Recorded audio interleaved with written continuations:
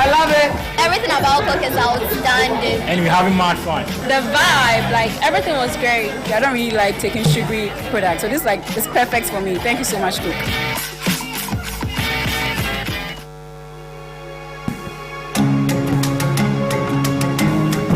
Over the years, Ghana has made great strides in the economy with youth entrepreneurship and technological innovation. The push for digitization of the economy is also in keeping pace with the rest of the world. However, Ghana risks a slowdown in growth if the numbers of the unbanked or underbanked remain at current levels. There's a whole global movement to promote financial inclusion, and when we began the bank in about 2006, less than 25% of Ghanaians had access to financial products and services. So we took this on as an important objective of the bank, being the largest Ghanaian bank, to make Ghana more financially inclusive. Digitization of technology has helped the bank leapfrog some of the obvious barriers with regards to driving financial inclusion. Some of these barriers are cost to serve and cost to acquire. By leveraging on the increased penetration of mobile phones, we've been able to deliver platforms that enable us to do these two things seamlessly. Since we started this financial inclusion journey, we've worked on building a strong value proposition for the segment. We have a smart suite of products which covers transactions, investments, and also for commercial traders.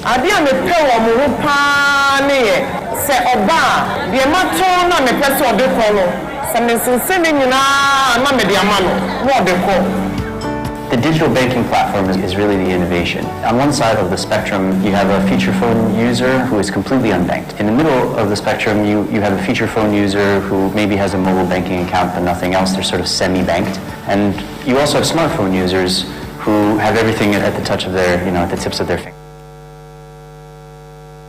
Thank you very much. Humbly I ask that we all take our seats. Thank you very much.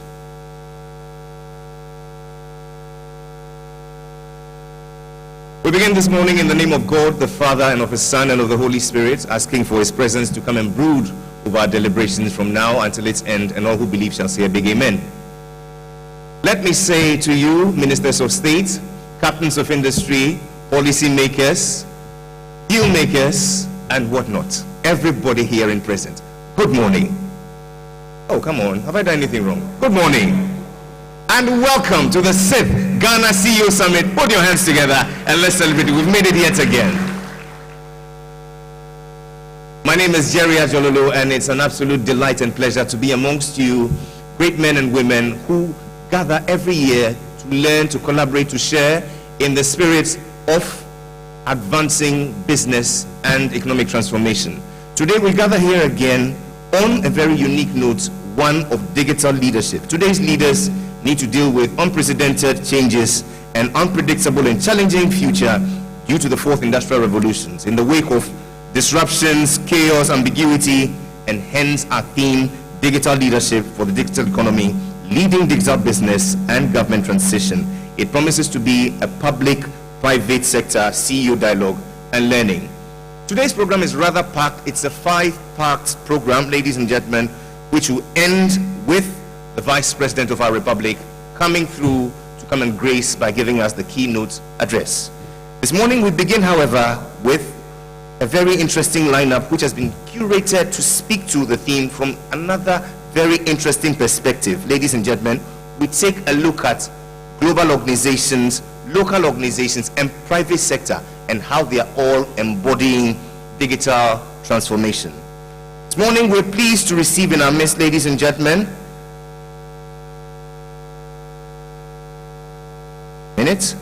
we're pleased to receive in our midst, gracing the occasion for us, Ghana's Minister for Public Sector Enterprises. Make welcome the Honorable Joseph Kudjo. Thank you. Would you make welcome, ladies and gentlemen, the Governor of the Bank of Ghana, Dr. Ernest Hidu Addison. Thank you very much. With him his faithful lieutenants, the First Deputy Governor, ladies and gentlemen, Dr. Maxwell Opoku-Afare, and Mrs. Elsie Adu Awaji, please. Second Deputy Governor, a round of applause. Amongst many other dignitaries I shall be acknowledging in the course of this event. We're a little pressed for time, and so, ladies and gentlemen, I shall beg of you to please restrict your comments and your submissions and go according to the time allotted. Let's begin 75 years of making the impact that matters in Ghana as the leading professional services organization, 6 of which have been with us, the Ghana CEO Summit, as our knowledge partners. I'm talking about Deloitte. Make welcome the country managing partner, Mr. Daniel Owusu.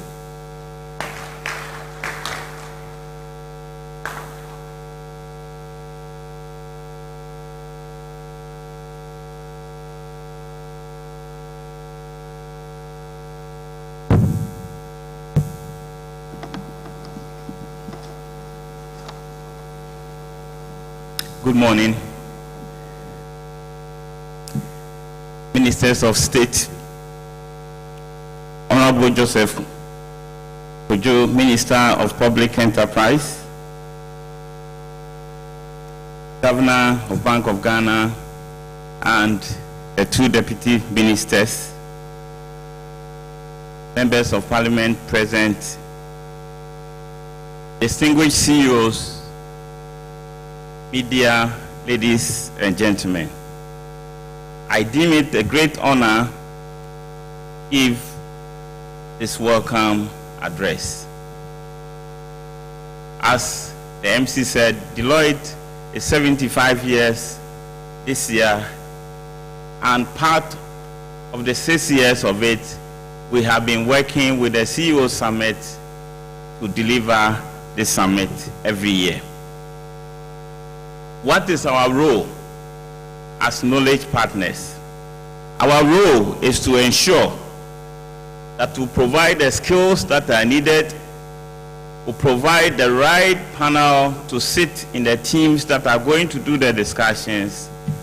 We also ensure that we facilitate the discussions, and you see throughout the day the knowledge and the people that we have assembled to help in the discourse that we are going to have. Digital leadership for digital economy. Distinguished ladies and gentlemen, let me talk about some research that we have done as a firm. So globally, we did a research about digital leadership. 80% of employees that we spoke to said that they do not have leaders that can drive the digital agenda. That means that only 20% believe that their leaders are ready to drive the agenda. And that is something that we want to look at as we go along. In another research that we did, out of 1,254, 74% of executives said they have the digital strategy. But out of that 74%, only 15% said they have the capabilities and the knowledge to deliver what is required to be digital leaders. That means that it is clear that there's a significant gap when we are talking about digital leadership, which is why for us, this year's topic is very interesting, and it gives opportunity for us to deal with the issues. So what do we stand to gain? And you would have seen that COVID exposed a lot of leaders and a lot of organizations who were not prepared. Digital is the way to go, and it has become the new normal. It helps us to avoid cost that we can manage. It helps us to gain competitive advantage in the things that we do. It also helps us to mitigate certain risk that our businesses face. It creates efficiency, productivity, and leads to high staff morale, and we have seen that. What are the 4 key pillars to drive digital transformation? And the first one, define ambition for the future. And CEOs, you need to define what you want to achieve. The second one, is to design and develop digital leaders. So you need to identify who are the people that are going to drive this and come along with you. You need to also rewire the business. You have to let people understand where the business is going. And you have to engage the people to drive the change that you are looking for. Some of the key success factors.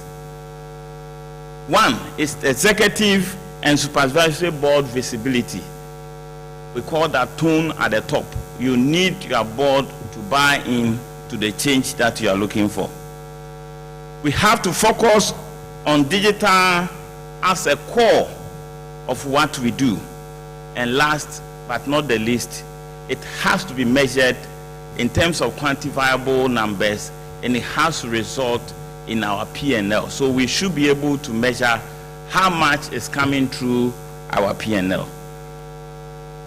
But distinguished ladies and gentlemen, let me conclude with something about India. And I have some of my friends that are here. India is home to about 1,300 organizations, global organizations as service centers. And when we are talking about service centers, we are talking about where they build a network and people send work for India to do it. And my firm alone, Deloitte, we have over 100,000 of employees that are working as service centers. But that is not why I raised the topic. India earns a portrait, when you are talking about India economy, about 34 billion from service centers alone. Service centers alone, and 34 billion by my check in 2021, that is about 50% of our GDP. Service center, people send work and then they do it. The question is, how did India become so well known? Deloitte have done a research which shows that within the next 2 to 3 years, by the year 2026, India will earn about 60 to 80 billion from service centers alone. And that is also something for us to reflect on. So why India? Is it because of the technology? Is it because of digitization? Is it because of their work ethics? Is it because maybe their culture? Or maybe their integrity? I want us to reflect on this as we get along. What are the lessons that we have for Ghana? And I'll conclude very soon. How we cannot compete with India, but we can sell to ourselves. We want to be the service center hub for at least for Ghana, for Africa, because we cannot compete with India. And if we can earn 10% of that, that is a significant jump in our GDP. So what are we to look at? Digitization, and this is why this topic is crucial. Data protection is very important. We need to work on our work ethics. The government have to find a way to find incentives for this to happen. There has to be things around technology park zone where the government will give incentives for private and public sector to set up places where service centers can thrive. We see this as a huge opportunity for Ghana as a game changer. What are my 3 call to action for CEOs? We have to change our mindset around learning and leading. What got you where you are will not take you to your next level. And there are a few examples that we can look at. And I'm sure we've cited this many times. We can look at Nokia. New levels of collaboration across various boundaries are required. If we are talking about making big things, then maybe you cannot do it all by yourself. We have to promote digitally enabled innovation to speed up the rate of Ghana's digital transformation at all levels. Distinguished ladies and gentlemen, on this note, let me welcome you all to the 6th Ghana CEO Summit. Thank you very much. Thank you.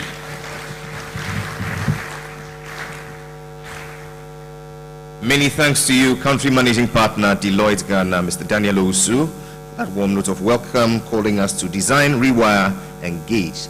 Most of the things he talks about as to positioning Ghana as a center of excellence, ladies and gentlemen, certainly would make two people very delighted in this room, the CEO of the GIPC, Mr. Yofi Grant, and the CEO of the Ghana Free Zones Authority, Ambassador, I think I saw him right here. Ambassador Akwe. Yeah, a round of applause, please, for both of them. We welcome you warmly. Speaking to us now, ladies and gentlemen, is the Governor of the Bank of Ghana. 65 years of promoting effective regulation and supervision have earned for them that pride of place as the Bank of the Year 2 times in a row. Ladies and gentlemen, it's my pleasure to invite him to speak to us on digital leadership for Ghana's banking economy, leading business and government transformation. Dr. Ernest Addison.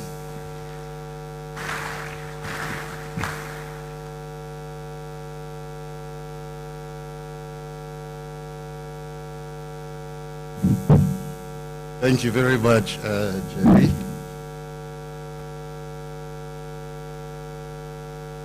Chairman of the CEO Summit, founder of the CEO Summit, CEOs and captains of industry, fellow speakers, distinguished guests, ladies and gentlemen.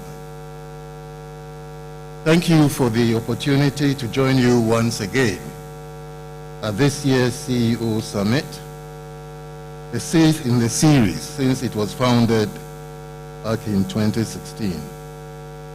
First of all, let me applaud the CEO Summit team for the foresight in institutionalizing this annual event that provides a platform for CEOs, policymakers, business leaders, entrepreneurs, among others, to discuss issues of relevant interest that affects their general conduct of business and their quest to continuously seek and advocate policies that will enhance the business environment. You know, as a central bank governor, I'm not going to delve into a topic on digitalization without speaking about the economy. And as you all know, the last 2 years has indeed been a challenging one for policymakers globally. COVID-19 pandemic and its impact of 2020,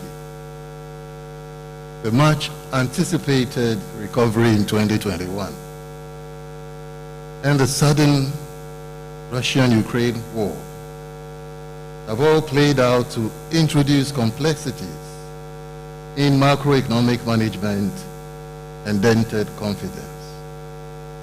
And so my remarks today will focus on restoring confidence in the wake of the recent macroeconomic challenges. Given the uncertainty of the times, I deem this topic as appropriate and offers the opportunity for the business community to soberly reflect on the current trajectory of the Ghanaian economy in the face of multiple shocks. My address on this subject will focus on 3 main points: understanding the challenges, the impact of the sequential shocks on the economy, and the coordinated policy actions to steer the economy back to stability and growth, and ultimately restore confidence. Mr. Chairman, the world economy was impacted by the COVID-19 pandemic in 2020. Starting off as a health crisis, the impact quickly transitioned into an economic and financial crisis, which required synchronized global policy responses. These ranged from large global fiscal stimulus packages, accommodative monetary policies, and macro-prudential regulatory reliefs designed to ensure appropriate liquidity flows in the financial sector to prop up economic activity. Here in Ghana, and within the context of avoiding an economic recession, some of these complementary policies were implemented. Leveraging the ongoing digitalization process rolled out by the government to reduce costs and help cushion the impact of the pandemic. Ladies and gentlemen, you'll recall that although macroeconomic conditions at the end of 2019 remained strong, alongside a fully rejuvenated banking sector that had just undergone reforms, the pandemic introduced serious challenges. Economic activity slowed down sharply due to the restrictive movements and supply disruptions. Inflation doubled to double digits due to increases in food prices. Global supply chain disruptions impacted adversely on trade. Businesses faced severe supply constraints with weak consumer demand and cost-cutting measures, such as reduced working hours and staff layoffs. In addition, the fiscal consolidated path was derailed, and the fiscal responsibility law, with a fiscal rule of a fiscal deficit of 5% of GDP, was suspended to enable the government to support the ailing socio-economic conditions that had emerged. These adverse effects threatened to disrupt the considerable gains achieved prior to 2020. However, the policy responses and measures that were implemented helped moderate the impact of COVID-19 somewhat and supported the economic rebound. From 0.5% of GDP, from 0.5% in 2020, GDP growth bounced to 5.4% in 2021, supported by the services and agricultural sectors. The significant revenue shortfalls combined with increased COVID-related spending resulted in a substantial financing gap, high fiscal deficits, and rising debt levels. These debt sustainability concerns eventually led to the country's sovereign credit downgrades, which technically blocked Ghana out of international capital markets, deepening financing challenges. Distinguished ladies and gentlemen, in addition to the above challenges that complicated the rebound of the economy was another external shock, the Russian-Ukraine war. The war has further worsened supply chain bottlenecks that emerged during the pandemic, triggered global food and fuel price shocks, and resulted in elevated inflation globally. With inflation at historical high levels, central banks all over the world immediately had to shift from the accommodative monetary policy stance that has supported the pandemic to policy tightening. This triggered capital outflows from emerging and developing economies, widened sovereign bond spreads, and put pressures on currencies similar to what we have observed in Ghana. Of course, countries with weakening fundamentals took heavier hits than those with strong fundamentals and buffers. The developments in global capital markets combined with internal challenges that resulted to the ratings downgrade have played out to exacerbate price and exchange rate pressures in the domestic economy.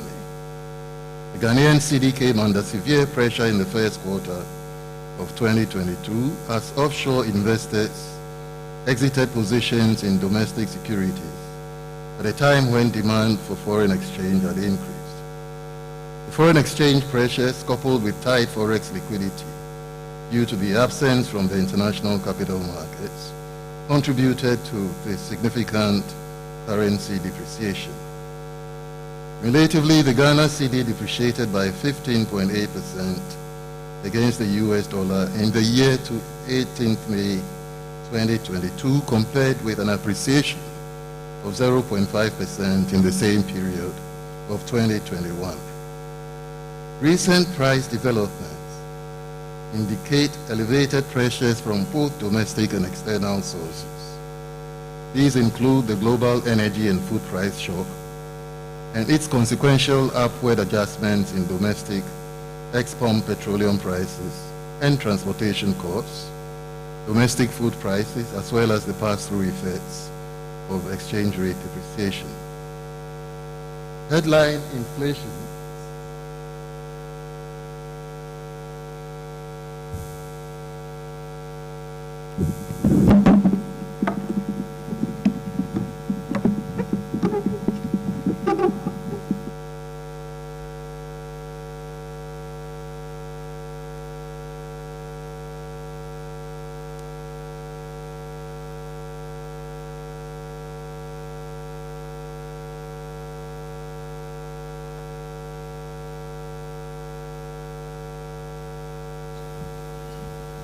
Headline inflation has increased sharply from 13.9% in January 2022 to 23.6% in April 2022, driven by both food and non-food prices.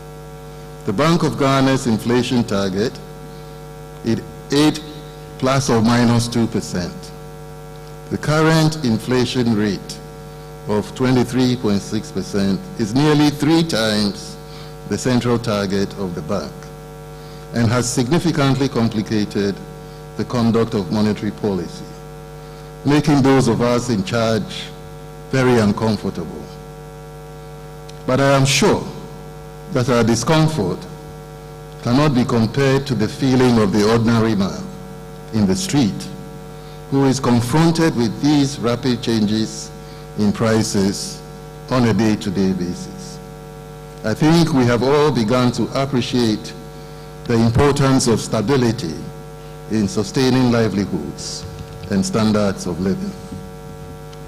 The developments in the global economy have impacted Ghana strongly, as it is occurring, as I earlier alluded to,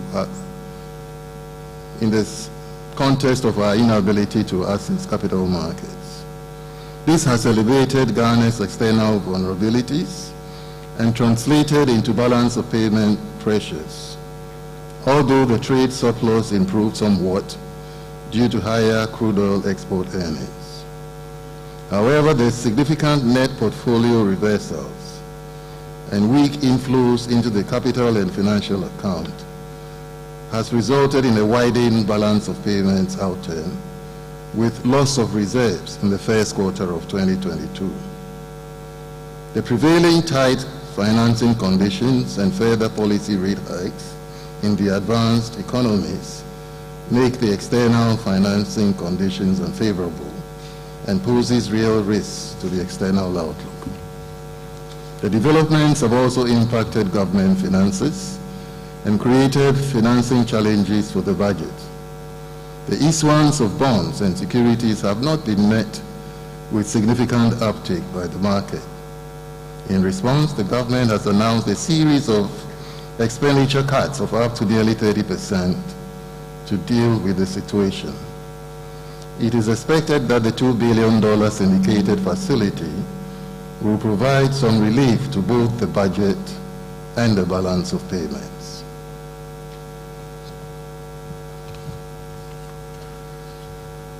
Although growth prospects remain positive, these challenges have dampened consumer and business confidence in the domestic economy. The upside risks to inflation outlook are significant, and the second round effects of upward adjustments in ex-pump prices and possible utility tariffs could further amplify inflation pressures in the outlook. We have heard several arguments by stakeholders on the Bank of Ghana's response to the inflation problem, with some stakeholders arguing that these supply-side shocks cannot be resolved by raising the policy rate, especially because the inflation we are experiencing is imported.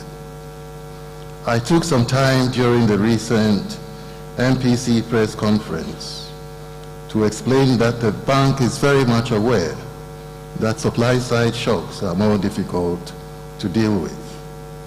The policy rate tightening emanates from the fact that the MPC assessed that the shocks are becoming embedded in domestic prices.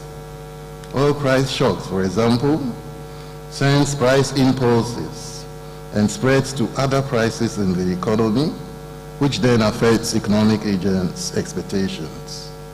The monetary policy response is directed at the second round effects of these supply-side shocks. Consequently, the policy response has been swift, and as you all know, we have seen the implementation of very prudent policies on both the monetary and fiscal side to try to regain stability. Inflation challenge has brought to the fore the importance of stability, which we take for granted, and has clearly shown that macroeconomic stability would be the bedrock to enhance confidence and build back better from the pandemic/war effects. The measures taken so far include the policy rate hikes. Cumulatively since November 2021, we raised the policy rate by 550 basis points. First, 100 basis points in November 2021, then 250 basis points in March 2022, an additional 200 basis points in May. Currently, the rate stands at 19%. These measures are expected to dampen the heightened inflation pressures in the medium term. In addition to the policy rate increases, the bank reversed prudential regulatory reliefs extended to universal banks at the height of the pandemic. Under these measures, the cash reserve ratio was increased to 12%, the capital adequacy ratio reset back to 13%, and the provisioning rate for loans in the other loans exceptionally mentioned category reset back to the pre-pandemic level of 10%. These are intended to withdraw excess liquidity from the system and moderate demand pressures. To ease off increased volatility in the foreign exchange market, the bank extended the forward auctions to include the bulk oil distributing companies. These form part of measures taken by the bank to address foreign exchange liquidity constraints within the local petroleum sector and aid price discovery. On the fiscal side, as I said earlier on, the government announced a nearly 30% expenditure cut, while enhancing revenue mobilization measures to ensure the attainment of the deficit target for 2022, as well as the announcement of a syndicated arrangement to help improve the financing of the budget. The monetary policy rate hikes, reversal of the regulatory reliefs, the fiscal measures have all helped to positively impact on the foreign exchange market, and as you're all aware, the local currency has gained some of the first quarter losses. These are positive signals to boost investor confidence in the outlook. Going forward, the bank will continue to implement prudent monetary and external policies to ensure price and exchange rate stability for business growth. These should help re-anchor inflation expectations and restore confidence to the economy. Mr. Chairman, let me now turn to the theme for the day, that is digital leadership for a digital economy. As you're all aware, the bank has been at the forefront of the digitization agenda for close to 2 decades now.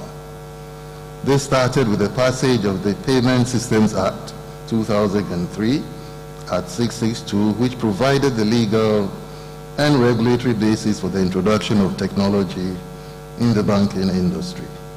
This was followed with the implementation of a real-time gross settlement system, which is the Ghana Interbank Settlement System. This infrastructure significantly improved the efficiency of wholesale and large value interbank funds transfer and liquidity management. In 2007, additional institutional reforms were carried out, which led to the establishment of the Ghana Interbank Payment and Settlement Systems Limited. Since then, GIBS has rapidly transformed the payments ecosystem through the implementation of interoperable interbank retail payment systems, including electronic check clearing, automated clearinghouse for direct debit and credit funds transfer, instant payment, GH-Link card, and mobile money interoperability. At the next phase of the digitization agenda, the bank reinforced the regulatory frameworks to tackle financial exclusion in a practical and affordable manner. This led to the issuance of the branchless banking guidelines in 2008, which provided the regulatory support for mobile money through partnerships between banks and telecommunication companies. A further review of the BBG led to the Electronic Money Issuers and Agents Guideline in 2015 to address some regulatory challenges and boost the adoption of the mobile money concept. These regulatory changes provided the needed boost to the expansion of mobile money operations and set the stage for financial technology in Ghana.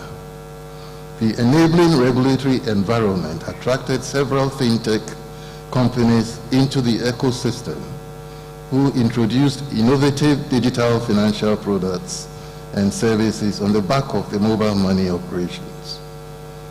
The operations at the time by fintechs were largely unregulated, and to better harness their potential, an extensive review and consolidation of laws, regulations, policies, and guidelines within the payment system was done, leading to the passage of the Payment Systems and Services Act 2019, Act 987, which has since established a conducive environment for inclusive and competitive delivery of digital financial services. Mr. Chairman, in line with the rapid innovation in digital financial services, the bank adopted a regulatory and innovation sandbox approach to support the process. Currently, the sandbox provides live tests of innovative digital financial services products, business models, and supportive technologies in a controlled environment for possible market rollout. More recently, the bank took a major step to explore a central bank digital currency within the framework of the Financial Sector Digitization Program.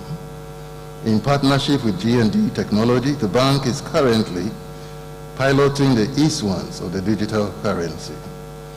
This project presents a unique opportunity to design a technological representation of a fiat currency that will drive financial sector digitization further and also facilitate the government's inclusive digital transformation program. In keeping with the bank's commitment to digitization of the sector, the ECD project is progressing steadily. Since financial inclusion is one of the objectives, the bank has deemed it necessary to test an offline version of the ECD that can be used for consecutive payments between individuals and merchants where there is no connectivity infrastructure, just like cash. Digitizing the offline transactions of rural and frontier households holds the key to creating the necessary market linkages that could result in access to finance. So far, the usage and uptake of the offline version of the ECD is being piloted in a small town called Seshwi Asafo in the Western North region. Selected users in that community have been using the ECD for daily purchases such as food, grocery, and drinks. The bank will continue to work with these users to obtain the critical usage data that will inform the decision about the ECD's future after the pilot. These are clearly landmark events in providing digital leadership with the payment systems to lead to a digitized economy in the near future. In conclusion, ladies and gentlemen, the bank remains confident that ongoing policy efforts should help re-anchor inflation expectations, restore confidence in the economy, and ensure that businesses operate in an environment of stability. In this regard, we will work assiduously to ensure inflation stability. Safeguarding inflation will inure benefits to businesses and the poor in society. While working to safeguard macroeconomic stability, the bank would also continue to work with partners in the private sector and other relevant institutions to strengthen the payment ecosystem to support their financial inclusion and digitization. I thank you very much for your kind attention.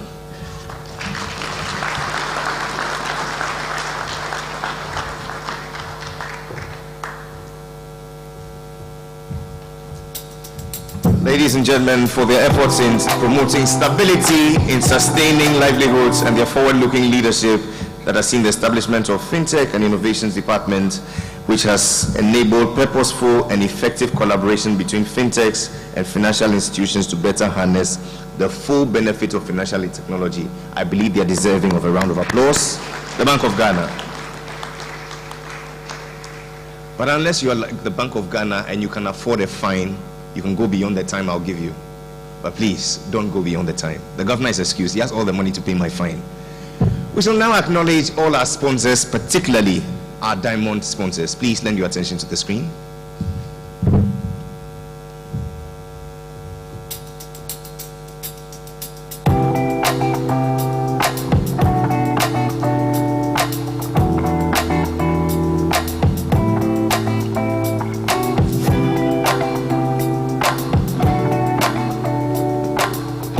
SC Tower is a typical example of a purpose-built commercial building. It is a Grade A multi-tenanted office block built to accommodate corporate businesses with a need to operate from a well-designed commercial space. It is located in Ridge and it's easy to access irrespective of where you are coming from. The tower has top-grade facilities and it is designed to provide and make it conducive for offices to run smoothly. It has a welcoming reception area where each company's guest is received, screened before allowing access into the building. There is a building management system automating the equipment controls of the building. 24 hours, 7 days a week, manned guards, and CCTV cameras with monitoring systems. Physically challenged facilities for access, plus dedicated washrooms. The building has 3 passenger elevators and a dedicated fireman's lift. Each elevator has a capacity of 1,250 kilograms, which is an average of 17 persons, with a waiting time during peak hours of 15 seconds. Fire-rated doors fitted with cell-closing devices. Firefighting systems, including automated windows for smoke escape. Reliable backup generators. GASM, with 50 years of experience, has various grades for various jobs. The Gasm Super Rapid 32.5R is suitable for plastering, for the perfect finish and all other jobs. The Gasm Super Strong 42.5R is best suited for block manufacturing among others. The Gasm Extra 42.5N is the best choice for the biggest construction work.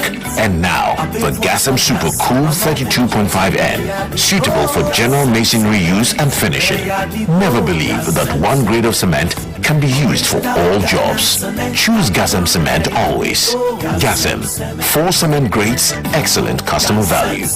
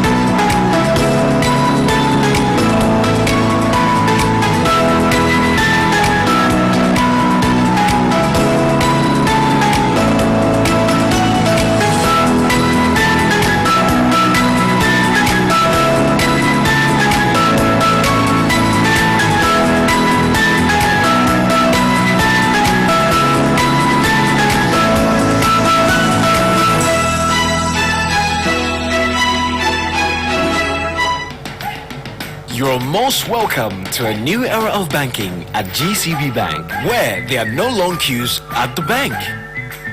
Because you can enjoy swift access to your account anywhere, anytime with GCB e-banking solutions. Experience a world where you have financial convenience from a bank with integrity. A world where you can focus on your business and trust us to provide you with limitless business banking solutions that will take you to new heights. When you need a loan, sooner is better than later. So we give it to you in 24 hours to make sure the experience is memorable. Whatever you need, sir, we have an exceptional team of diverse professionals ready to serve you with a smile. Trust us with your money.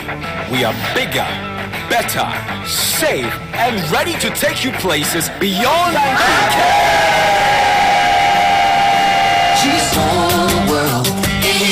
With ADB's new mobile banking app, you literally have a whole world of superior banking services in your hand. Safely and quickly transfer money from your bank account to any mobile money wallet in Ghana. Pay utility bills conveniently without stepping out of your home. Buy airtime top-ups for all networks. Send money instantly and securely from your mobile phone to any domestic bank. You can also dial *767# to enjoy 24/7 round-the-clock access to digital banking conveniences. Go cashless, scanning the GHQR code to pay for stuff and so much more. So, wherever you are, whatever you do, anytime, anywhere. Download the ADB mobile banking app today to bring a whole world of value-added banking services to your fingertips. ADB. Over the years, Ghana has made great strides in the economy with youth entrepreneurship and technological innovation. The push for digitization of the economy is also in keeping pace with the rest of the world. However, Ghana risks a slowdown in growth if the numbers of the unbanked or underbanked remain at current levels. There's a whole global movement to promote financial inclusion, and when we began the bank in about 2006, less than 25% of Ghanaians had access to financial products and services. So we took this on as an important objective of the bank, being the largest Ghanaian bank, to make Ghana more financially inclusive. Digitization and technology has helped the bank leapfrog some of the obvious barriers with regards to driving financial inclusion. Some of these barriers are cost to serve and cost to acquire. By leveraging on the increased penetration of mobile phones, we've been able to deliver platforms that enable us to do these two things seamlessly. Since we started this financial inclusion journey, we've worked on building a strong value proposition for the segment. We have a smart suite of products which covers transactions, investments, and also for commercial traders. Adia me pe wo mo pa ne se oba de mato na me pe so de ko no se me sense ni nyina na me de amano wo de ko. The digital banking platform is really the innovation. On one side of the spectrum, you have a feature phone user who is completely unbanked. In the middle of the spectrum, you have a feature phone user who maybe has a mobile banking account but nothing else. They're sort of semi-banked. And you also have smartphone users who have everything at the touch of their, at the tips of their fingers. Agency is actually a solution where all of them share common ground. What we've tried to do is introduce a lot more agile methodology with Fidelity Bank as our partner to implement those continuous improvements at a pace that makes sense for their clients and for the market. Fidelity Bank became the first financial institution licensed by the Bank of Ghana to undertake the agency banking model in Ghana back in 2013. Financial inclusion is very important for the Bank of Ghana. We put in place the framework and we expect banks to take advantage of it. Banks like Fidelity deploying 4,000 agents means that jobs are created for 4,000 people. Agency banking has proven to be a game changer in the banking sector. I earn a good income and I provide an essential service for people to bank their monies with a reliable and dependable financial institution. A financially inclusive nation is a thriving nation. Fidelity Bank has taken the first steps to combine the formal and informal sectors of the economy to change the face of banking at the community level across Ghana. When local businesses grow, we all grow, because together we're more. Become a Fidelity Bank agent or patronize one near you today. Agency banking is powered by Software Group. Fidelity Bank. Gold Key. Over the last 2 decades, Gold Key has been at the forefront of Ghana's real estate market. During this period, we have developed an area of over 150,000 square meters for sale and rent in prime locations across Accra. Gold Key is renowned for its industry leadership and proven competency in commercial and residential development, as well as for its customer service-driven property management culture. Our services include property sales, rentals, development, and management. Gold Key has proven within the last 24 years to be a force to be reckoned with in the real estate industry. With building prestige as our mantra, we are continuously expanding our activities in premium residential, commercial, and mixed-use developments.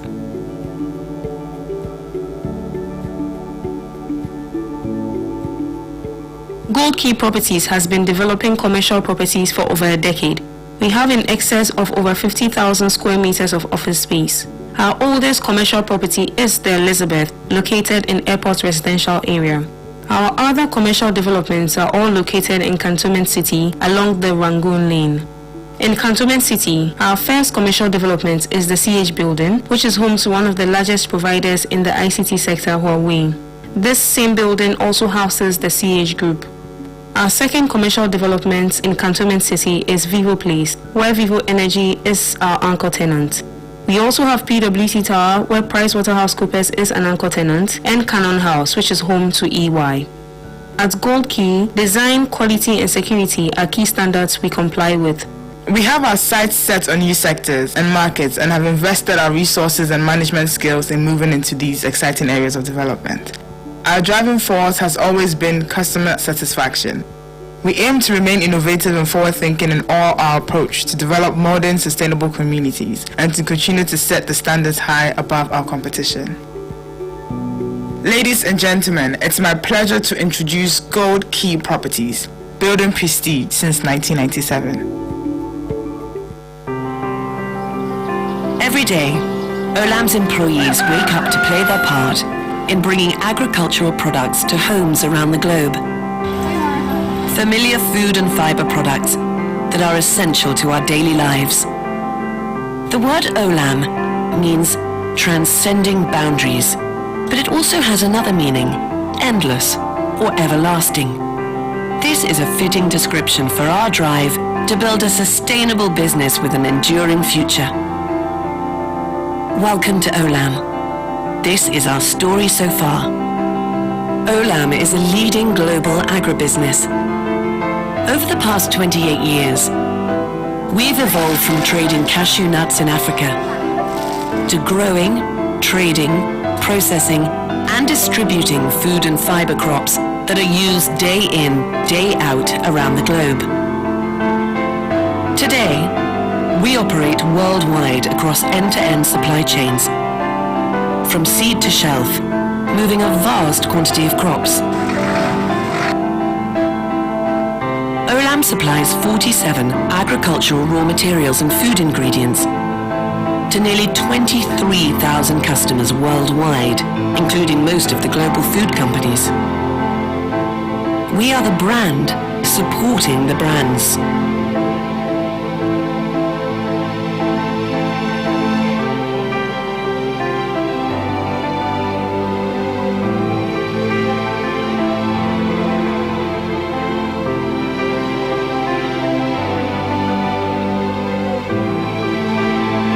Our team of 70,000 people across more than 70 countries has built leadership positions in many businesses.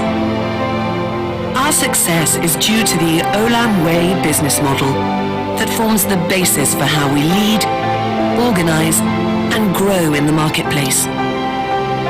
Today, we are the most diversified upstream plantations and farming company, growing over 21 crops in 26 countries. From palm and rubber, to coffee, cocoa, rice, almonds, to dairy farming, we believe that growth is only sustainable if we unlock mutual benefit in our local communities, where we work with 4.3 million small-scale farmers. We know that our people are a strength and key asset.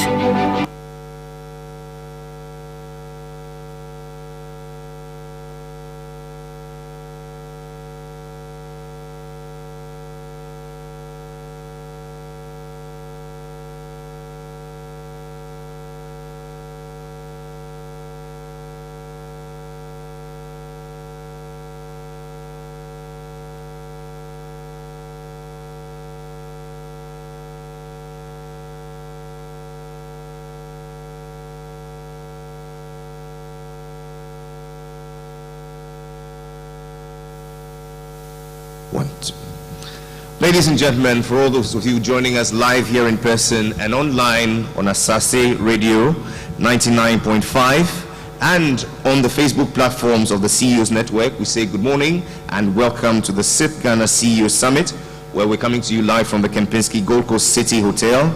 Today we deliberate on a very important theme: digital leadership for digital economy, leading digital business and government transformation. It is a public-private sector CEO dialogue and learning.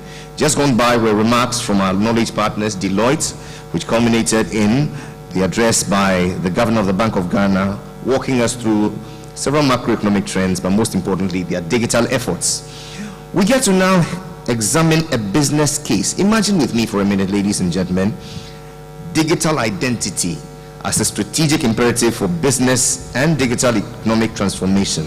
We get to appreciate this theme through the lenses of a company which has for over 3 decades led Ghana as a security printing hub, systems designers, application developers, integrators, and manufacturers of tokens, devices, and applications enabling secure identification, authentication, and transactions over multiple platforms within the highest security environment. I'm talking about the Margins Group. Here to deliver this talk, ladies and gentlemen, the CEO of the Margins Group, Mr. Moses Baden Jr.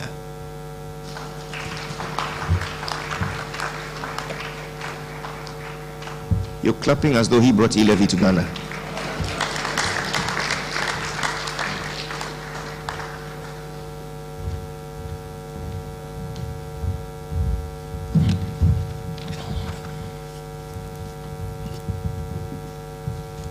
Good morning, honorable ministers, members of parliament, Nananum, members of the diplomatic community, members of the press, the Fourth Estate, fellow CEOs and leaders, captains of industry, regards to Mr. Ernest Ijuri, the founder of the CEO Network, and I congratulate him for a successful 6th summit. distinguished ladies and gentlemen, it's an honor to be speaking to you today at this 6th version of the summit. At the Margins Group, we've been a great supporter of the CEO Summit because we believe that it's at this summit that ideas are shared and we all expand on our business knowledge and move our business forward. Businesses in silos do not help in this fourth industrial revolution, and sharing ideas is the best way to expand our vision and achieve our objectives. My topic is about reimagining digital identity as a strategic imperative for propelling our business forward and transforming our economy. Let me start by going back some years. We all know that even in biblical terms, when our Lord Jesus Christ was born, there was a census, and people were being counted in order to be able to get information to plan for those societies and of that time. Fast forward to Ghana, the first time we attempted to do a national ID program in Ghana was in the 1969 to 1972 during the Bush government. In 72, I was in class 1, and I couldn't have participated in that exercise. But in 22 years ago, or 20 years ago, under President Kufuor, there was announced a new initiative to provide a new national ID card for Ghana.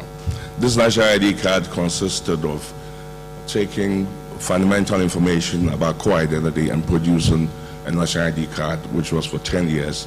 It was electronic, but not fully electronic, because it had a 2D barcode that had alphanumeric information and 2 fingerprints.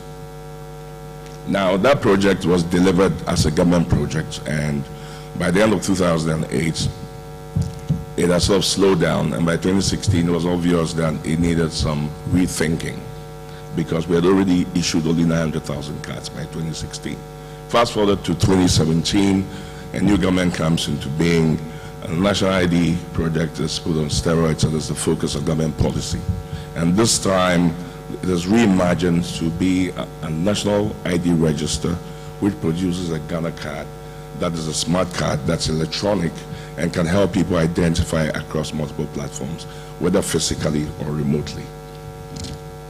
The Margins ID Group in 2012 had brought to the government at the time how to reimagine a way to develop a national ID, not through only government effort, but through a public-private partnership, in which the private, using the expertise, conceptualizes, designs, builds, finance, and in cooperation with the National Identification Authority, develops the customer requirements to build a robust identity system that has a legal foundation that determines the legal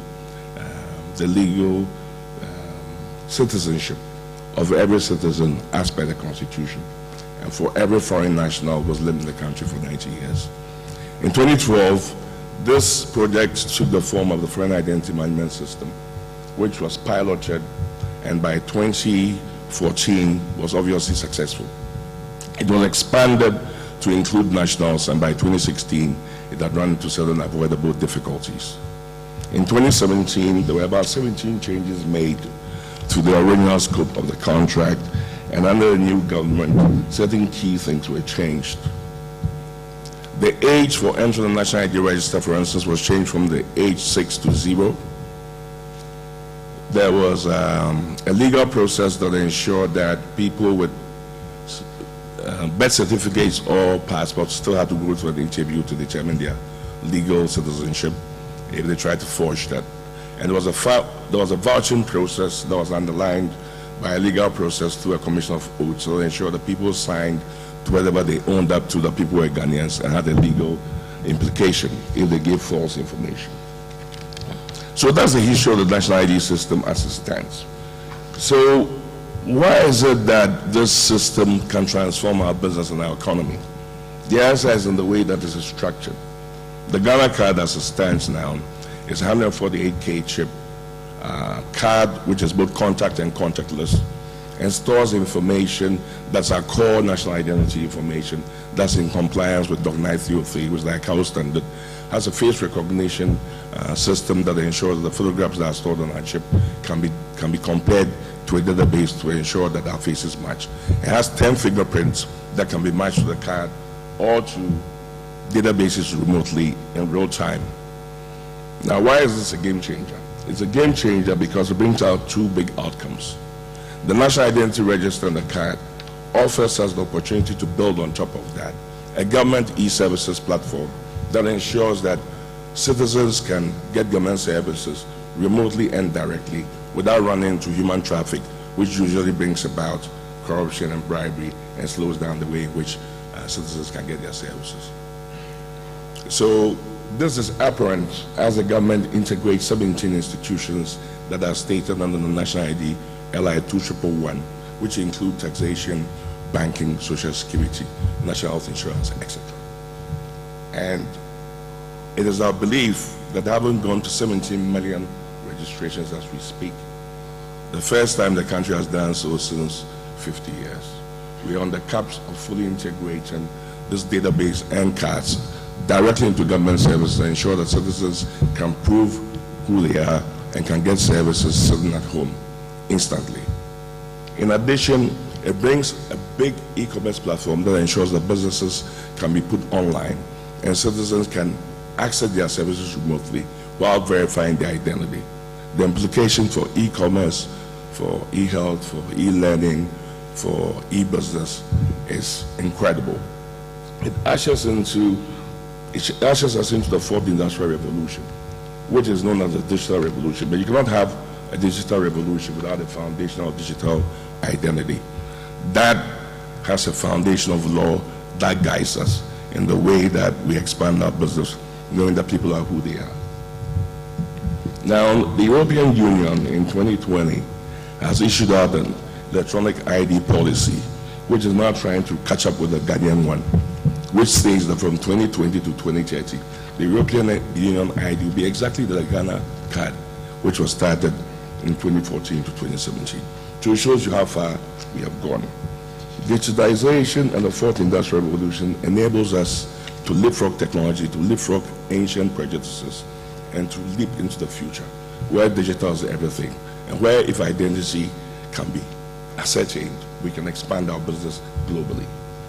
I urge you as business leaders, as government, as leaders in think tanks, to appreciate the enormous benefits that our national identity system, our Ghana card, brings to the expansion of our digital franchise. I thank you for your attention.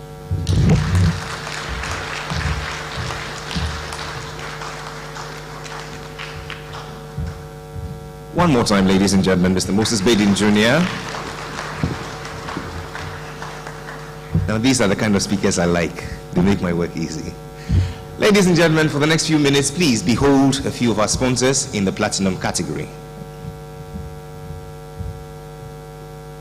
Interplus was established in 1970 and is a brand that is as Ghanaian as any. Over the years, however, we've expanded our activities well beyond the borders of Ghana with exports into Western and Central Africa and, of course, even space. Today, Interplus boasts of an employee strength well over 600 people. Our vision as a company and a major plastics player in the sub-region is for all African countries to be able to enjoy the benefits of quality materials without having to import from other continents. In effect, boosting the entire African economy. The remarkable thing about Interplus, however, has been the company's ability to innovate and provide tailor-made solutions that are relevant to everyone across the spectrum of end users. Our state-of-the-art, high-quality capacity production facility in Accra makes us West Africa's leading producer of plastic pipe systems for the water sector, mining, oil and gas, agricultural, electricity, telecom, and a whole host of others. Interplus understands that today's customer is looking for a partner who is in step with the latest technological and market advancements and on whom they can rely for innovative and complete solutions. A supplier that will deliver their products as promised without hassle, anytime, anywhere. We have the capabilities, the scale of operation, and the international coverage to meet these needs.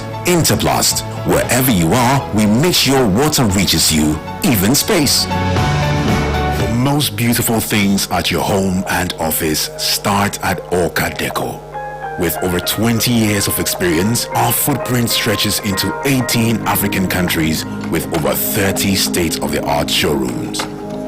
With over 100,000 product references, we are one of the leading household brands in Africa.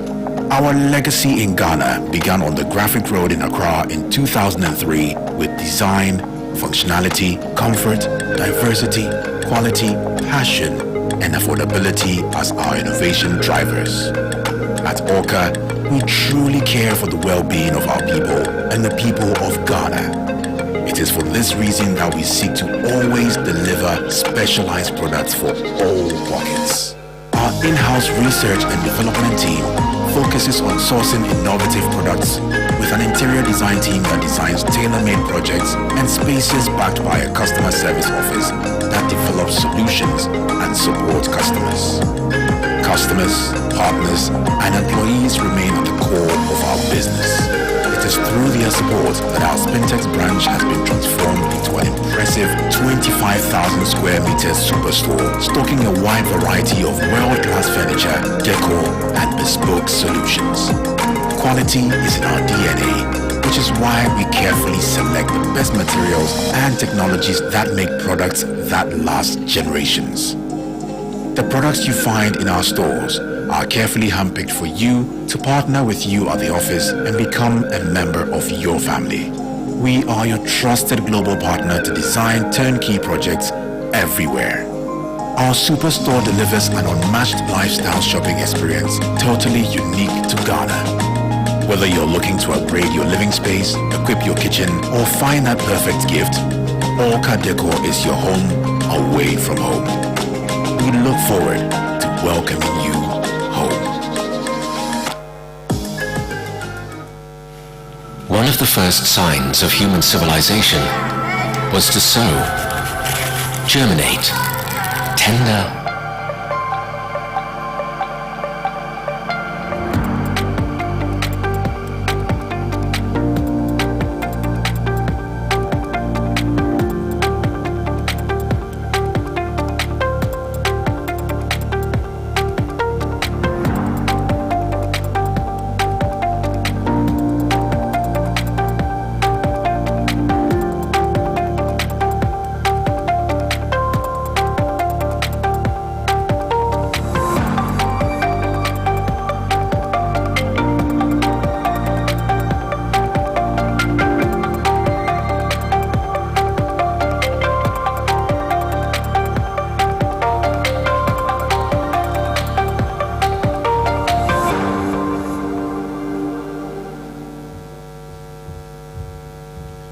Let's appreciate our diamond partners, ladies and gentlemen. A round of applause.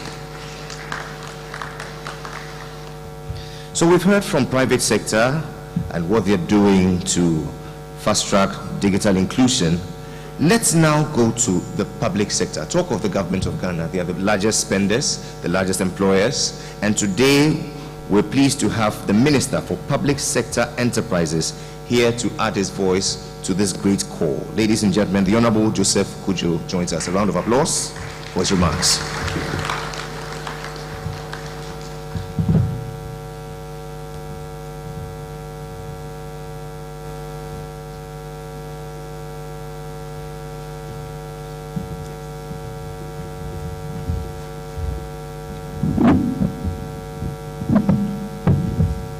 The microphone doesn't match my height.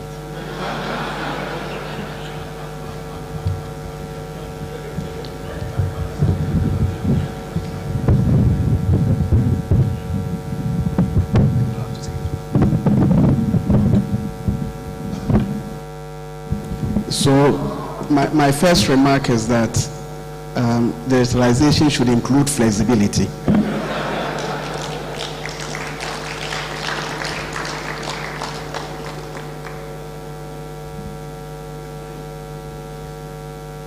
The chairman for the occasion,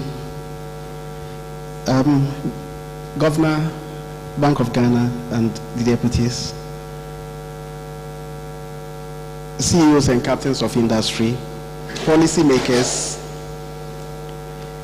distinguished guests, ladies and gentlemen, and digital leaders, if we have them here.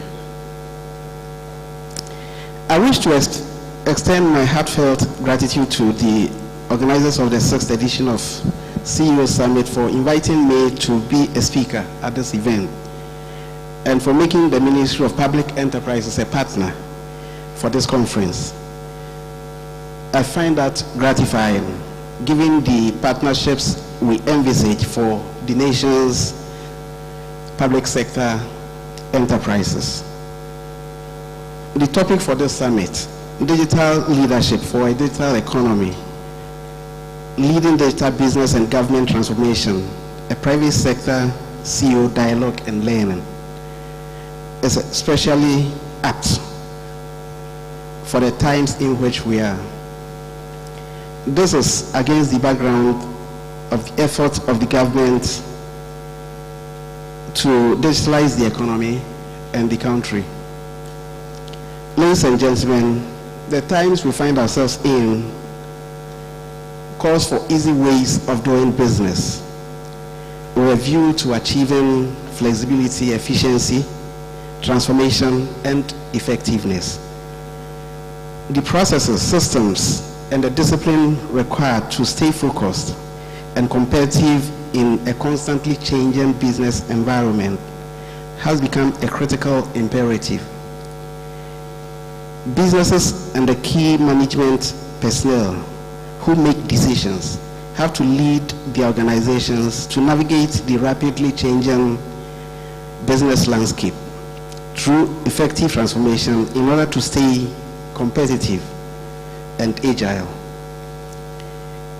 To do this calls for responsiveness and openness of leadership to the government effort at digitalizing the country's economy, as well as the new way of doing business.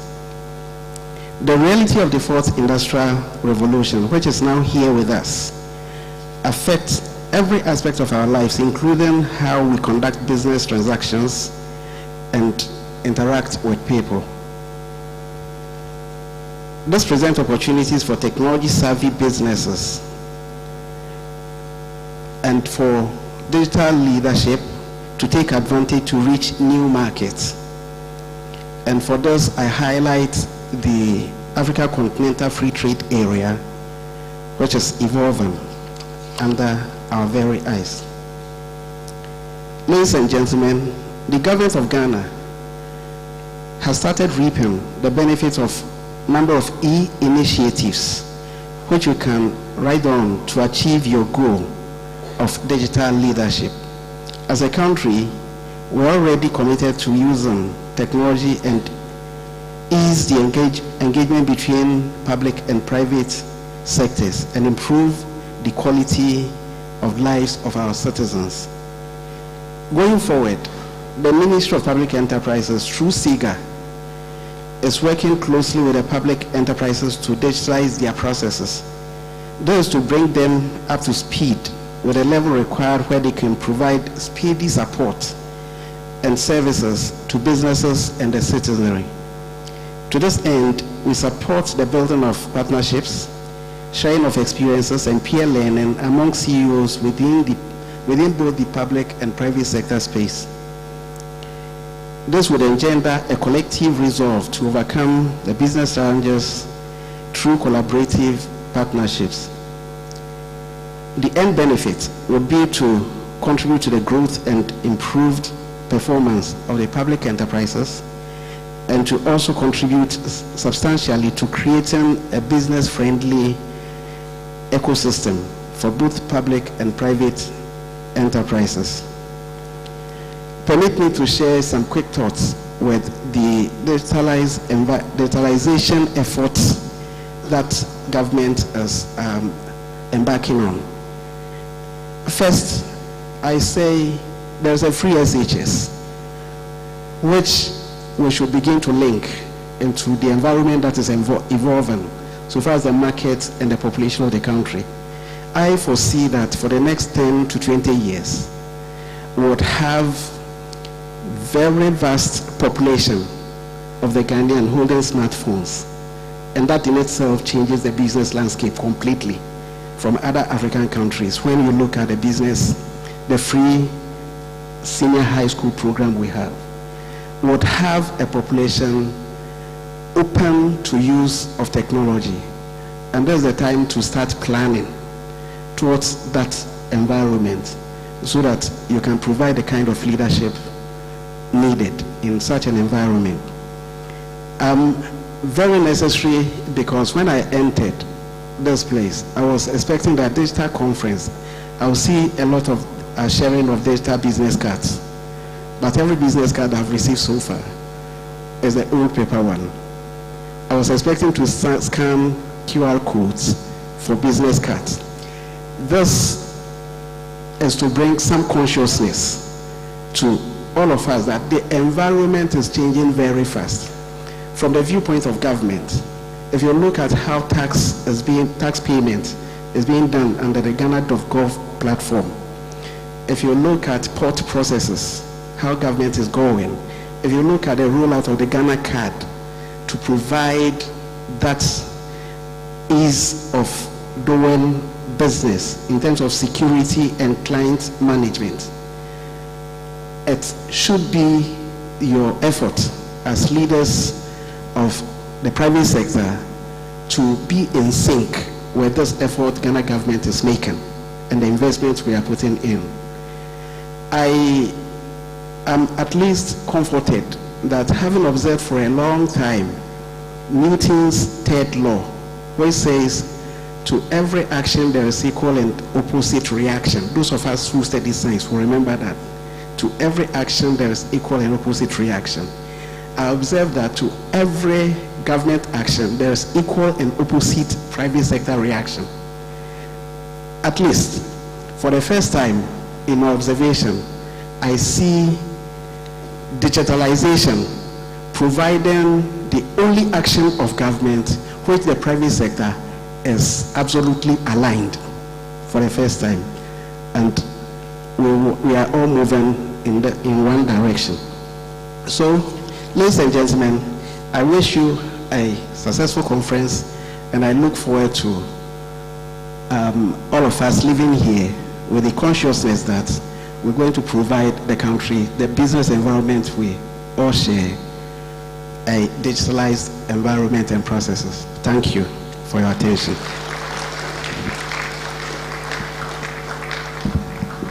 One more time, ladies and gentlemen, a round of applause for Ghana's Minister for the Public Sector Enterprises, the Honorable Joseph Kudjo. Thank you very much for those very warm thoughts. In a short while, we get to bring this session to a close, but ladies and gentlemen, let's acknowledge our sponsors through this video. Thank you.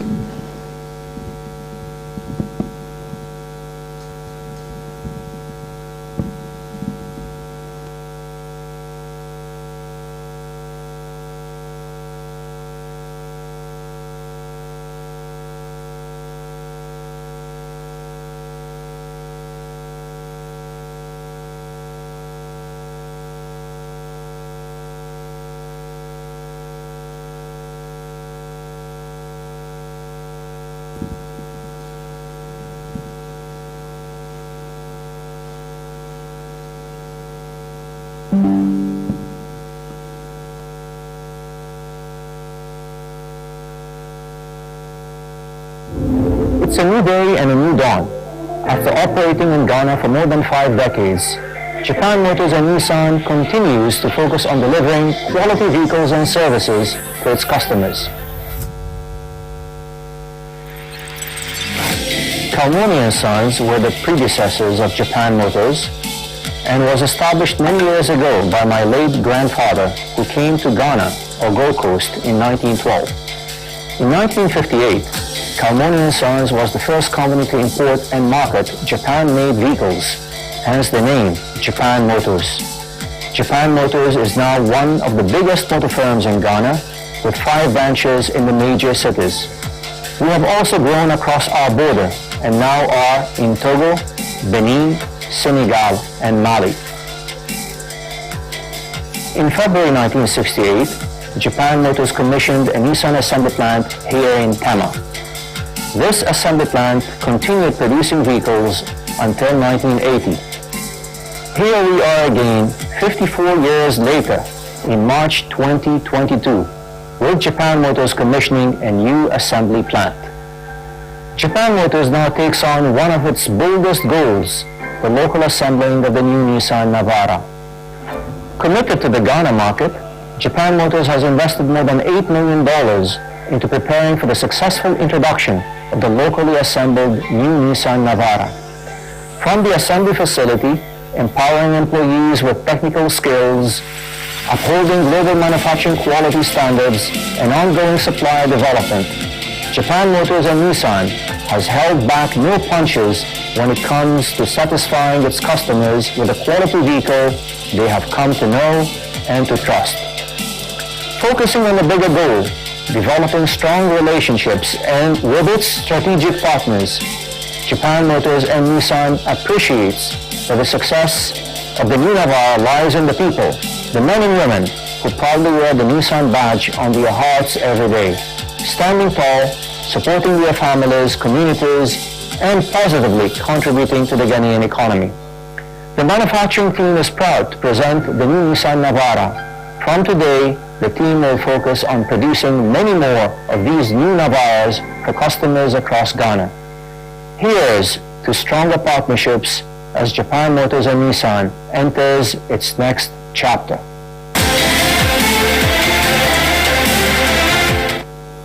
You must prepare your business for the digital economy. It's a lot of work, but luckily, you don't have to do it. With over 3 decades experience in the business of identity, the Margins ID group of companies is your one-stop shop for all your digital ID solutions. Our resume speaks for itself. Who are we talking about?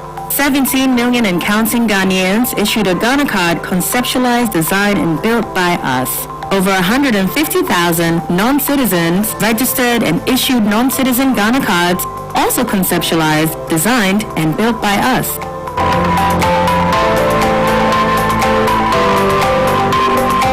The architects of smart buildings for your visitor management protocols, CCTV, and asset tagging needs.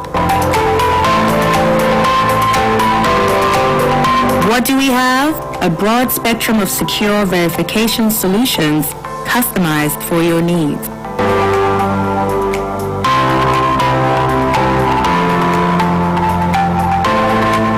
Where does it go? Wherever you want, from the cloud to the office and to your personal spaces. We keep your physical and digital assets safe. How do we do this? With our team of industry experts, our ISO, EMV, and Intergraph certified facilities. The how has never been an issue. Why do you need us? To keep you succeeding in this new digital economy. When should you call us? Right now. Our contact center agents are on standby, waiting to take your call to arrange your free digital consultation. Call us now at 030-222-0499 and check us out at www.marginsgroup.com.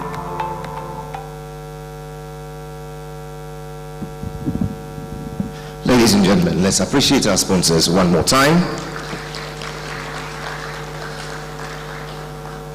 Talking of a very progressive public sector organization that is aligned digitally, and I can tell you about the DVLA, Ghana's Drivers Vehicle and Licensing Authority. They showcased their leadership this morning by renewing all expired licenses here. I believe they are deserving of a round of applause. And so if your license is expired, please move out at their stand. They will renew it for you instantly. At the end of this session, we shall have a photograph right here with our guest of honor for this session. And we shall move out for coffee and tea. We shall reconvene in exactly 15 minutes and proceed to the first panel for the day, where we're going to talk about radically transforming your business and becoming an African multinational company. Ladies and gentlemen, from all that has been said over here, it is clear that a digitally inclusive economy is a thriving economy. Let's come back re-energized and poised for the rest of the deliberations. Honorable Minister, respectfully, I invite you together, please. Mr. Ernest de Graaf Dejui, our convener, please join us here.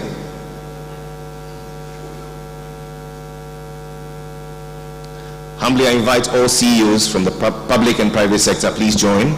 the Honorable Minister, let's mark this.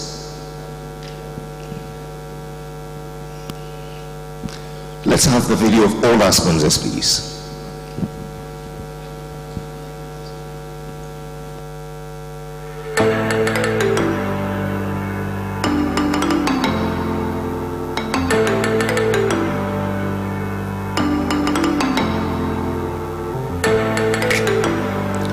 I invite some of you to please come up. Strictly CEOs, all CEOs, please.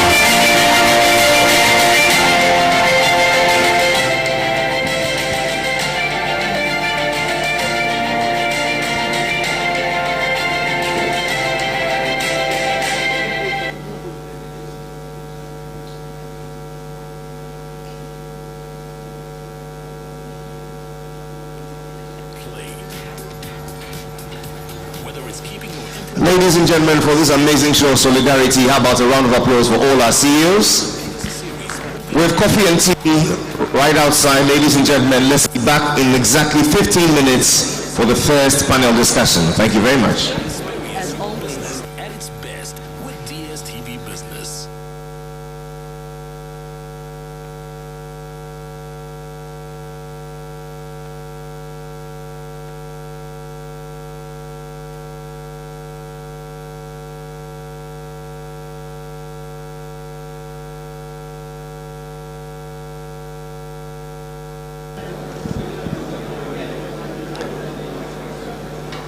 Kindly, I ask that we make our way out for networking, for coffee and tea. The panelists for the next session are ready. Ladies and gentlemen, you don't want to miss that panel for anything at all. In a short while, the Vice President of our Republic joins us, and it promises to be a very enthralling experience.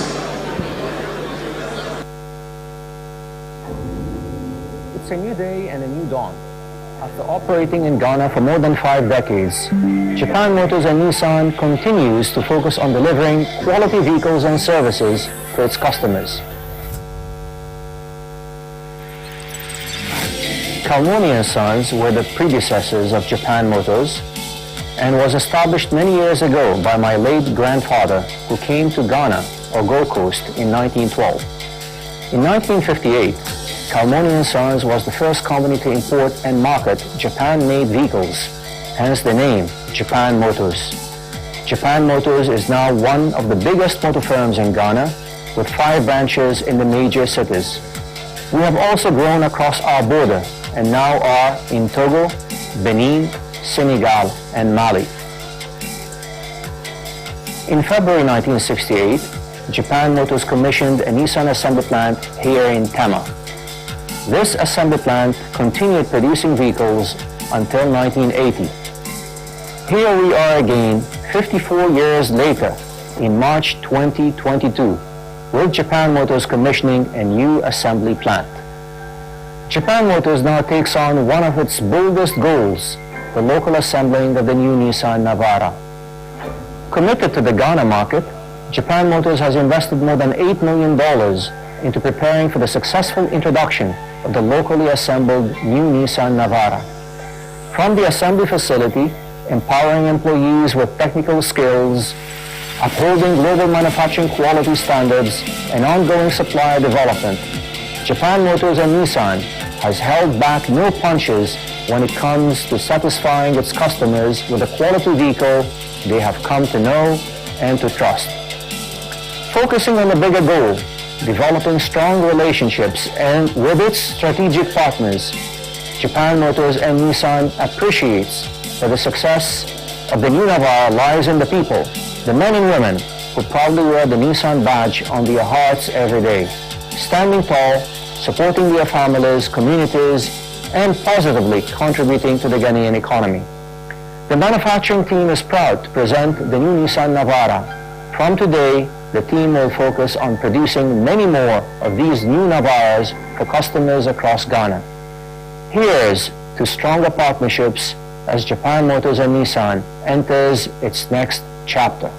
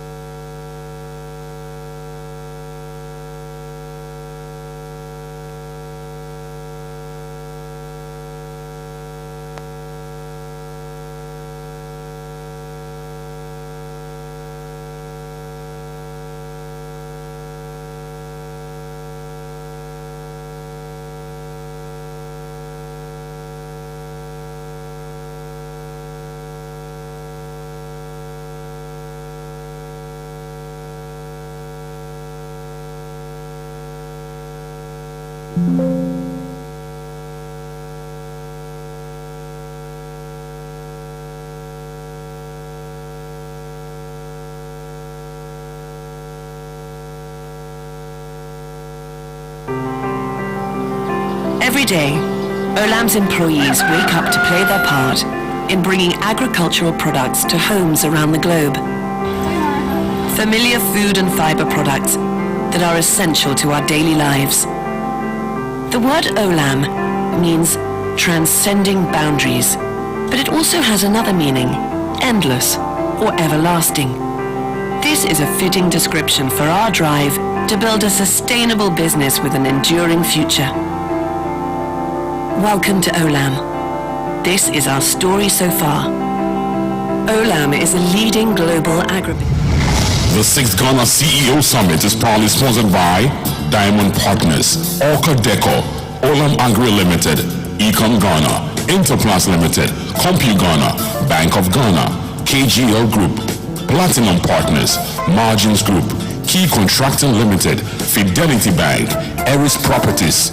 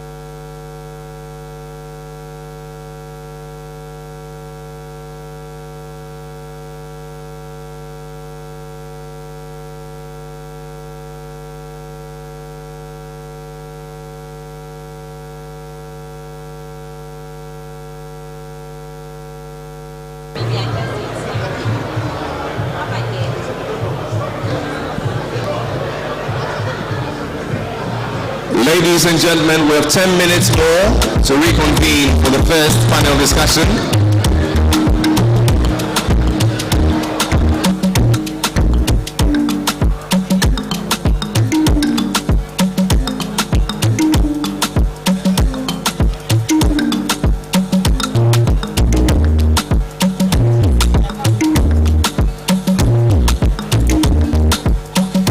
Sugarcane.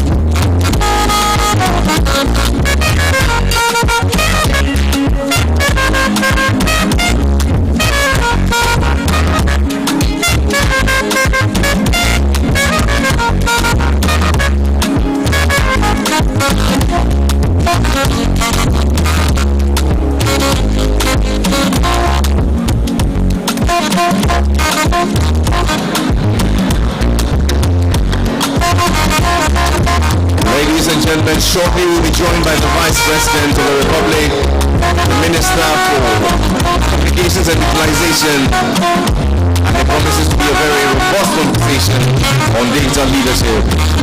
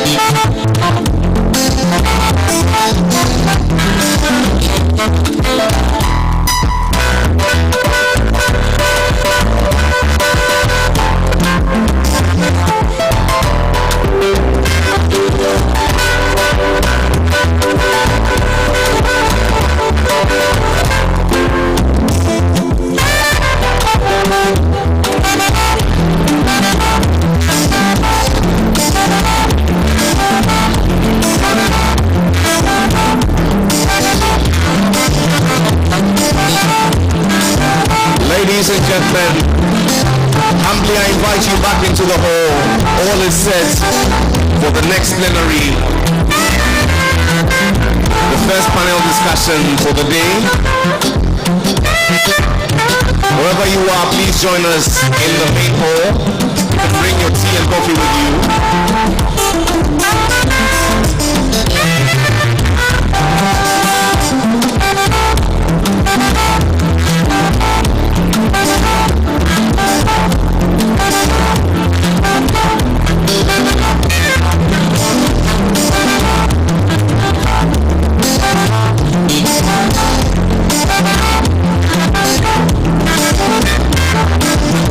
Ladies and gentlemen, we're a bit half pressed for time.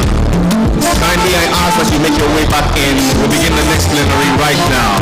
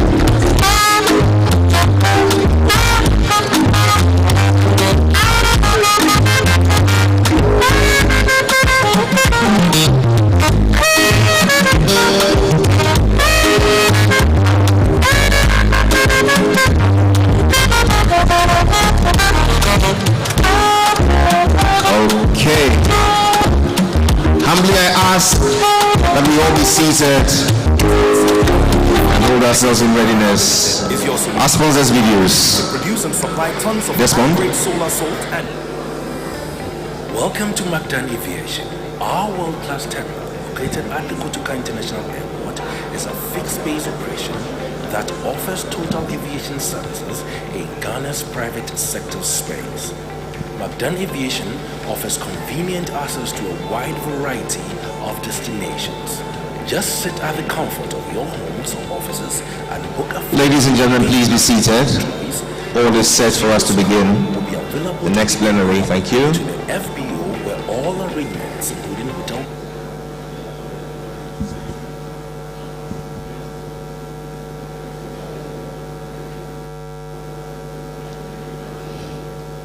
Sponsors video.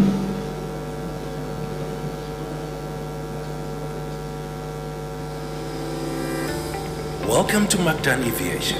Our world-class terminal, located at the Kotoka International Airport, is a fixed-base operation that offers total aviation services in Ghana's private sector space. Magdan Aviation offers convenient access to a wide variety of destinations. Just sit at the comfort of your homes or offices and book a flight to any country of your choice, and a luxurious car will be available to pick you up to the FBO, where all arrangements, including hotel bookings, transport services, among others, will be made available even in the country of destination. The FBO features an elegant lobby, business center, and a catering area to make your flight experience a memorable one. We have a very spacious terminal which houses 3 modern private jets and a helicopter for your tours, intercity transport, air ambulance services, cash carriage, and a bullion movement. Wherever you need to travel, Magdan Aviation has got you. Safety is a hallmark at Magdan. From our dedicated customer service team to the flight staff, every employee puts the safety and security of our clients first. We are here to make conducting business across the world easy and convenient. Makes us a reliable partner and the company of choice. Do you know know where Ghana sits on the global map in terms of salt production? Let me introduce you to Ada in the Greater Accra region, the location for the famed Songo Lagoon, which is the biggest and best natural salt manufacturing area in Ghana. The Songo concession spans an area of 41,000 acres and is currently being operated by Electrochem Ghana Limited, a company with the expertise to make top quality salt in commercial volume. When it comes to adherence to global standards in salt production, Electrochem Ghana is second to none. Our carefully engineered seawater intake allows for an easy flow of volumes of brine into our big evaporators and crystallizers for production to take place. With our standard pumps, we are able to supply volumes of seawater into our various salt ponds for crystallization. Are you looking for a company to provide you with quality industrial salt? Then look no further. Electrochem Ghana Limited is your solution. Our ability to produce and supply tons of high-grade solar salt annually makes us a reliable partner and the company of choice. With our world-class machinery and a skilled, goal-oriented team to complement it, and an ending quest to scale up and mechanize a part of our operations for efficiency, Electrochem Ghana Limited is poised to set the new standards in production by producing salt of 99.9% quality and in volumes never before experienced to satisfy both the local and global markets. We have what it takes to bring you the best of salt. For more information, contact our sales executives on 055-662-5567. Electrochem Ghana Limited. Songo is alive again.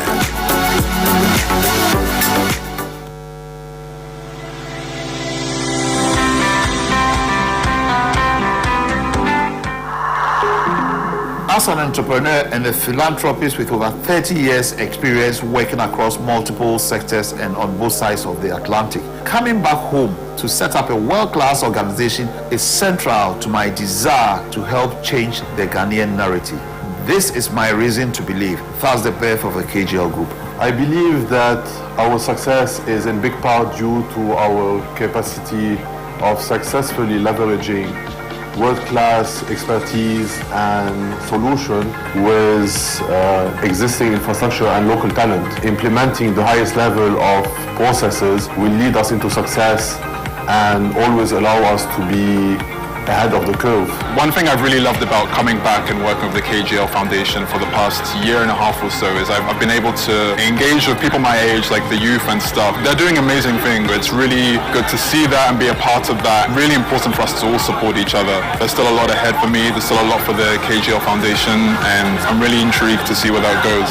Our vision is clear and within reach, becoming a powerhouse in digitalization across Ghana and markets across the sub-region by capitalizing on our portfolio of strong operating companies and subsidiaries across different areas of expertise.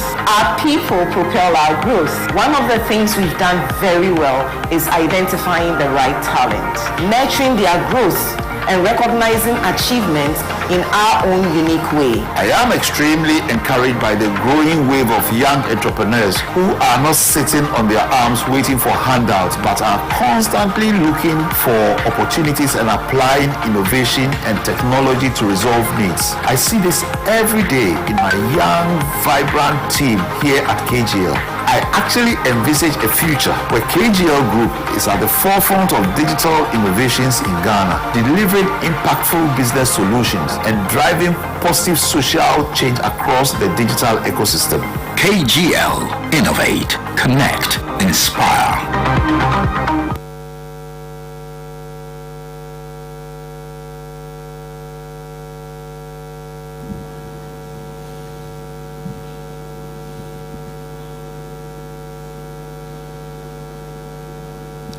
To you all joining us live here in person and to the millions joining us online, we say welcome back to the second plenary of the 6th Ghana CEO Summit, where we're talking about the digital leadership.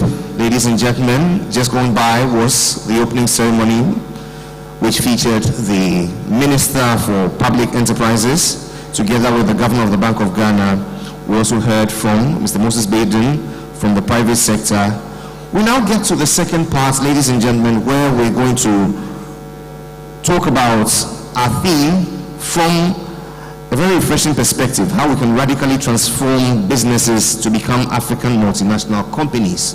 As a precursor to that, it's my pleasure to invite the Vice President for Global E-Commerce and Customer Experience Digital Business Case. Ladies and gentlemen, please welcome Mr. Siddhartha Samal for his presentation. A round of applause.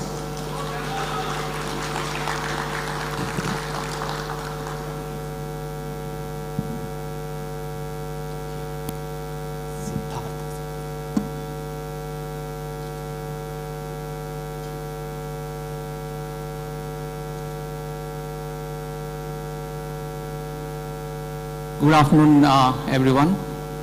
I'm delighted to be here in Accra, one of my favorite cities in Africa. I am Siddharth Samal. I lead e-commerce and customer experience for Olam globally.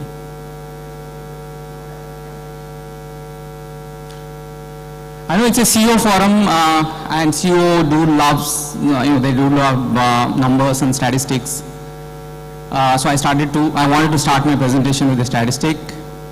52% of Fortune 500 companies which existed in 2000 don't exist anymore. Many of you might be thinking it's a typo error, but it's a fact. It's not a typo error. The pace of change impacts corporate landscape. The average lifespan of Fortune 500 companies used to be 60 to 75 years a few decades back. Now it's between 15 to 20 years. And a large part of it is because of tech and digital related disruption.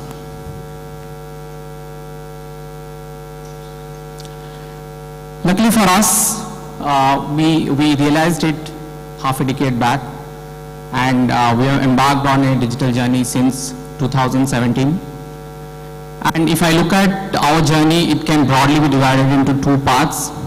The first part till mid of 2018 was all about many experiments, pilot, building the capabilities, solutions, and learning from all those things. Olam is a large organization, and it's difficult to figure out where to start from.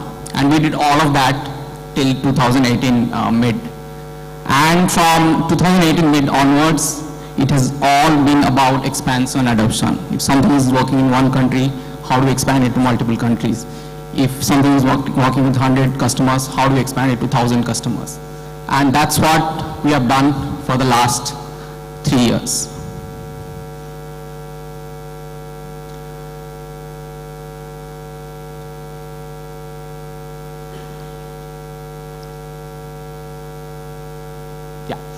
And what we have been able to build over the last 5 years, we're really proud of it. We have about 41 apps, portals, and sites running in almost 36 countries, about 20,000 plus customers using it, and about 750,000 plus suppliers who are using our solutions. And what personally I'm really proud about is the fact that many of our solutions are born, nurtured, and grown in Africa before it has been expanded to other countries. And what we realized was whatever we have done over the last 5 years, many of these things, many of these solutions have a relevance and applicability outside of Olam. And hence, OTBS has been formed as a 100% independent entity under the Olam Group Limited. We are headquartered in Singapore, and we support almost 55 odd countries with deep knowledge about business, tech expertise, and very stringent norms of data privacy and cyber security. And we have a strength of almost 1,800 plus people in the organization. Ghana has always been a very special place in our digital journey. And the reason I'm here today is to talk about some of this.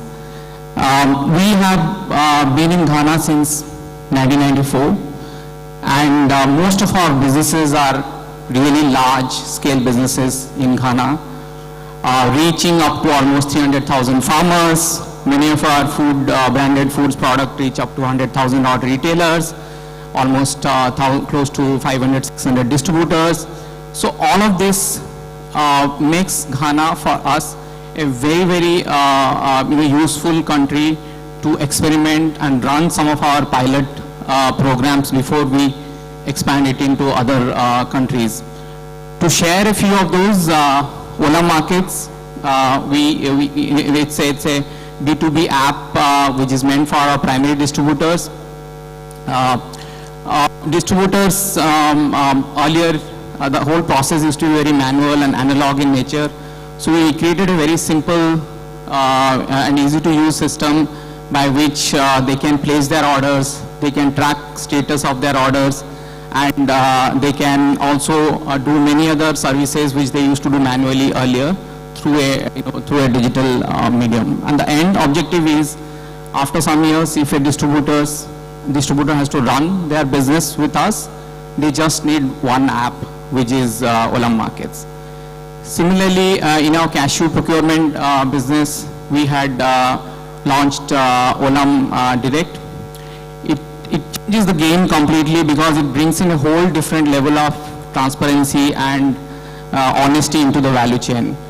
Every day, on an everyday basis, the farmer lead gets to see the price at which we are buying cashew. And once the farmer gives a consent, we have a logistics element built into it where someone goes and collects the cashew. Similarly, for our cocoa procurement business, we had done a fund request app. In a cocoa procurement business, a critical element in the season time is access to funds, and we created a digital solution which pretty much reduces the fund cycle from what it was to almost half of the time, and that gave us tremendous ability to drive higher volumes in our cocoa business during the procurement seasons.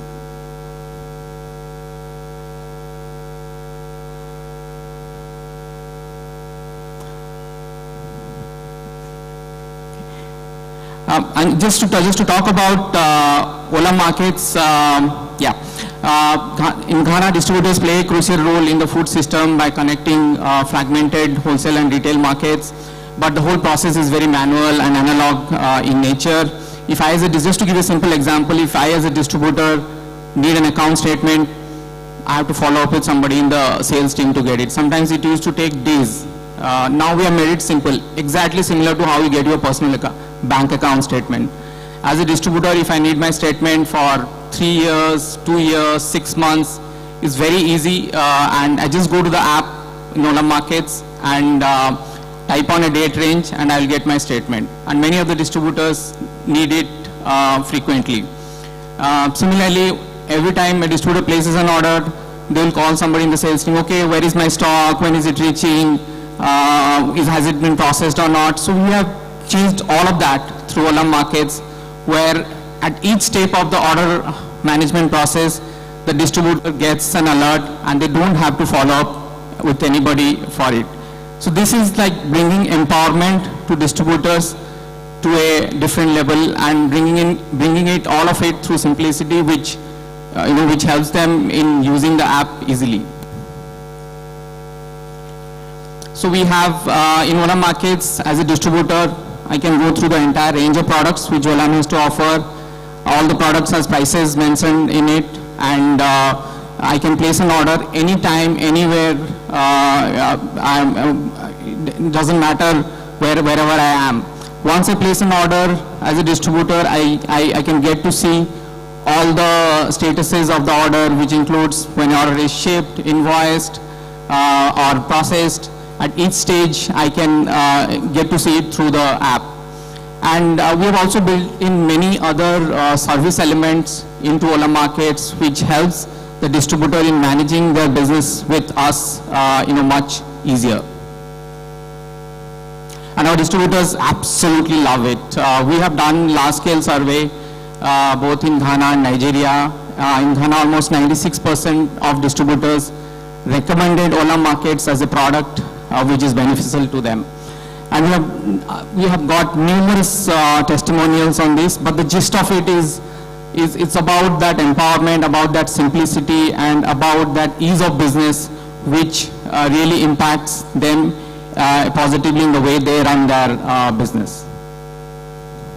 And the adoption has been pretty good. When we started, it was only in Ghana, about 150 distributors and about $15 million worth of business.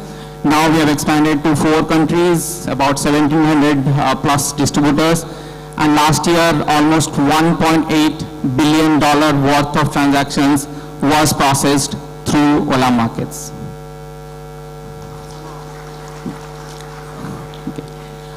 We also have a lot of digital capabilities in our agri-businesses, and it starts with Office, which is the farmer digitization, where single source of truth for farmer database is Office. We have Olam Direct, where we have removed all middlemen and created a direct access to farmers to buy products.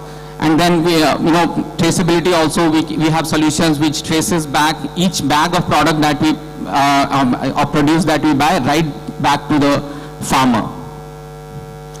And we know data is oil, gold, everything. When you implement digital solutions, you get tons and tons of data. What you do with the data matters a lot. We have a full-fledged data analytics team who specialize in doing many AI-based models and many business reports, which is useful for businesses. How we can help you? If you have any problems where you believe digital way of problem solving can help, do connect with us. If you have, if you want to leverage our capabilities, knowledge, feel free to get in touch with us. And if you believe our solutions can complement something which you have, then we are more than eager to partner and collaborate. And lastly, I want to leave you with this thought.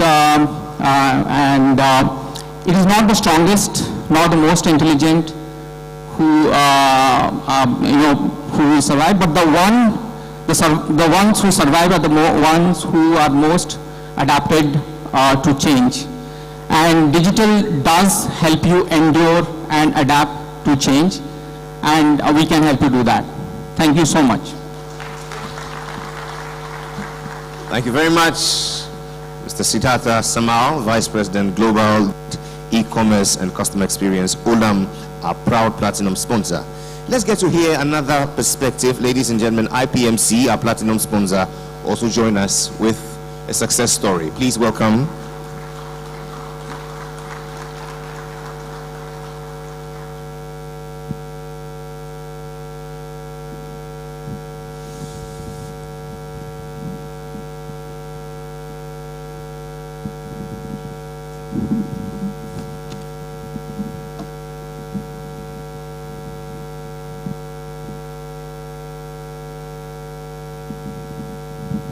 I understand my job is here not to give any lecture, but I've been invited to cheer you up, guys.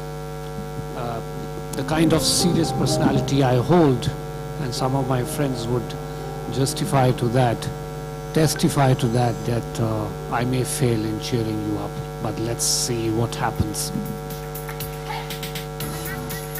We first start with the video of the unhappiness. That's why I'm here to cheer you up. Let's see.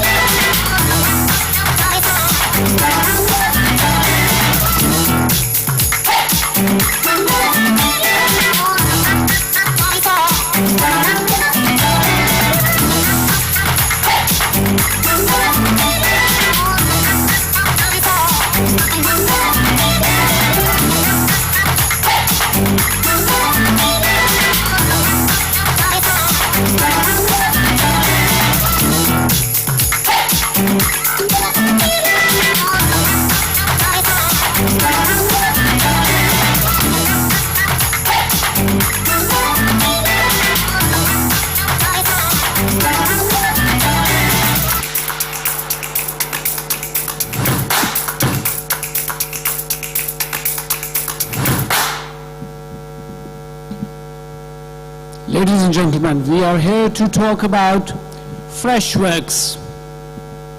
But before that, let's talk about God. So we know who lives in the center of the universe. It's no other than Him, the greatest personality. And today we want to make the customer as God. The father of the nation of India, Mahatma Gandhi, brought out this theory: customer is God, because he creates businesses,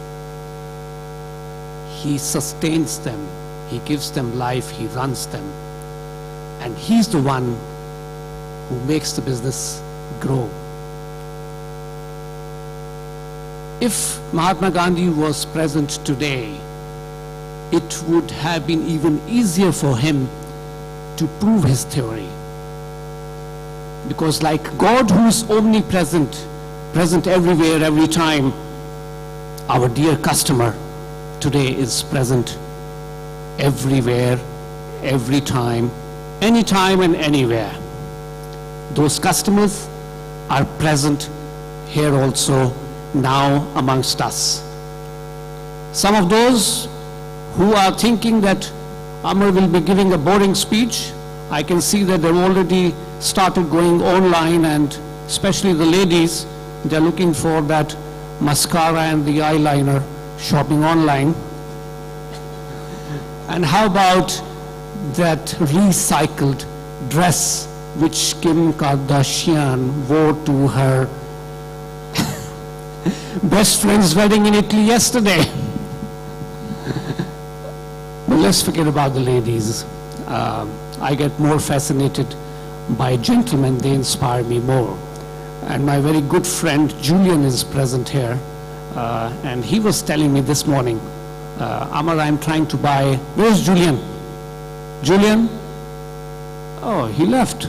That's bad of him. Anyway, he will see me mentioning him on the video which we will send to him later.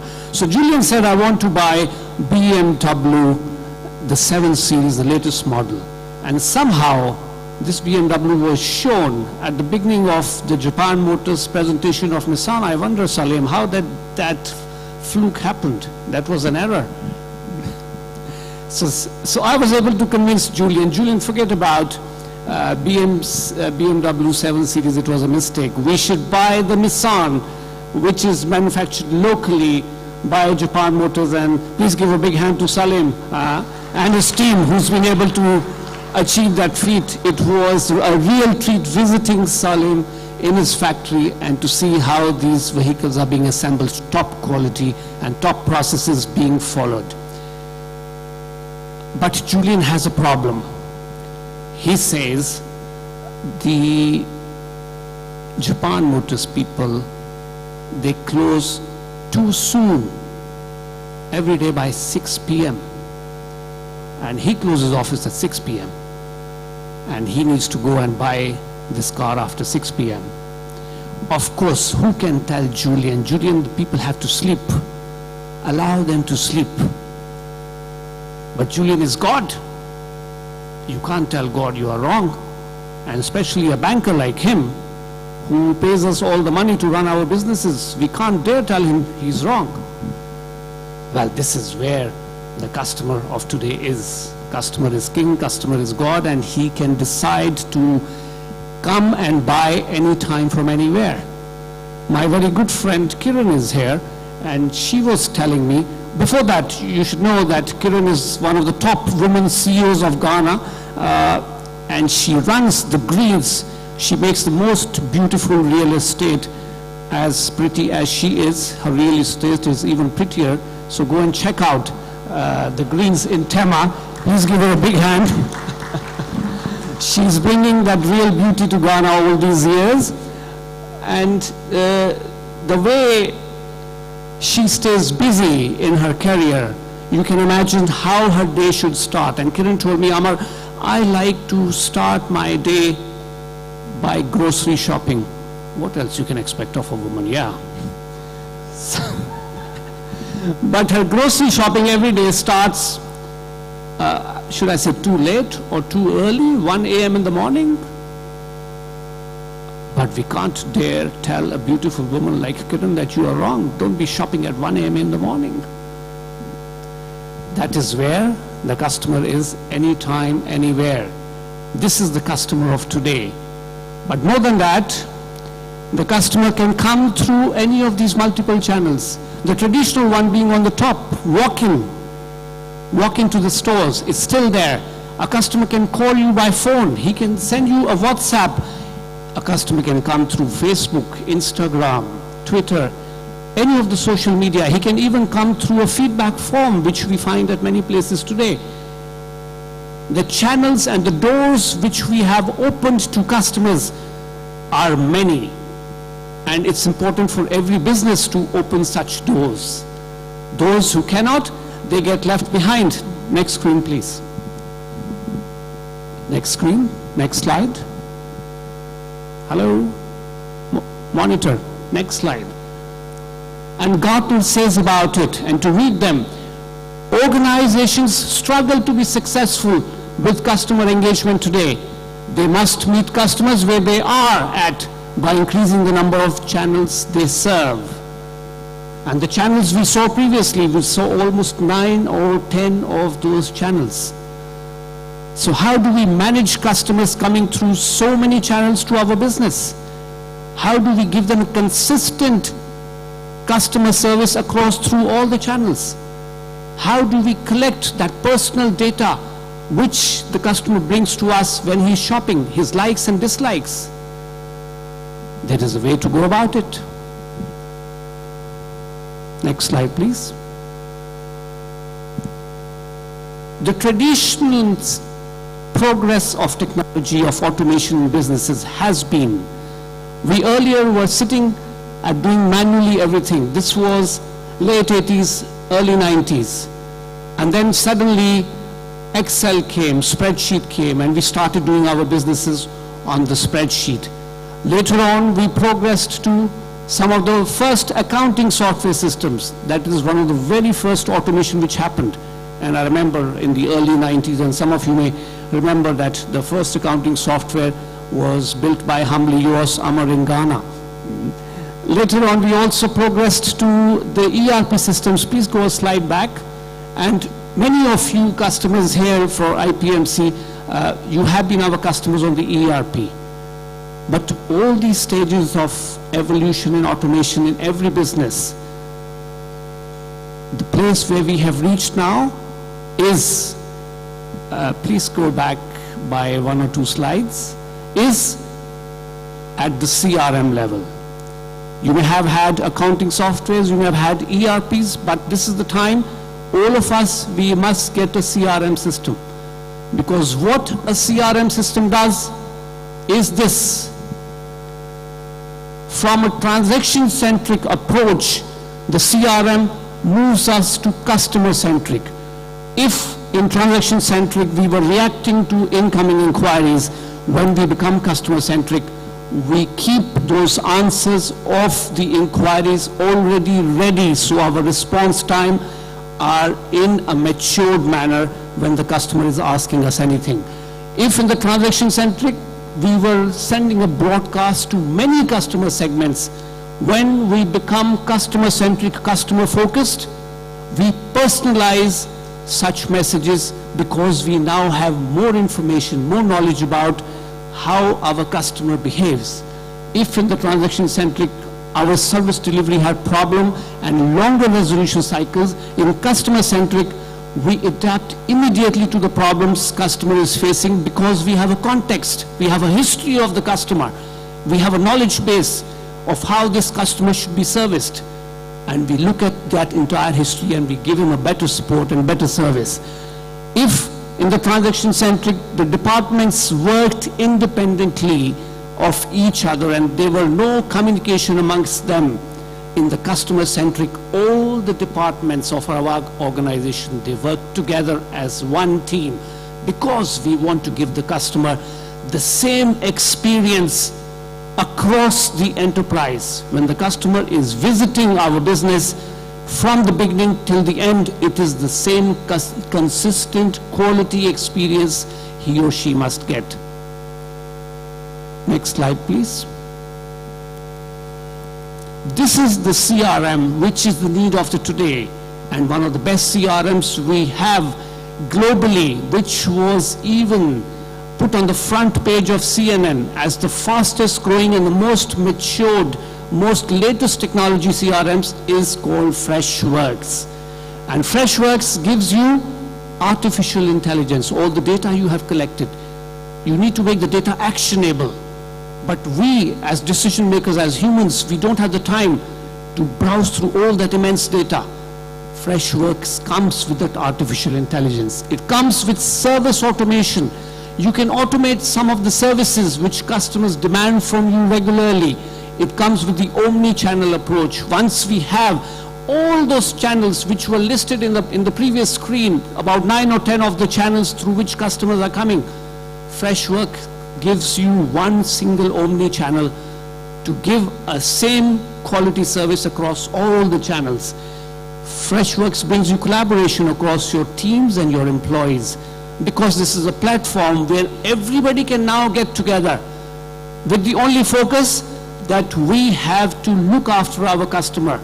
Customer is the #1 priority for us. And when your entire teams, they work together and you drive together with one mentality that yes, we have to look after the customer, that is the collaboration which gives you the winning edge over others. We also get a unified customer profile, because your customer is coming from various parts, various doors, various channels. We need to capture each customer's profile when they are coming from whether social media or whether they are walking in or whether they are calling. The entire experience and data of that customer should be captured on that customer's name. And this is where Freshworks helps you. Freshworks helps you, next slide please, to retain your existing customers with good quality service. It helps you to gain new customers, because it's by word of mouth and it's by experience that your business, your company now becomes outstanding in customer service.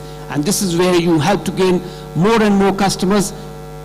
You can also empower your sales team and monitor them. It is one of the biggest challenges of our businesses, that how do we form the sales team and ensure they have the right tools to go to the market, to capture the sales which they are doing, to sell the products, but how to monitor them.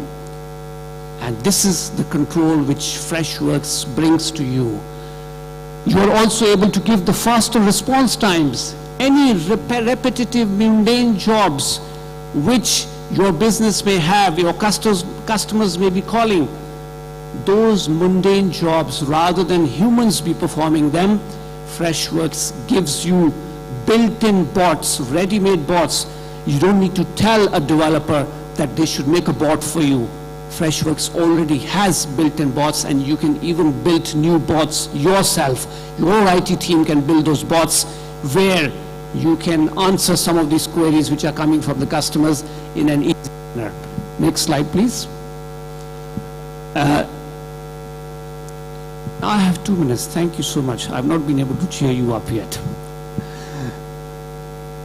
So lastly, Freshworks gives you the power to work remotely. Once your employees are working from their home environment, and we all know that we need to be ever ready for the remote work, you are able to control the logins and logouts and the amount of actual work which they are putting when they are sitting in remotely. You are able to do the performance monitoring, whether they are achieving those targets or not. Freshworks gives you that capability of running your workforce remotely but effectively. Yes, the last slide, please. Oh yes, we are on time, within 2 minutes. One last word before I say my thank you, I would like to say is that Ghanaian businesses, if they need to become multinational, especially multinational in Africa, we need to move to this new stage of adopting CRM systems, customer relationship management systems. And it is only Ghana which can give that cutting edge, that good customer service, which all of us, we have been looking up to Ghana to provide that, and this is the time we can actually make Ghana the best service-oriented country anywhere in Africa. And this is the challenge which I'm throwing to every CEO here to ensure that we become the best service delivery partner. And as I think our minister pointed out, that why don't we have the service delivery capabilities in Ghana? It is tools like such as the Freshworks CRM will give you the power and the capability. With these words, I want to say a big thank you to you, to all the IPMC customers, and just to let you know that we started in 1992 and 2022 is our 30th year celebration, and this has been possible only because of you, the customers sitting here, all the patronization you have done to IPMC products and services. In lieu of that, before you leave, please go to the IPMC stand, and we have a special product over there, which is the Energizer. It's an Energizer anytime, anywhere. As I said, Freshworks enables your businesses to see your customers anywhere, anytime. Similarly, we have a product specially for you, which will give you the energy anywhere, anytime you need it. All the CEOs, please drop in your visiting cards at our stand and grab that Energizer. And thank you for being a good listener today. Ladies and gentlemen, a round of applause. CEO IPMC. We thank you very much, Mr. Ahmad Deep S. Harry. We just need further and better particulars of the Energizer. It could mean a lot of things. If you're following the discussions, ladies and gentlemen, what Olam and IPMC have sought to do is to drive our attention towards driving operational excellence. How do we achieve that? Great strategies, if you ask me. But our next speaker contends otherwise. He believes that great strategies need greater execution for transforming your business for profits and sustainability. Trust me, you're going to love this speaker. Please welcome the MD of Kaizen Institute, Mr. Jayant Methi. A round of applause as he comes.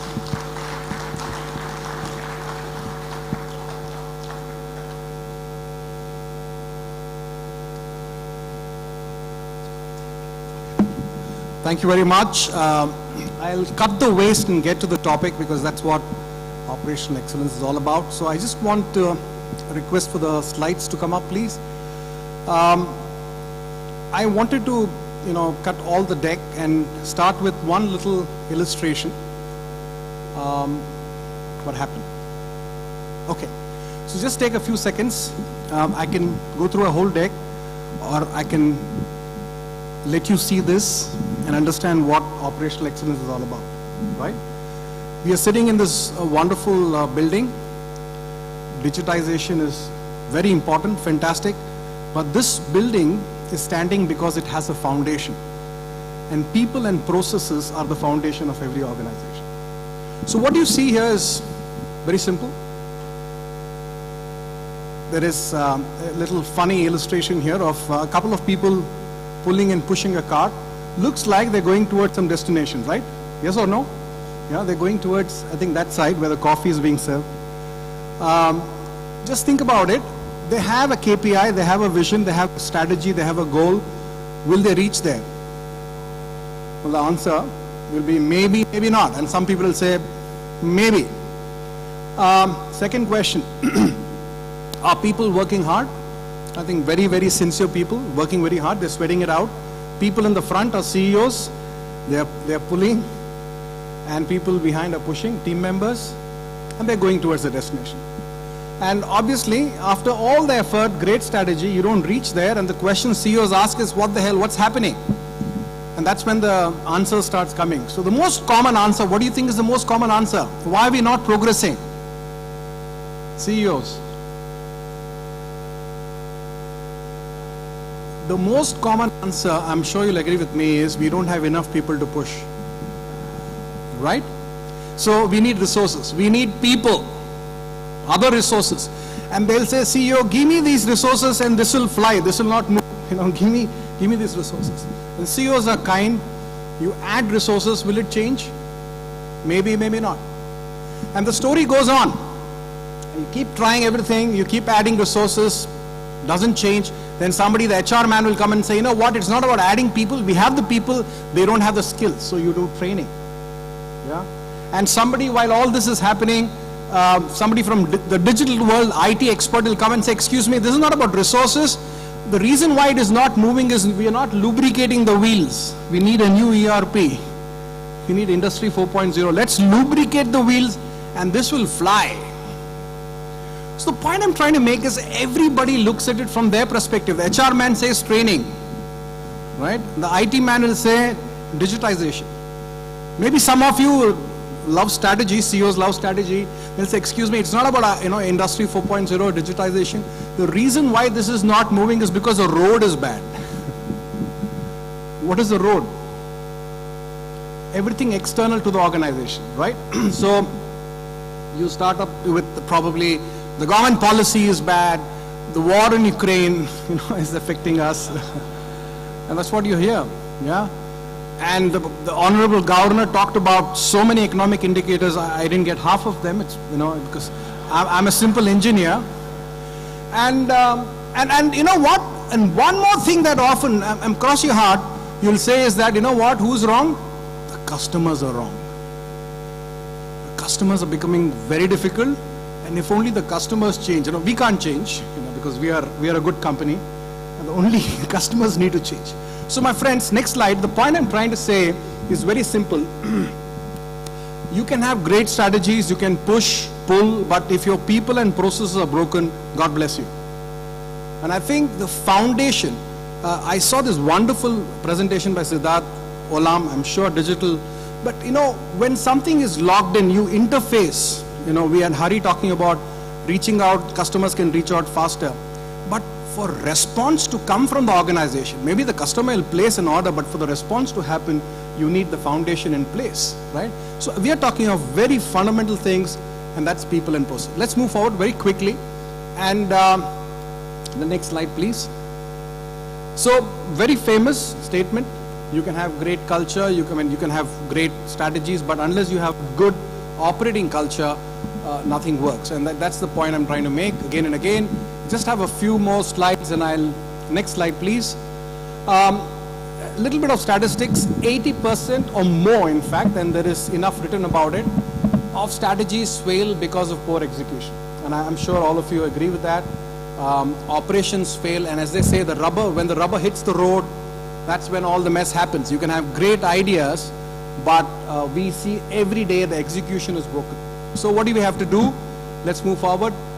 The message, if there's one message I want you to take home, is don't cut cost, please cut waste. And I'll tell you, there's enough waste in every operations, in every aspect of your operation, that you don't have to focus on cost. You just cut the waste, and automatically, and guess how much waste is there? You can do something called a value stream analysis to find the waste.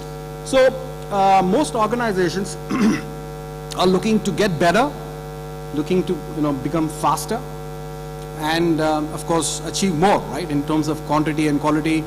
And this is what every organization is aspiring to do, and you can't do that unless you really drive a culture of improvement. And I just wanted to tell you very quickly what this is all about.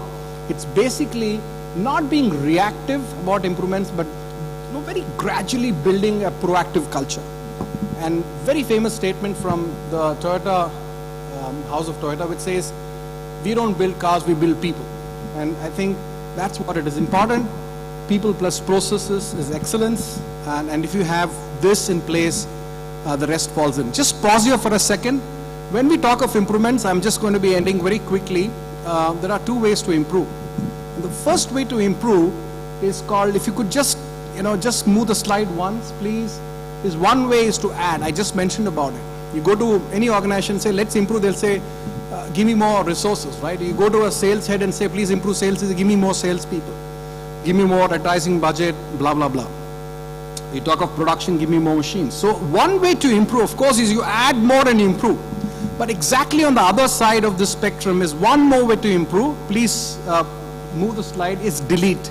So I want you to remember that the art and science of deletion is operational excellence. And CEOs have to learn the science of deletion. CEOs love addition. You have a meeting to pass a budget to buy a machine, it takes 15 minutes for a CEO to decide, hey, let's buy that. But if you ask a CEO, let's sit down and see how to eliminate waste, he'll say, talk to my boys and girls. Because CEOs love the big picture, spending money, buying that new toy, don't want to get into the details and make things, efficient and work. I think that's also equally important. So cut the fat, and I'm sure you're looking at me and say, look who's talking.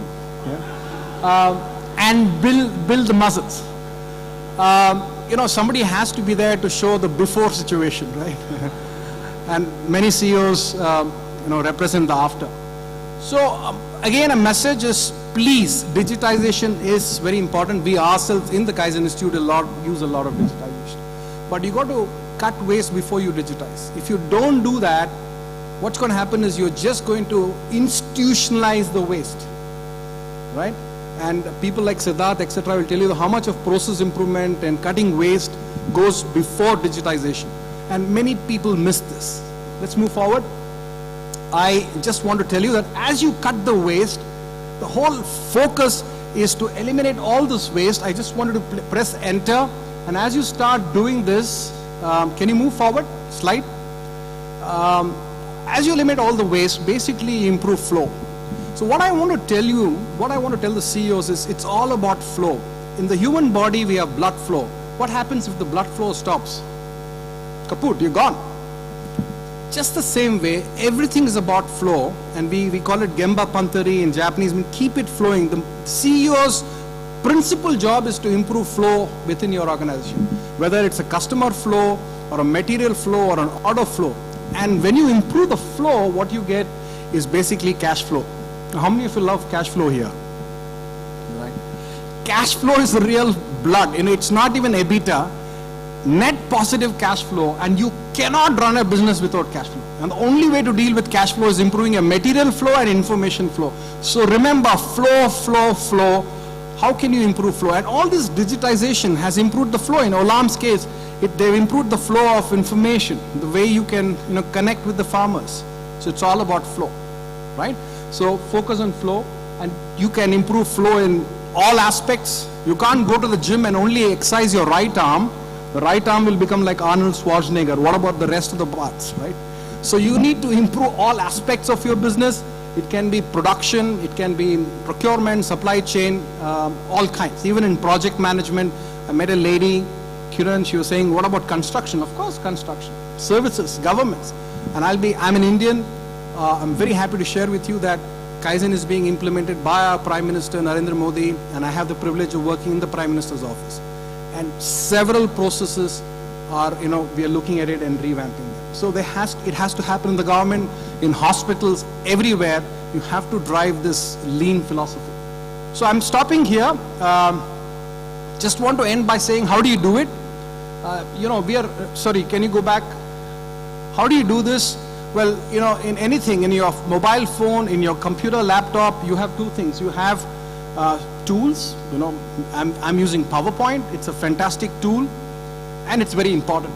But many of us forget that for this tool to work, you need an operating system.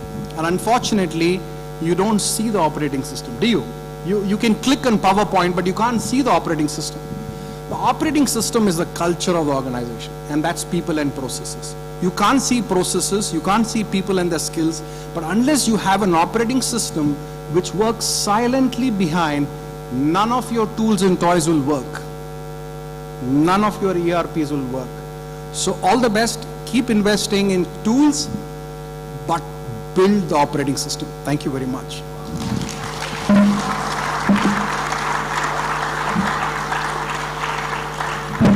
I told you you'd love him. Ladies and gentlemen, one more time, a round of applause. Mr. Jayant Murthy, Joint MD of the Kaizen Institute, calling us to cut not only cost, but cut waste, improve flow, and improve processes. Clearly, you speak like a man called Mr. David Ofusudoti. And it's interesting because the two of them will be on the next panel. It's going to be explosive. Ladies and gentlemen, for the next few minutes, let's appreciate our sponsors to this video. Enjoy.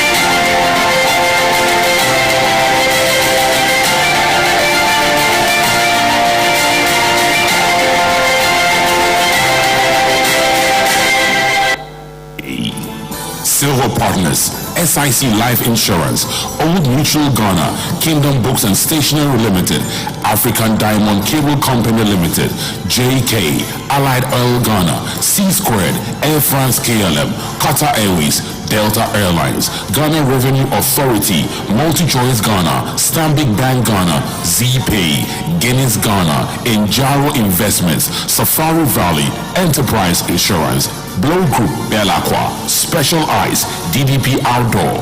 Supporting partners, Deloitte Ghana, University of Ghana, SIGA, GIPC, Ministry of Public Enterprises. This event is brought by CEO Network Ghana, media partners, Joy Business, Joy 99.7 FM, Ghana Web, Daily Guide, Asasi Radio, ENFT, City 97.3 FM, Graphic Business, TV3.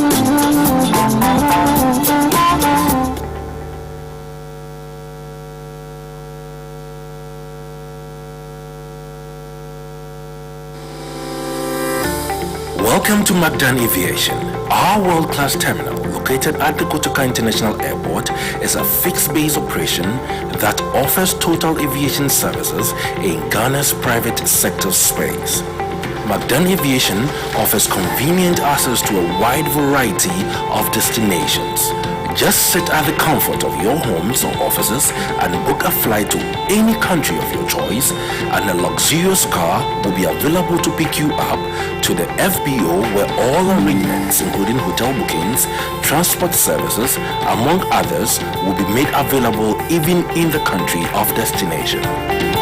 The FBO features an elegant lobby, business center, and a catering area to make your flight experience a memorable one.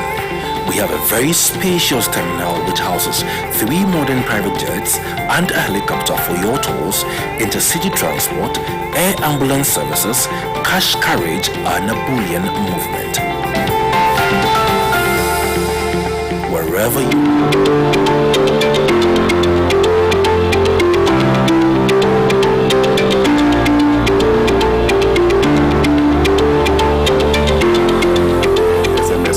of the scrapyard being the basis, and then to the finance. The source of material is from the local market, that is the scrap metal from the local market. We buy it from the Ghanaian community local markets, and sometimes from the sub-Saharan as well.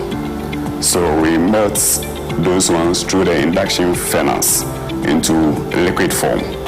From the liquid form, we are being transferred to the CCM, that is the continuous casting machine. With the help of that, they are being turned into solid form and then made into billets before they are being transferred to the rolling mill to be processed for the iron rods.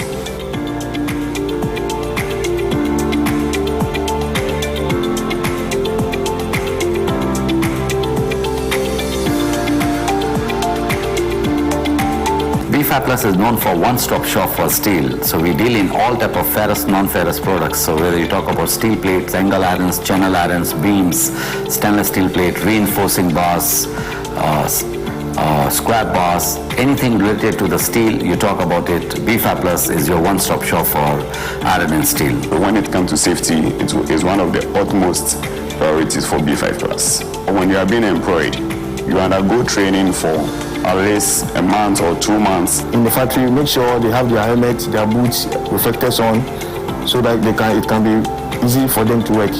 One of our hallmarks is quality. And then again, to meet the demands from the customers. So the customers are at heart. If you're in the hospitality or corporate industry, it's time to raise your business to its best with DSTV Business's selection of entertainment packages designed specifically for work, stay, and play. Whether it's keeping your employees in the know with the latest news and current affairs, entertaining guests with the biggest series, movies, and more, or bringing everyone together for the big game, visit DSTV.com to add entertainment and experience your business at its best with DSTV Business. Ladies and gentlemen, a round of applause for all our sponsors thus far. And now being prepared in heart and in mind for that gospel, ladies and gentlemen, on radically transforming your business and becoming an African multinational company. Please welcome the moderator for this session, Mr. Yao Banafo.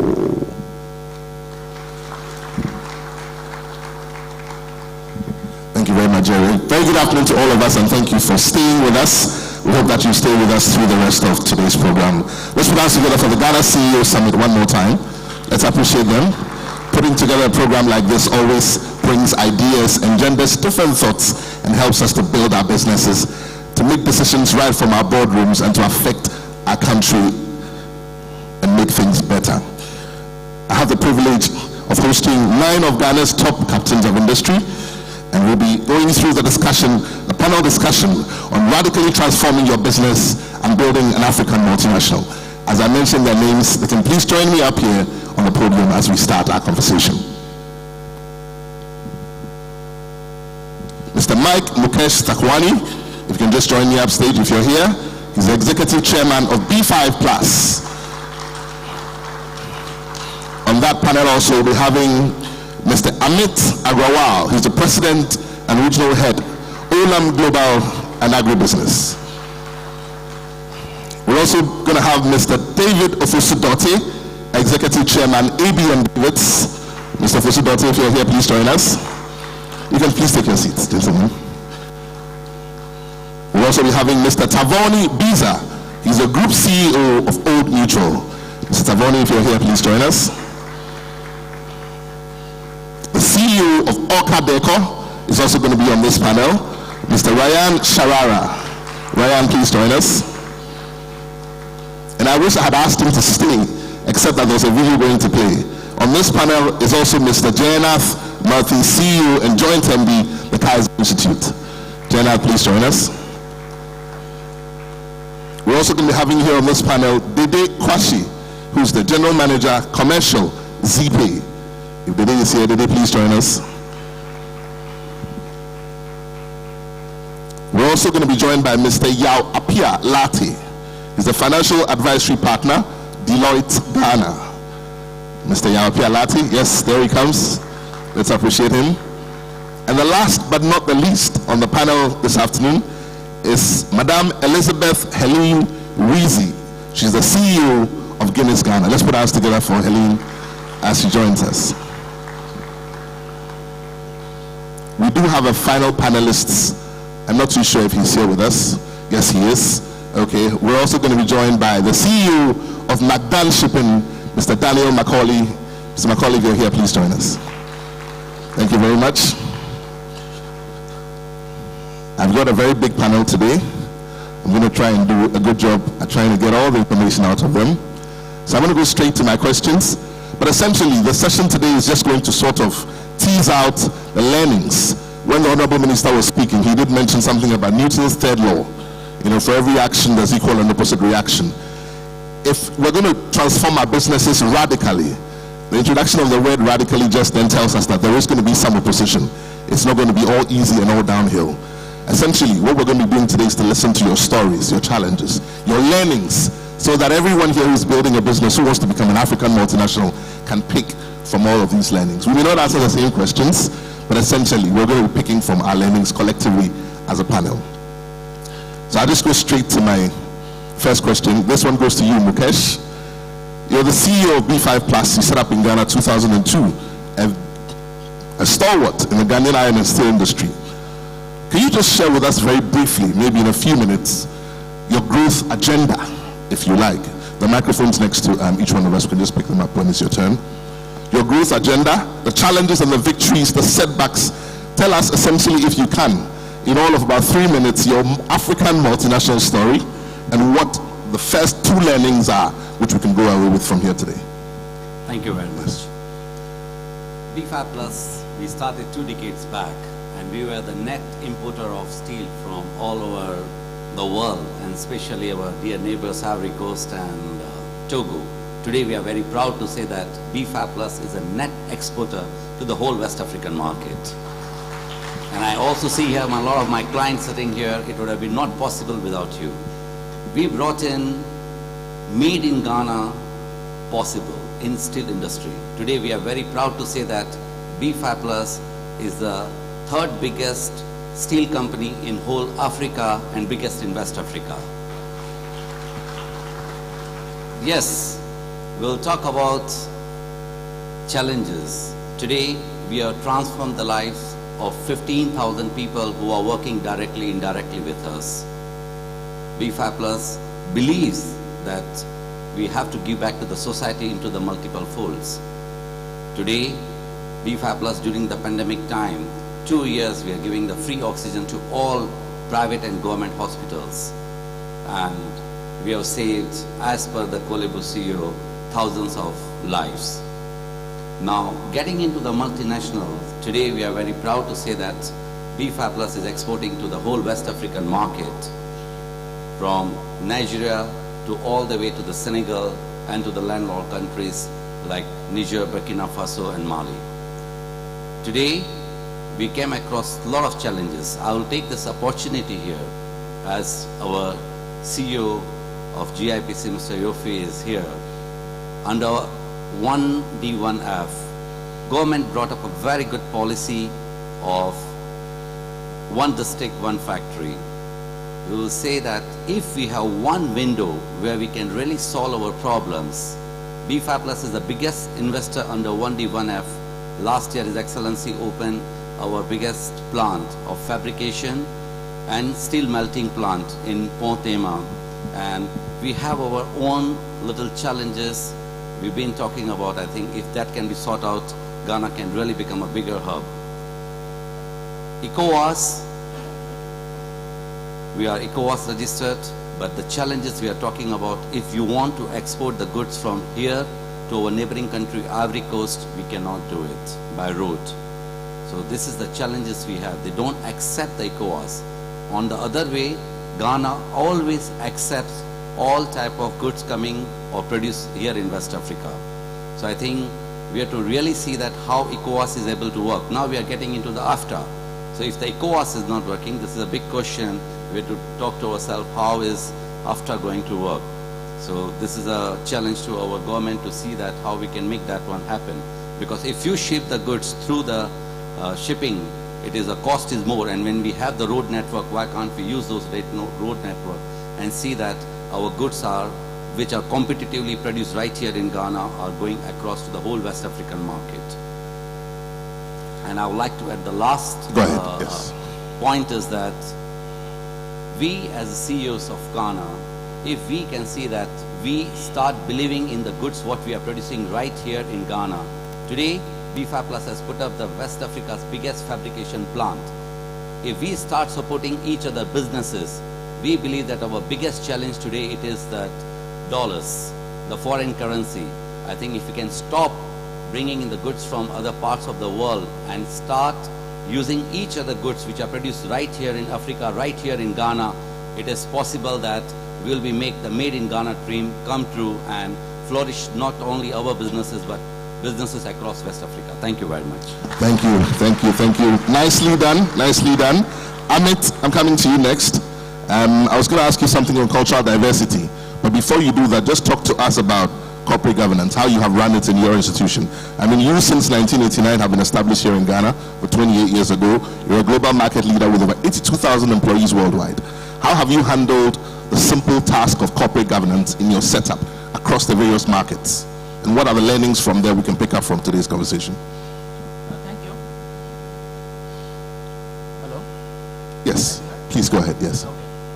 So if I look at, Olam, for a lot of us who may not be aware, is truly an African start. It started in Nigeria in 89 and Ghana was its second country of operation. Very different from how it looks today, spread over 66 countries, $34 billion turnover, and what my colleague Sid showed a few minutes back. It's all pretty impressive. And if one was to look back at the journey and see what was different, so it was all started by a shareholder family. Kevalram Chandra is an Indian family based out of Nigeria, and they appointed a professional CEO, our current group CEO, Mr. Sunny Varghese. And if one looks back at the journey and what differentiates Olam and how it eventually became global, is I think a mix of a global vision to start with, though Sunny started with one product in one country, set about getting structures and processes in place. Mr. Jain spoke about that. Also truly believed in people. Great people make great companies. Enough people have spoken about that. And I think the one big differentiating factor that we see in Olam, and we always wonder about it, is the corporate governance in that. So there are truly demarcated roles played by shareholder, by the board and by the management. Over the last, now since 89, we're talking of over 33 years, there hasn't been a single shareholder, family person in the management of the company by mutual agreement. Similarly, the board plays its own independent role in terms of governance of the system, and then there is management run by Mr. Sunny Verghese as the global CEO. All of that has given a great amount of clarity on who does what, great amounts of mandates, and then of course the confidence it gives to the investors to invest in a system like that. Eventually you need funds as well to grow globally, and funds come in when investors have confidence in the corporate governance of the company. I think this in short would be this, I'm simplifying it, but this in short would be the story of Olam, how it could start by cashew in Nigeria, today to 66 countries, 46 commodities and $34 billion. So I think this would be a short summary of the whole story. I like that summary. Thank you very much. Ryan, yeah, I'm coming to you next. I mean, you're a big name in the household industry. Started in the country of Senegal, in Dakar. 21 years ago you started. Orca Deco has grown into an African multinational with branches outside its original country of origin. Share with us your stories about logistics, franchise. Mukesh was talking about difficulties in moving goods across the sub-region by road, shipping them, what the impact is on your costing and the various economies that you work in. What are the learnings? There's a company sitting here today who's listening to us, or we're going to be watching this, and they're saying, I want to expand into West Africa. What are the things I should look out for? What are the pitfalls? You've been there, you've done that. Tell us your story.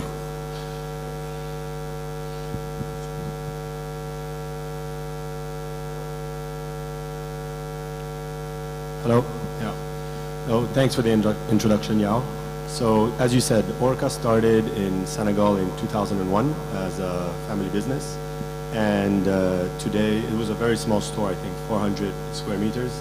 Today, 21 years later, we're present in 18 countries, mostly West Africa, mostly French-speaking, but open in Ghana in 2003. I think our business is really based on two fundamental pillars that really helped our expansion. The first one is we quickly realized in Senegal that we'll only really be able to grow and get a multinational African presence if we expand, we increase our purchasing power with suppliers, benefit from more competitive pricing for our customers locally. And Senegal is a medium, small economy, so we had to look at other countries. And looking at other countries, we found partners that were willing to invest in equity. You know, I know we have a lot of bankers here, but it's expensive to get loans from banks these days, and even more back then. So partners who are willing to invest in equity and who are willing to reinvest their profits for 5 to 10 years. And when you find these types of partners, you're very quickly able to grow in many countries, and sometimes partners in these countries who know very well the culture of these countries and how to quickly find the right products and services to offer in these countries. And the second very important pillar, I think, in our business is our products and the product diversity. I think today what makes Orca is to be able to go into a store and find everything you look for a house, office, garden, and otherwise.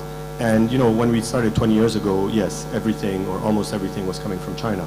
Today, 20 years later, less than 20% of our products are coming from China because, you know, different types of countries are better at producing different types of products, and you have to keep that curiosity of being able to travel all over the world and finding countries that are best at producing these types of products, and especially understanding that the African middle class is growing and they have higher expectations than they did before. So it's no longer simply a price issue, it's really finding the best products, the best value proposition for what you're offering. And this is really keeping your ears on the ground, listening to your salespeople, listening to what your customers are telling you. and offering them these products that they want. So I think these two things are really crucial. And just to pick up, you were talking about logistics.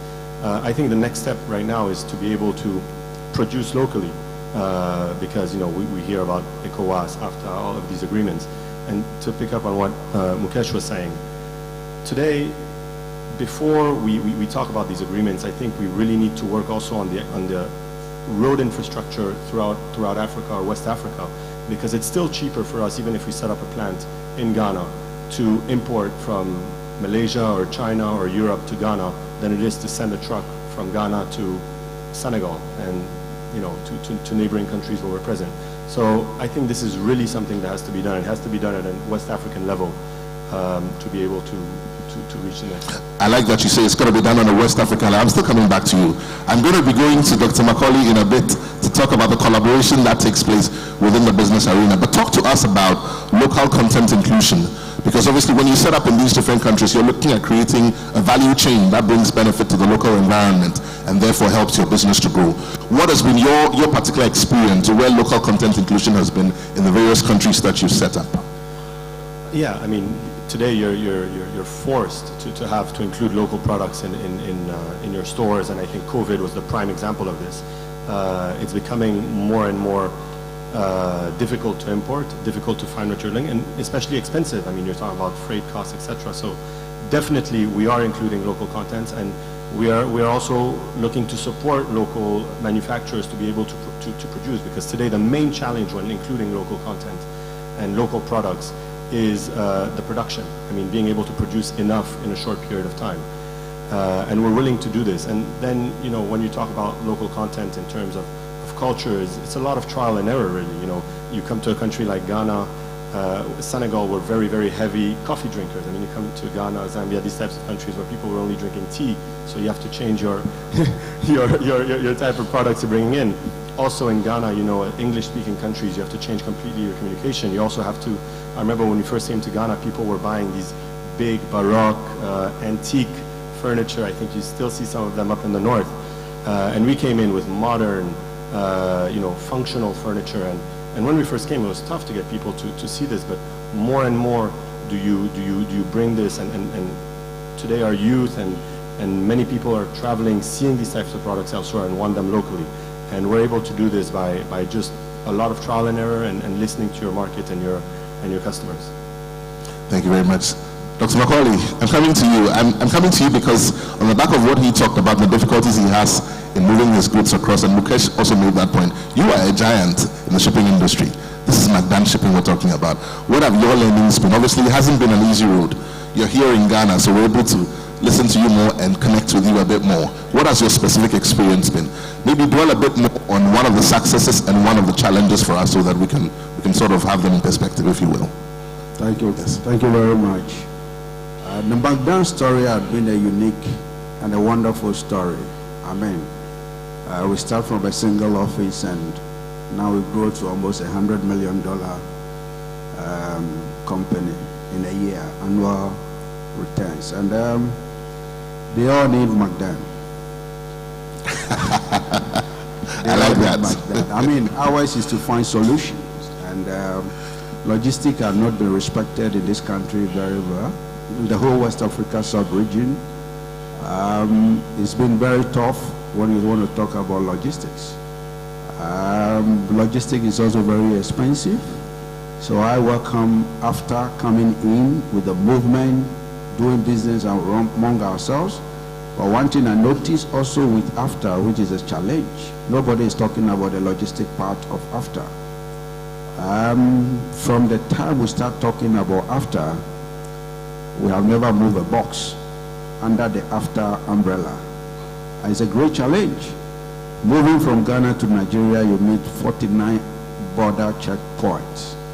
And it's a challenge, it's a big challenge. And with Magdan, we find solutions. And we're trying to bring our services to the doorstep of customers and try to help them relax. But at the same time, looking at the cost.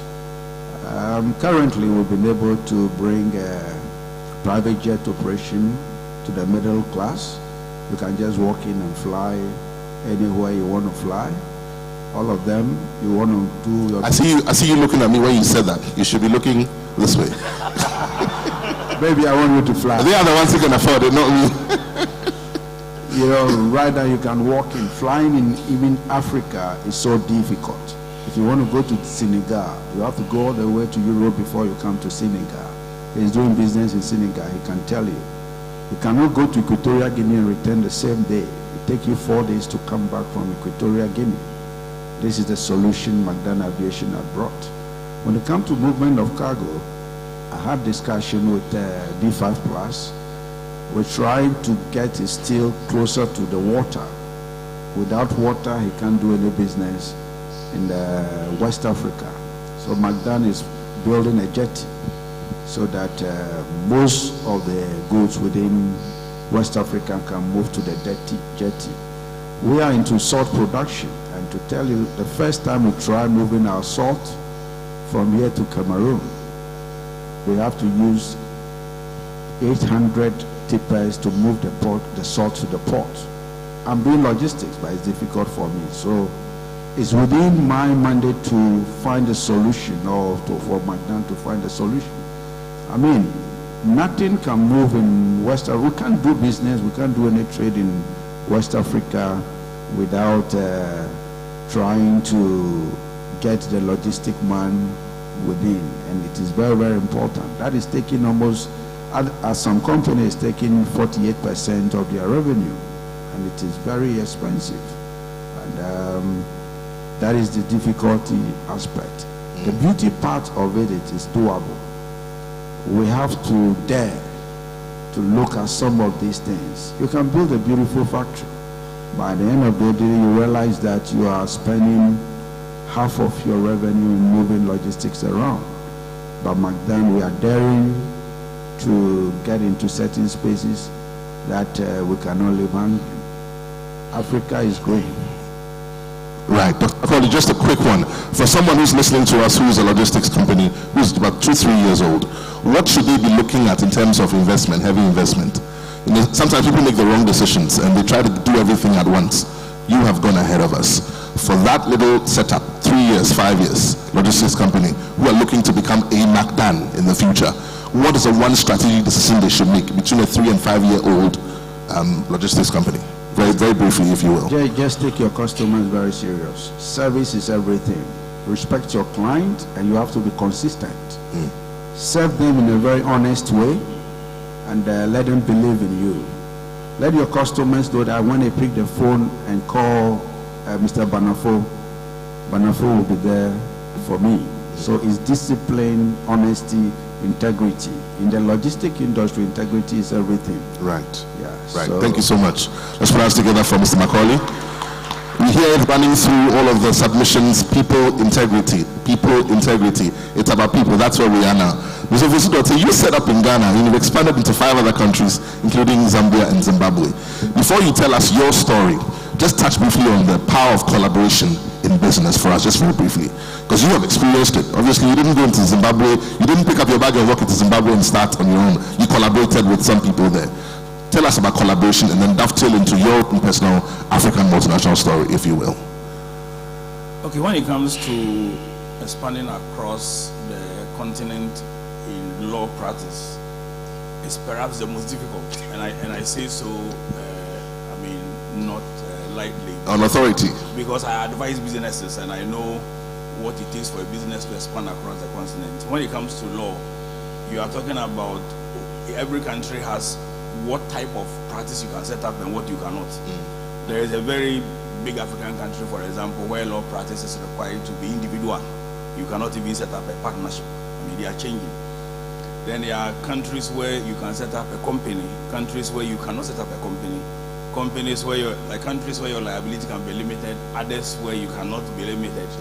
So that those are those differences exist. Challenges that you have.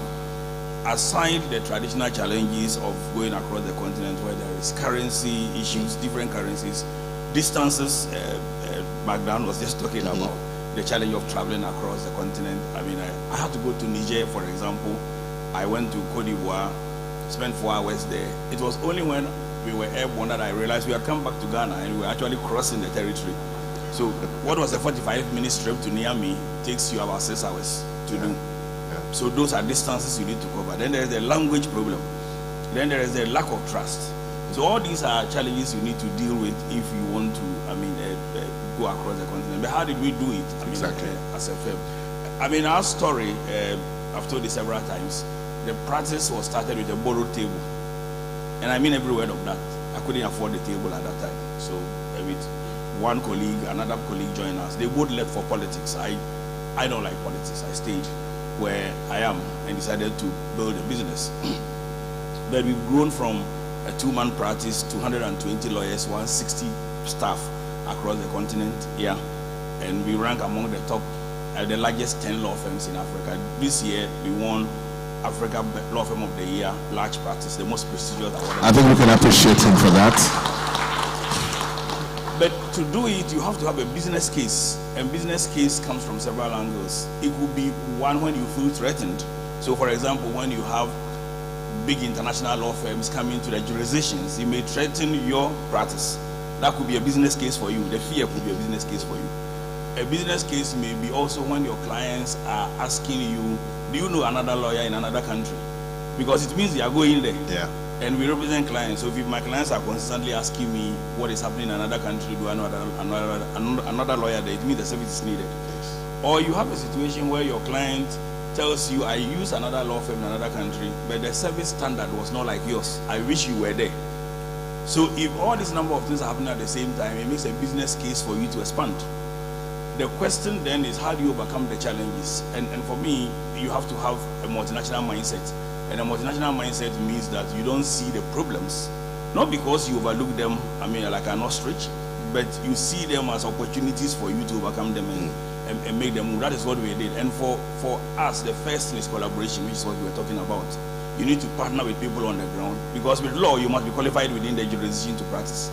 So we partnered with people on the ground, and then we decided what type of practice do we set up in each country, and that's how we manage to grow. And I tell people, if you can do it in law practice, you can do it in anything. So our expansion predates the after.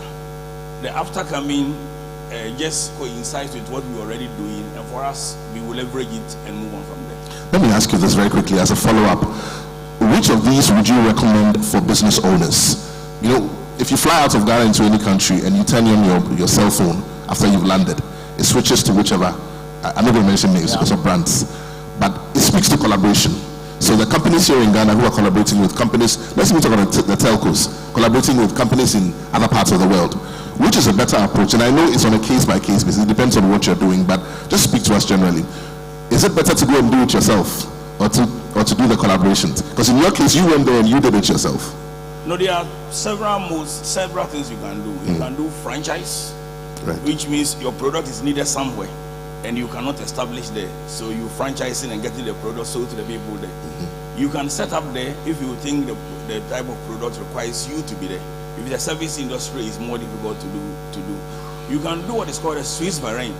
A Swiss variant is where the entities, they have their own brand, but they adopt your name. And those are the type that you have the likes of Pricewaterhouse and the like of Deloitte and the rest use that type of, where you have one brand, but it's all over. There is also one route that many SMEs forget, and they feel that the after or the integrating Africa is not for them. And I tell people that the ecosystem is changing. There is very little you can do about it. And you will either have to remain relevant or you will die. It's one of the two. Yeah. And therefore we need to think, and I'm going to say something which may many people find surprising, but give me a minute, I will explain that. I don't think outside the box. I stopped thinking outside the box long ago because it's a cliche. There are 4 ways I think. I'll talk about just one of them. I think very far away from the box. So I look at the box, if it's become a cliche, and I decide to dismantle the box and do something different. So because it's outside the box thing is just a cliche. You think like there is no box? Yeah. Well, there is a box, but some people think within it. Some people think just within the precincts. Some people think away from it. And at times you must think within the box. It's not always you must think outside the box. I have a blog coming up, I will explain that later. But I think very far away from the box in such instances. And one of the far away from the box things we are not doing is aggregation and consolidation. we can have a situation where SMEs can actually agree to produce at the same standards, aggregate, and still reach other markets. You don't have to be large to take advantage of an expanding continent. You can be small and can still take advantage of it. And that's, if there's one lesson I should leave for SMEs, that's what I would do. So everything depends on your context, your business case, your strategy, and your culture. Without culture, forget it. Strong points there. Let's appreciate Mr. Fosidote. Tavoni Biza, I'm coming to you, Old Mutual. You've been set up in Ghana since 2013. You acquired a major stake in Provident Life Assurance in 2014, and you rebranded to Old Mutual Life Assurance Company, Ghana Limited. Share your story with us, juxtaposing all of your experiences with the local content issues, the labor laws, and the collaborations that your peers have shared earlier, if you will. Thank you. I think I'll pick up from where David just left off, which is around the culture issues. We came into Ghana in 2013, and suffice to say we struggled quite a bit. And the reason we struggled was because of culture issues. The difference in culture between, because you see, the biggest problem that many people have is that people think Africa is one country. But Africa is not one country. I'm from Zimbabwe. Zimbabweans and South Africans, we have lots of similarities, but we are actually quite different. So you go into a country, one of the challenges that we had was you do employ local people, and we had lots of local people that we actually employed. But in terms of the cultural fit, it was not something that we paid a lot of attention to. And we didn't pay a lot of attention to understanding the Ghanaian market in the first instance, and also in terms of actually building our people to understand what we're trying to do. The reason I'm saying it is because, I mean, we had quite some significant losses within the Ghanaian insurance space for quite a bit of time. It's only when we started to address those issues that we started to see us getting quite a lot of traction within the market. So when we looked at it, you see, you can have very skilled, very, very good, and very astute people. But a lot of times what we don't do is we do not invest in two things. Number one, we do not invest in allowing and enabling people to do their job properly. And number two, to think globally. So it's very easy. You see, if you're a leader and you don't have a vision, or you can't articulate that vision, it becomes very difficult for people to actually follow. So one of the, if I look at Old Mutual, one of the things that we basically have started to do, or that we basically started to do, was to make people understand what we are trying to do, and then develop local solutions in terms of what we're trying to do.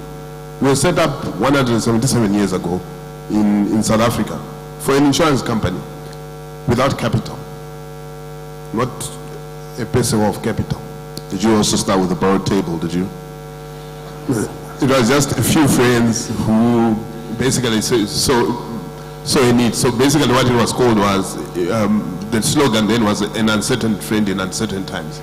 But the key thing is, what we were formed to do and what we are out to do is to develop solutions for people that work. Right? Right. We got bogged down in, this is the product we have, that is the product we have, that is the product we have. When we allowed ourselves, when we got people to understand the ethos of, we started without a single peso of capital, but we survived 177 years. Why? In a business that you can't see anything. What we sell, you can't see. It's trust. We managed to get our customers to trust us. And how do you get customers to trust you? By providing a service that people know, understand, and value. Being consistent also, isn't it? Being consistent.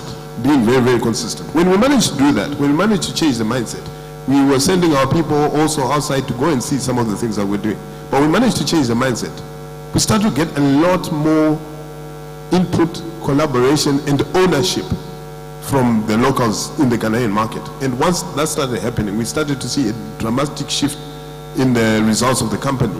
So for me, that has been, I've been here for 3 years, that has been one of the key learnings that I've actually had, to realize how much value you can have in people if you actually just unable to unlock it. Once you're able to unlock it, you can see a tremendous growth and tremendous progress for your people and for your business. And that's really one of the things that we've really learned. And it's something that we've been replicating all over the African continent, and we're starting to see some very, very, very interesting results. But I guess the biggest challenge is sometimes we just think that African countries are the same, and the reality is that they are not. They are similar, but they're not the same. Thank you very much. Very wonderful thoughts there, Mr. Biza. Helene Wesi, you are the CEO of Guinness Ghana PLC. Guinness Ghana PLC. And clearly your story is also one that we're excited about and we want you to share. In your strategy for growth, what would you say the role of digitization has been? I'm talking about digitization because our theme for today says digital leadership for the digital economy. So let's talk about digitization in your strategy with reference to your production, your batching, every part of your process. What have the learning growth points been? And what can we learn from that? And tell us about one or two of the challenges as well, if you will. Yes.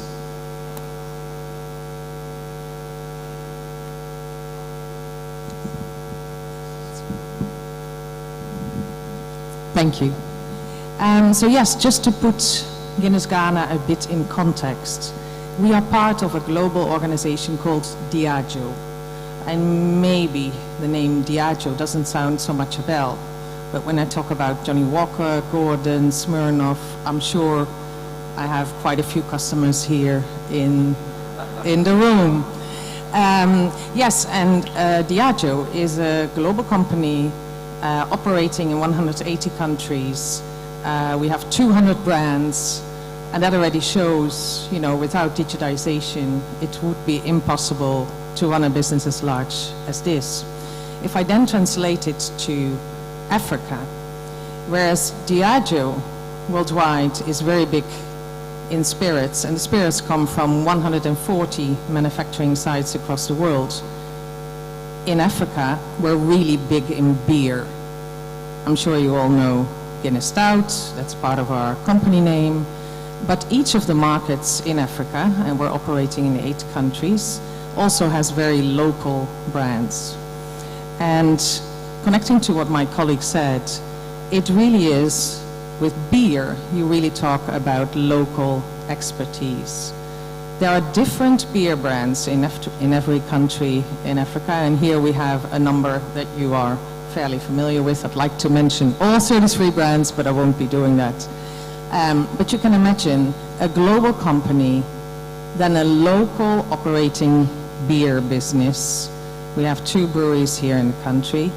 You know, that really grounds us locally. We're 62 years in Ghana. We source of our raw materials, we source around 73% locally. That ingrains us into the local society. So this global approach, combining the strengths of global systems, technologies, but with a local implementation, knowing the local consumers, the local customers, that is key for us. Digitization is part of all our processes. When we talk about planning, production, from production, well, let me tell you a bit more in detail. You know, we plan how much we expect to sell. That is an art in itself, and I'm sure that you recognize that. We plan what we expect to sell, and from that planning system, we trigger to our suppliers locally, internationally, globally, to what items we need to have, varying from raw materials to packaging, bottles, cans, crown corks, cases, you name it. That all needs to be arriving in time, well in time, to be able to connect to our trucks, who are also connected to the same system, and our transporters. And all of that gets triggered to work in one great flow. I'm remembering that word flow here. A great integrated system, but it also requires very much that we have tasks where people take an element of the system, but we need people locally to really oversee the end-to-end system, because if anything gets a hiccup in that system, then the rest of the whole system gets flawed. So that is one learning, I would say. We have very sophisticated integrated systems, but let's make sure that you have people locally end-to-end to be looking at, okay, is everything going all right, or where do we need to mitigate or steer in a different direction? Our financial system gets also connected to that, in terms of paying our invoices to our suppliers, in terms of triggering invoices to our customers, and none of that can be done in cash payments. Cash payments are a risk for a business like ours. We stand fully straight for compliance. We cannot handle any frauds, anti-money laundering.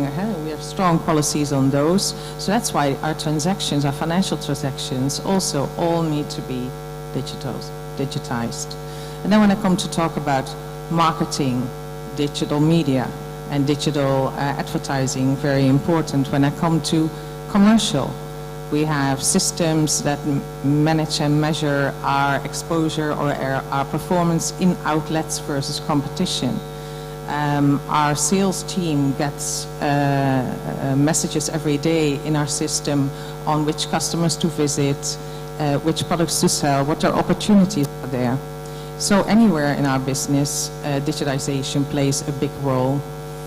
One of the learnings I already shared, integrated systems, make sure that you stay really on top of it. We don't want individuals just to do their little bit and not oversee the whole process. That is a key one.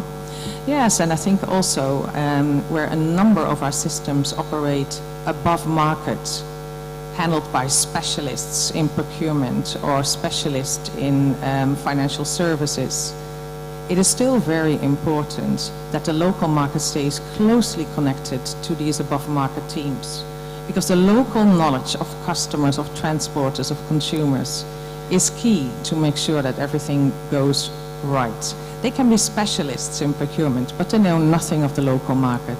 So that's where it's very key that we have people ingrained in the market who are connected to all, our farmers, our customers, and our consumers, to make sure that that part gets fed well in the global systems.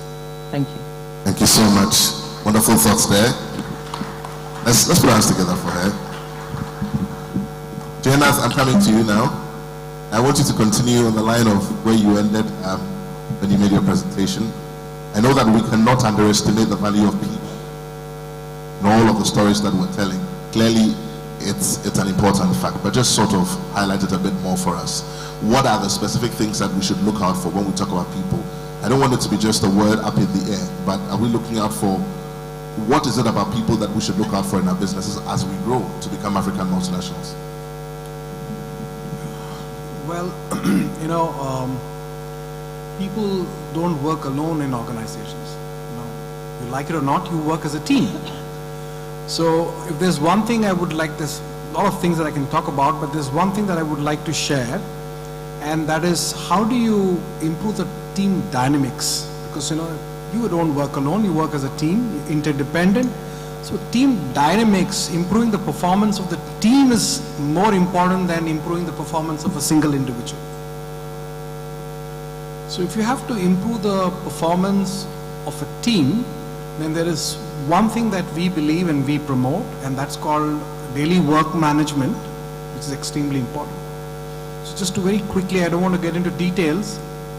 If you want good dental hygiene, your dentist will tell you to brush your teeth twice, preferably 3 times a day. Now replace that with you brushing your teeth only once a week. You can imagine what happens. You lose a lot of friends. So as a team, what you do daily is what you get weekly, and what you do weekly is what you get monthly, and what you do monthly is what you get quarterly. So when you talk of people in an organization, it's not individuals, but it is teams, and team performance depends on how you deal with your issues on a daily basis. If you miss performance one single day, it piles up the next day, and thereon, therefore, if you don't perform a single day, you don't perform a week, you don't perform a week, you don't perform a quarter. So what you do daily is very important, and we call that meet daily, measure daily, improve daily, and that's my message. Meet daily, measure daily, improve daily. Improve daily. Very concise message there. My last, please go ahead. Let's appreciate it. My last contribution for this panel discussion, Mr. Yao Apia Latte. You represent Deloitte Ghana, a very significant financial advisory player in our industry today. There's a lot that comes to my mind when I think about financial advisory. I'm going to restrain myself. But how have you survived in your growth process? Oftentimes when you issue your advice, I know that sometimes on the back end, some of the companies really don't listen to the advices that you give, which is why sometimes they end up where they do.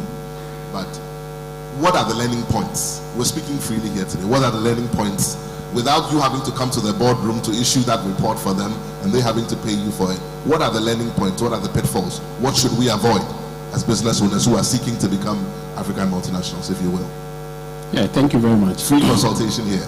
Yeah, okay. So I guess I also put it in context. So Deloitte is the biggest professional services firm in the world. And over the last few years, we've realized, as indicated, that there are cultural differences, particularly on the continent of Africa.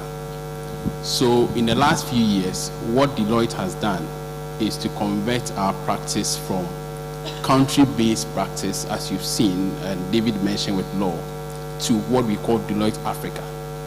And having Deloitte Africa, wherever we go, we represent ourselves as Deloitte Africa. You don't have to change the way you do things to fit. It's Deloitte Africa. And that has helped us to ride on the technology that our global practice has, to the extent that wherever Deloitte person you pick from Ghana, he can go to Chicago, he'll work a day after, he just gets his laptop, he starts working.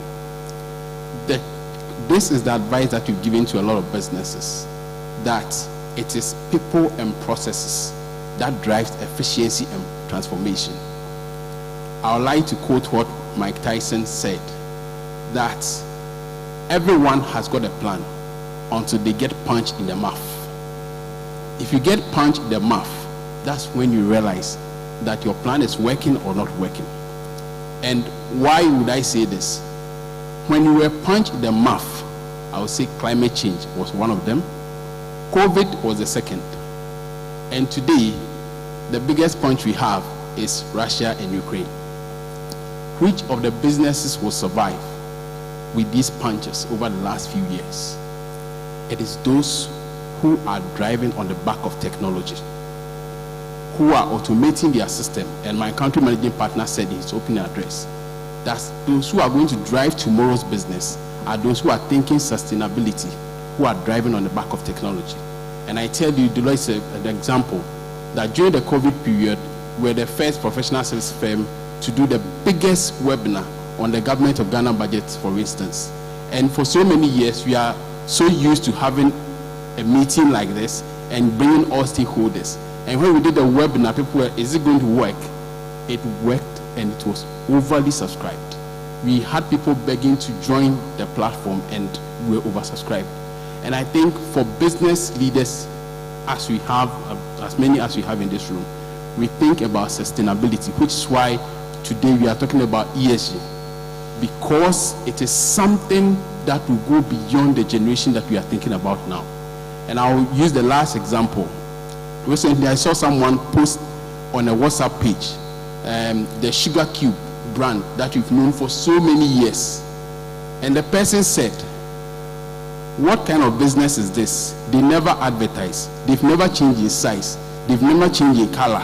And they've never changed in anything. What kind of business arrogance is this company? Why is that the case? Because that brand, many years ago, when people were not even thinking about the amount of sugar they were taking, they decided to sell in cubes. When you pick a cube, you know the number of calories you are picking. And they've thought so many years that they could survive it. So we should think 150 years ahead of our competitors, and we'll survive all the punches that will hit our mouth. Thank you. So think ahead. Think ahead. Dr. Macaulay, before you give us your final, I was going to say final closing comments, but they say I should say final word. But while you're doing that, tell us about business continuity, just very briefly. Well, it's all about discipline. I mean, it's very difficult in this terrain doing business. Looking at the internal environment and the external environment. So we as business leaders, we need to be disciplined. We have to know that strong personalities don't build business. The systems and structures. As we forge towards the digital age, we have to set up our corporate governance and make sure systems and structures work well for us. Systems and structures, Dr. Macaulay. Jayanath, your final comments? Well, I'll draw from my chairman, my teacher, Masaki Imai, Japanese teacher. It's a message to CEOs that if you want to change, transform your organization, he talks about 3 ingredients. The first ingredient, which is very important, is called top management commitment. Without top management commitment, you can't transform change. The second ingredient that he talks about, and I want my CEOs to take note, is called top management commitment. And the third, which is very important, is called top management commitment. Top management commitment. Thank you so much, Jayanath. Mr. Fosu-Dortey, your final comments, sir. I think in an integrated continent, collaboration is very key. Without collaborating, many businesses are not going to survive on this, fast-changing African continent. Yeah. Collaboration is the key. Thank you so much, Mr. Fosu-Dortey. Tavoni, your final comments.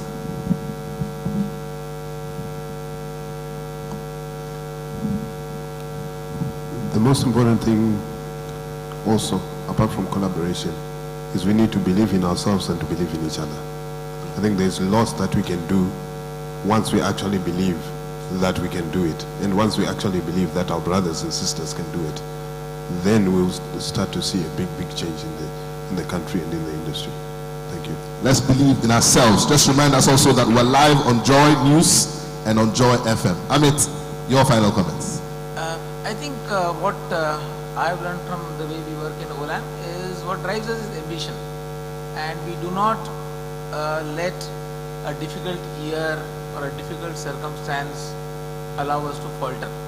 We carry on with a very huge driving ambition, and that allows us to do things very differently with a medium term rather than a short term perspective all the time. So that is what I would say, that keep ambition high and allow ambition to keep driving you at every stage.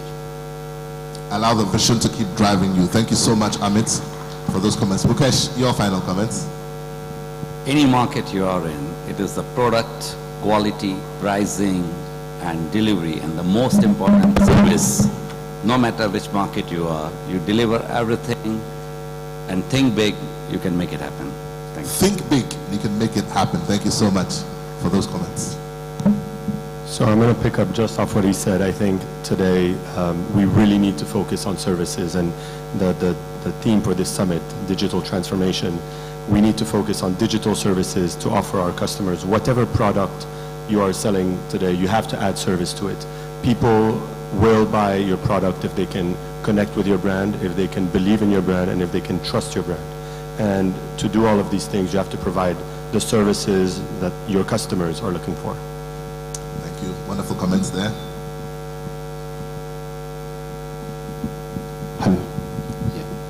Okay. So I will say that for us to transform our businesses, let's focus on the greatest assets that we have. And our greatest asset are people. Gone are the days when we manage our people with human resource management department. Today, it is talent management. The biggest brand that you can talk of, the Apple and the rest, they manage talent. You identify the talent, you give them the resources, and they will transform your process for you. Let's not talk about how much they want to be paid, how much will get them to be happy. No. We've gone past the age of survivor to the days where the young ones are ambitious, and we should manage them as talents, not as people who are ready to work. Fond thoughts there. Helene, your final comments? Thank you. Yes, I believe for any business, any size, the way for growth is a combination of curiosity and courage. And with courage, I mean you must be able and willing to let people make mistakes. If we don't make mistakes, we don't learn. And that's what we need our courage for. Our curiosity is there to expand, to try and invent and try out new products, new innovations, new processes. It's with that dynamic mindset that we will be able to counteract the punches that we've seen around and that we all feel in our businesses. And then one last point that's very close to my heart. There's a very diverse workforce out there, a bit more diverse than I see here on stage. I'm really proud to say we were struggling to get women from technical universities into our brewery. And we need, in our supply, we have strong targets for increasing the diversity, gender diversity in our business. But by setting up a training program with young women from STEM universities, we had about 90 of them going through a 6-month course, and we've now hired 34 of those into our business. So it is possible, and not all women are only interested in mascara. Thank you so much. And thank you for being a wonderful audience. Let's put our hands together for ourselves as well. If we want our businesses to grow and want to radically transform them to become African multinationals, then no, we cannot get tired. No, we cannot stop. We only have to keep moving ahead. For in moving ahead, we become the best versions of ourselves. Thank you very much. Thank you. How about a group photograph together, all the panelists and the moderator? Let's see you up on stage. Ladies and gentlemen, a round of applause for them. And so right about now, ladies and gentlemen, I think I'm standing between you and a lot of food. Lunch is served. For those of you who have received your cheats, those who received white, yours is the Chef George up the flight of stairs, and those with the other colors, you'll be ushered upstairs. When we come back at exactly 2:45, ladies and gentlemen, we will go into the next panel discussion on economy and ease of doing business. You don't want to miss that for all the rice in China or even the we in Jamaica.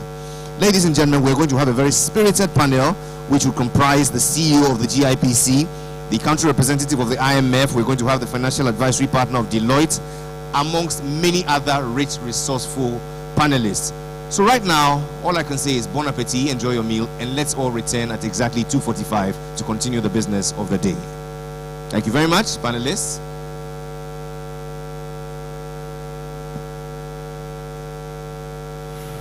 One of the first signs of human civilization was to sow, germinate, tender, harvest, repeat, generation after generation. Agriculture is culture. Ladies and gentlemen, for all CEOs who have not received coupons, please be seated. We will come by your table and give you your coupons. Thank you very much.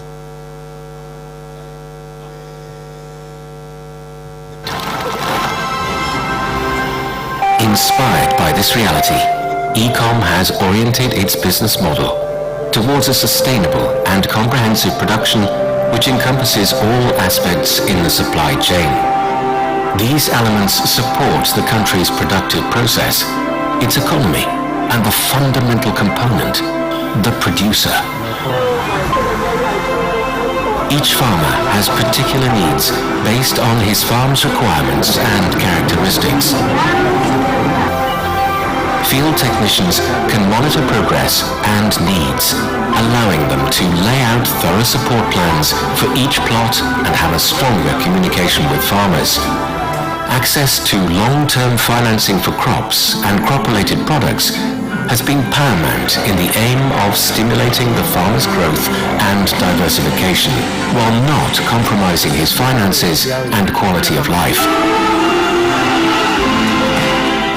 Proper training programs for farmers and their families gives them access to a better knowledge of their lands, their plantations, and particular needs. A region of well-trained producers, provided with all the substantial needs, paves the way to a more cost-effective production, higher premium product quality, and yields, thus improving their living standards and the sustainability of the sector as a whole. Agriculture is culture. The key lies in empowering producers and workers who form the backbone of rural economies. To this end, we strive at becoming a strategic ally who, based on our experience, working hand in hand with all sectors involved, and through setting the standard with sound, well-defined agricultural policies, can guarantee a balanced and sustainable agriculture. We have learned that the better we cultivate our producers, the bigger the integral economic harvest. But for our farmers, hope will always be the best seed. And one hand, the best fertilizer.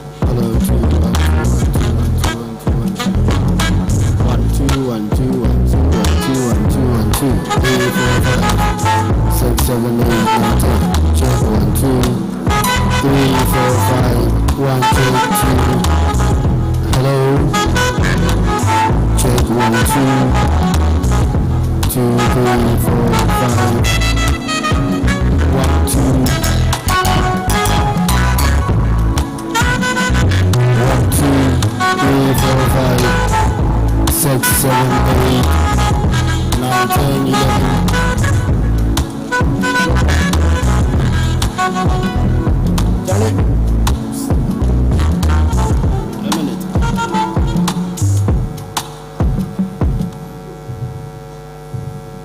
2, 3, 4, 5, 6, 7, 8, 9, 10.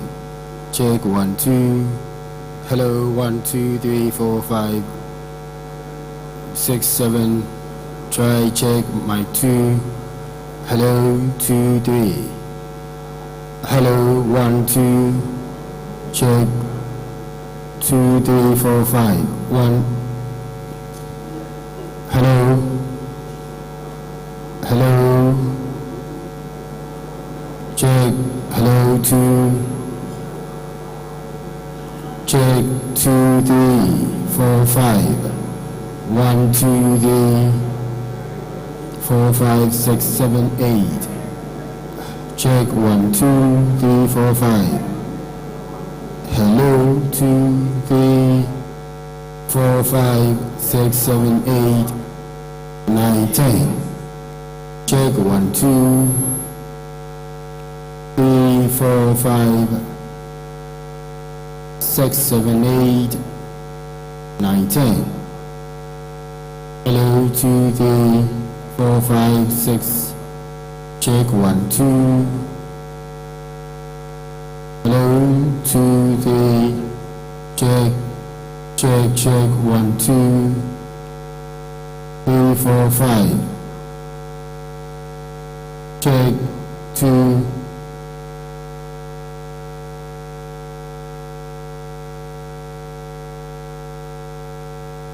Hello.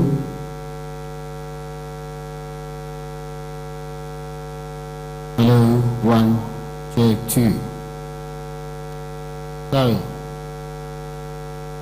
2, 3, 4, 5.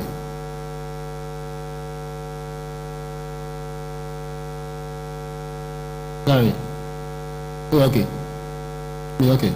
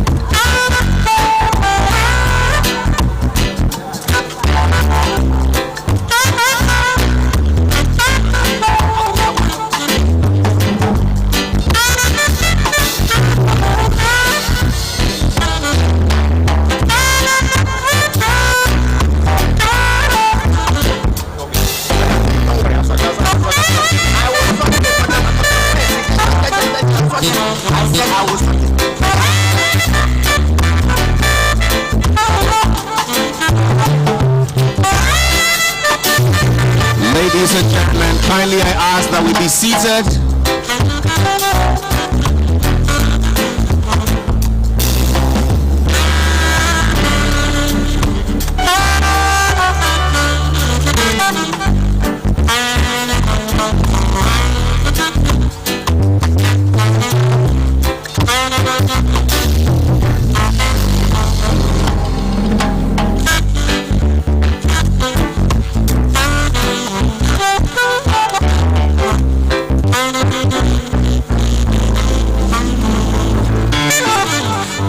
Ladies and gentlemen, welcome back. Kindly I ask that we take our seats and hold ourselves in readiness. The seating arrangement is free except for these two tables which are reserved for our guest of honor and the official party. Let's acknowledge our sponsors with their video.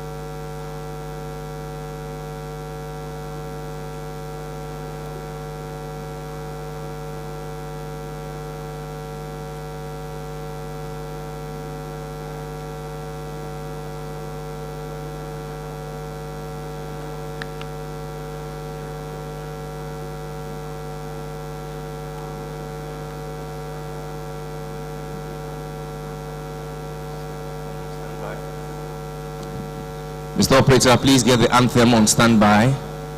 Upon the arrival of our guest of honor, we observe the national salute. Thank you.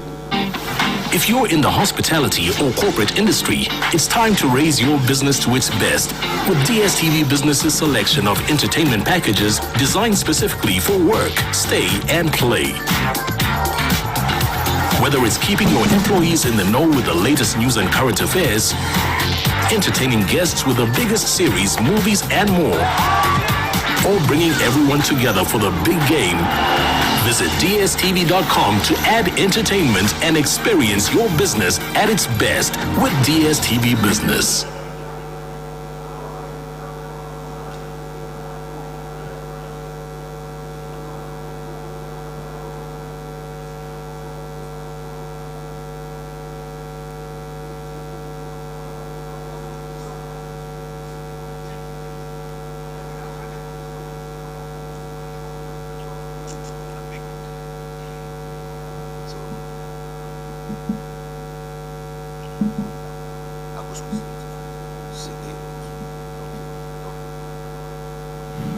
One of the first signs of human civilization was to sow, germinate, tender, harvest, repeat, generation after generation.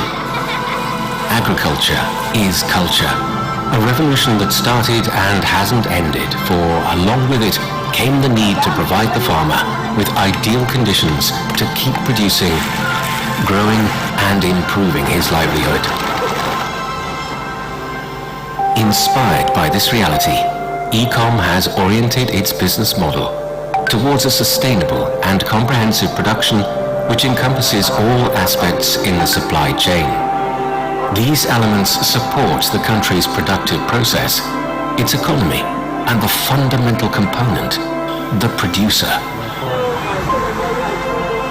Each farmer has particular needs based on his farm's requirements and characteristics. Field technicians can monitor progress and needs, allowing them to lay out thorough support plans for each plot and have a stronger communication with farmers. Access to long-term financing for crops and crop-related products has been paramount in the aim of stimulating the farmer's growth and diversification, while not compromising his finances and quality of life. Proper training programs for farmers and their families gives them access to a better knowledge of their lands, their plantations, and particular needs. A region of well-trained producers, provided with all the substantial needs, paves the way to a more cost-effective production, higher premium product quality, and yields, thus improving their living standards and the sustainability of the sector as a whole. Agriculture is culture. The key lies in empowering producers and workers who form the backbone of rural economies. To this end, we strive at becoming a strategic ally who, based on our experience, working hand in hand with all sectors involved, and through setting the standard with sound, well-defined agricultural policies, can guarantee a balanced and sustainable agriculture. We have learned that the better we cultivate our producers, the bigger the integral economic harvest. But for our farmers, hope will always be the best seed. And one hand, the best fertilizer.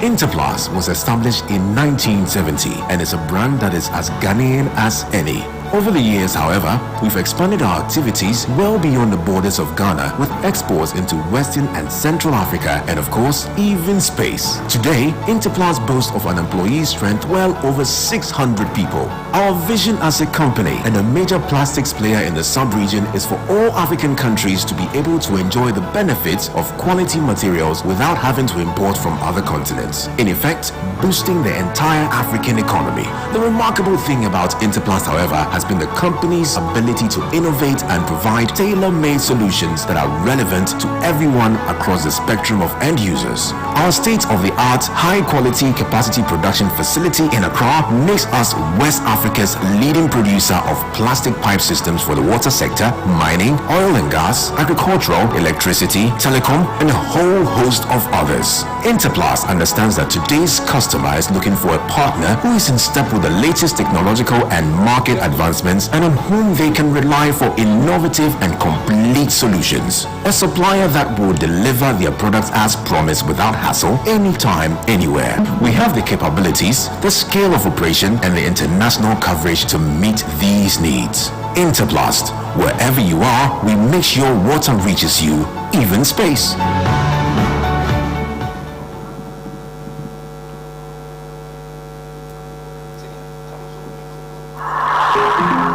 As an entrepreneur and a philanthropist with over 30 years experience working across multiple sectors and on both sides of the Atlantic, coming back home to set up a world-class organization is central to my desire to help change the Ghanaian narrative.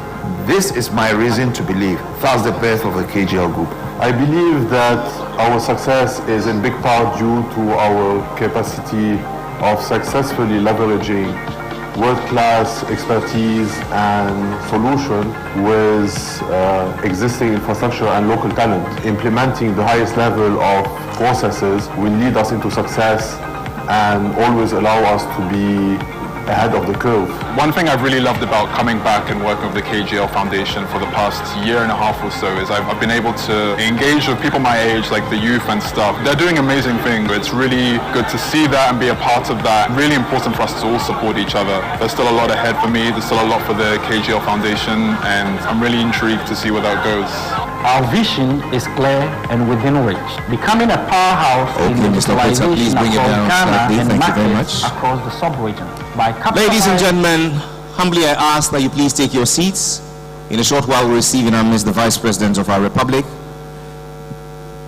Humbly I ask to be joined on stage by the panel for ease of doing business, the Reverend Amishadai Osuamwa, Ambassador Edward Boateng, Reverend Daniel Obamitete, Professor Peter Korte, Mrs. Jemima Ware, Dr. Humphrey Ayimdake, Mr. Tuna Mama, Mr. Yofi Grant, Mr. Yao Apialate, and the moderator, Mr. Kweku Shirado. Please, a round of applause as they come up.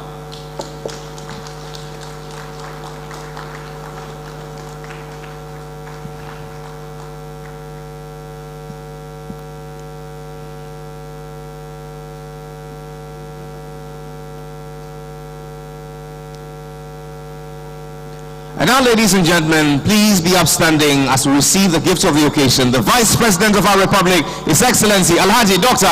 Mahamudu Bawumia. A round of applause.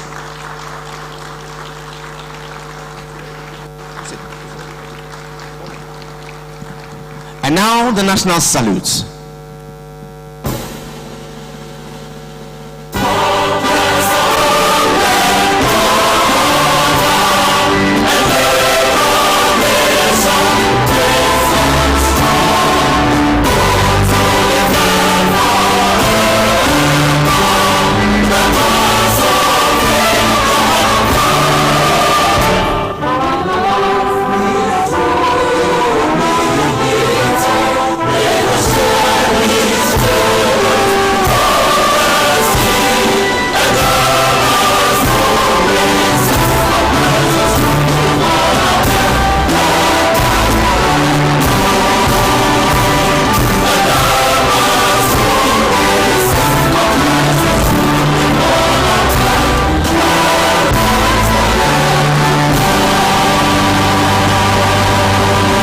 Please be seated.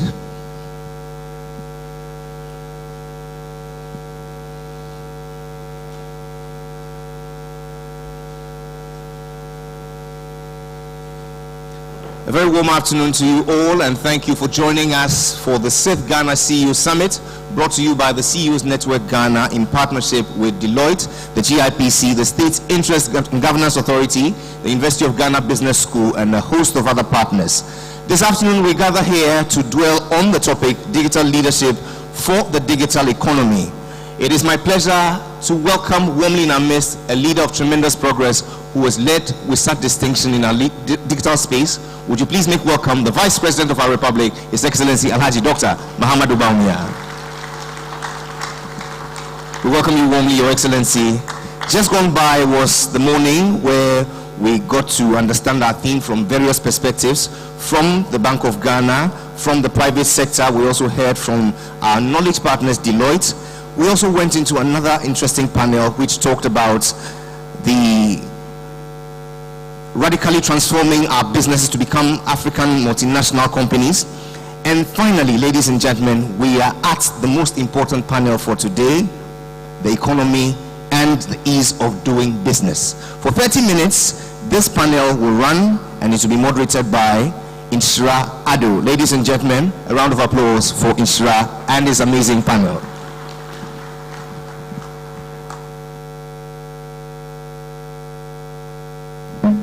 Thank you very much, Jerry, and good afternoon, ladies and gentlemen. The time originally was a lot more than this, so I'm hoping that my panel will be able to conjure up some special magic and have an engaging conversation in the 30 minutes we have. Now, there's a public-private sector dialogue on Ghana's economic outlook, the ease of doing business, regulatory reforms, corruption crisis, public sector leadership, and technology towards a solution-oriented policy framework. Now, you'll all agree that when a combination of government policy, regulatory environment meets business tenacity and ingenuity in the delivery of goods and services and wealth creation, then you could say you have a high ease of doing business. Ghana has scored 60 points in the last doing business report.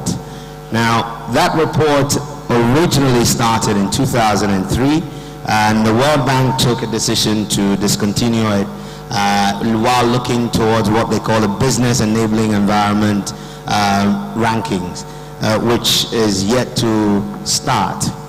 But that said, we have dreams of growing our economy, and for that to happen, public sector, government, regulatory environment, and the players must create a level playing field and an enabling environment that would allow private sector to be able to deliver on their own shareholder expectations while solving problems. Ladies and gentlemen, I'm going to quickly mention all the panelists. Some changes occurred, so you may not have the right list in your brochures. We've got Ms. Domtie Efua Sarpong from the Office of the Attorney General and Ministry of Justice. She's a Principal State Attorney.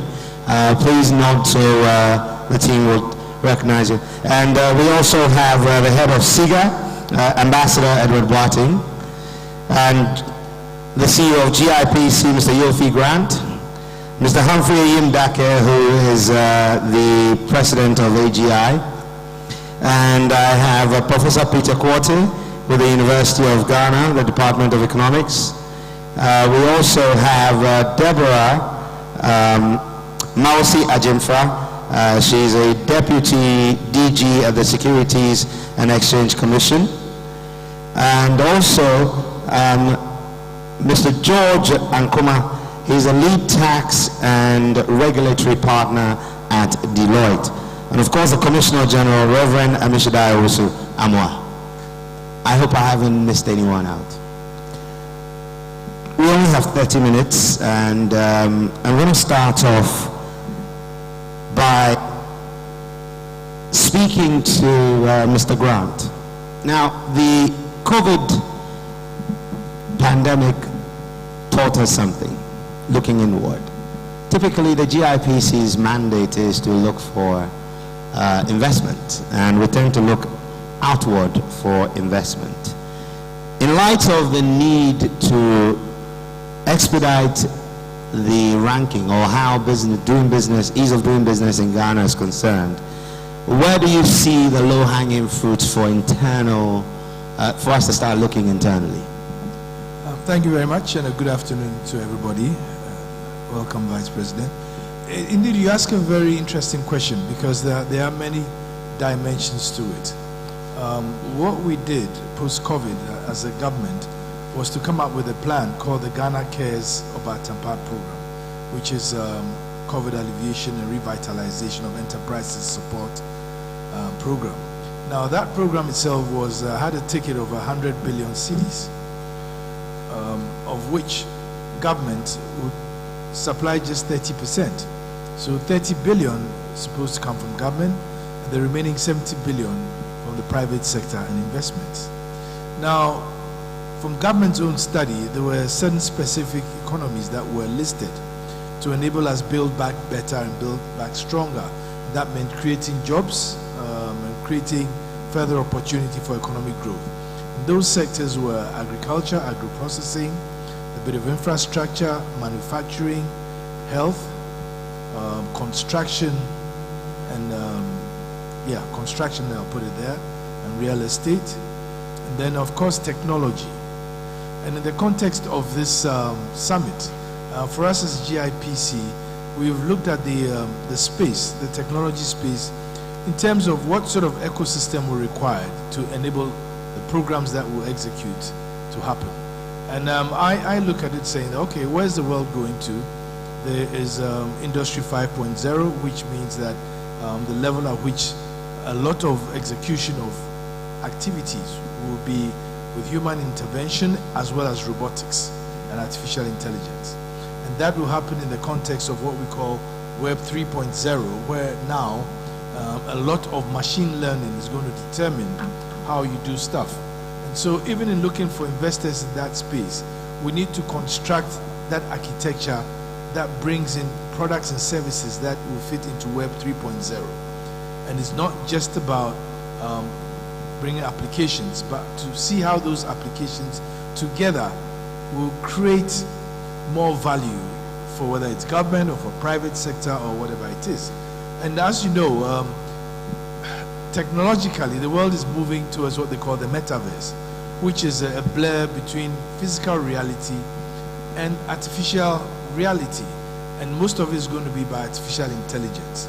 And so for us, we are looking for investments that will enable us be in that spot right there where artificial intelligence will drive a lot of the processes and stuff we do. And this morning, we heard a lot about how CRM is going to be very important and how technology and systems are going to be very important. And that really is where we are at, as looking at the broader picture.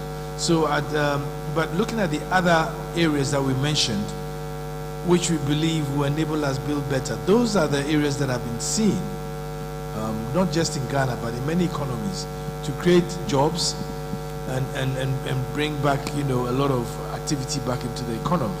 And jobs are important, but investments are important, because the more investments you're able to bring in, the more businesses you create. The more businesses you create, the more jobs you can create. And the more jobs you can create, the greater the chances of government also being able to get its taxes to build the economy. So we are looking at that whole ecosystem and build an architecture of attraction that will bring investors to partner with Ghanaians to execute and deliver that.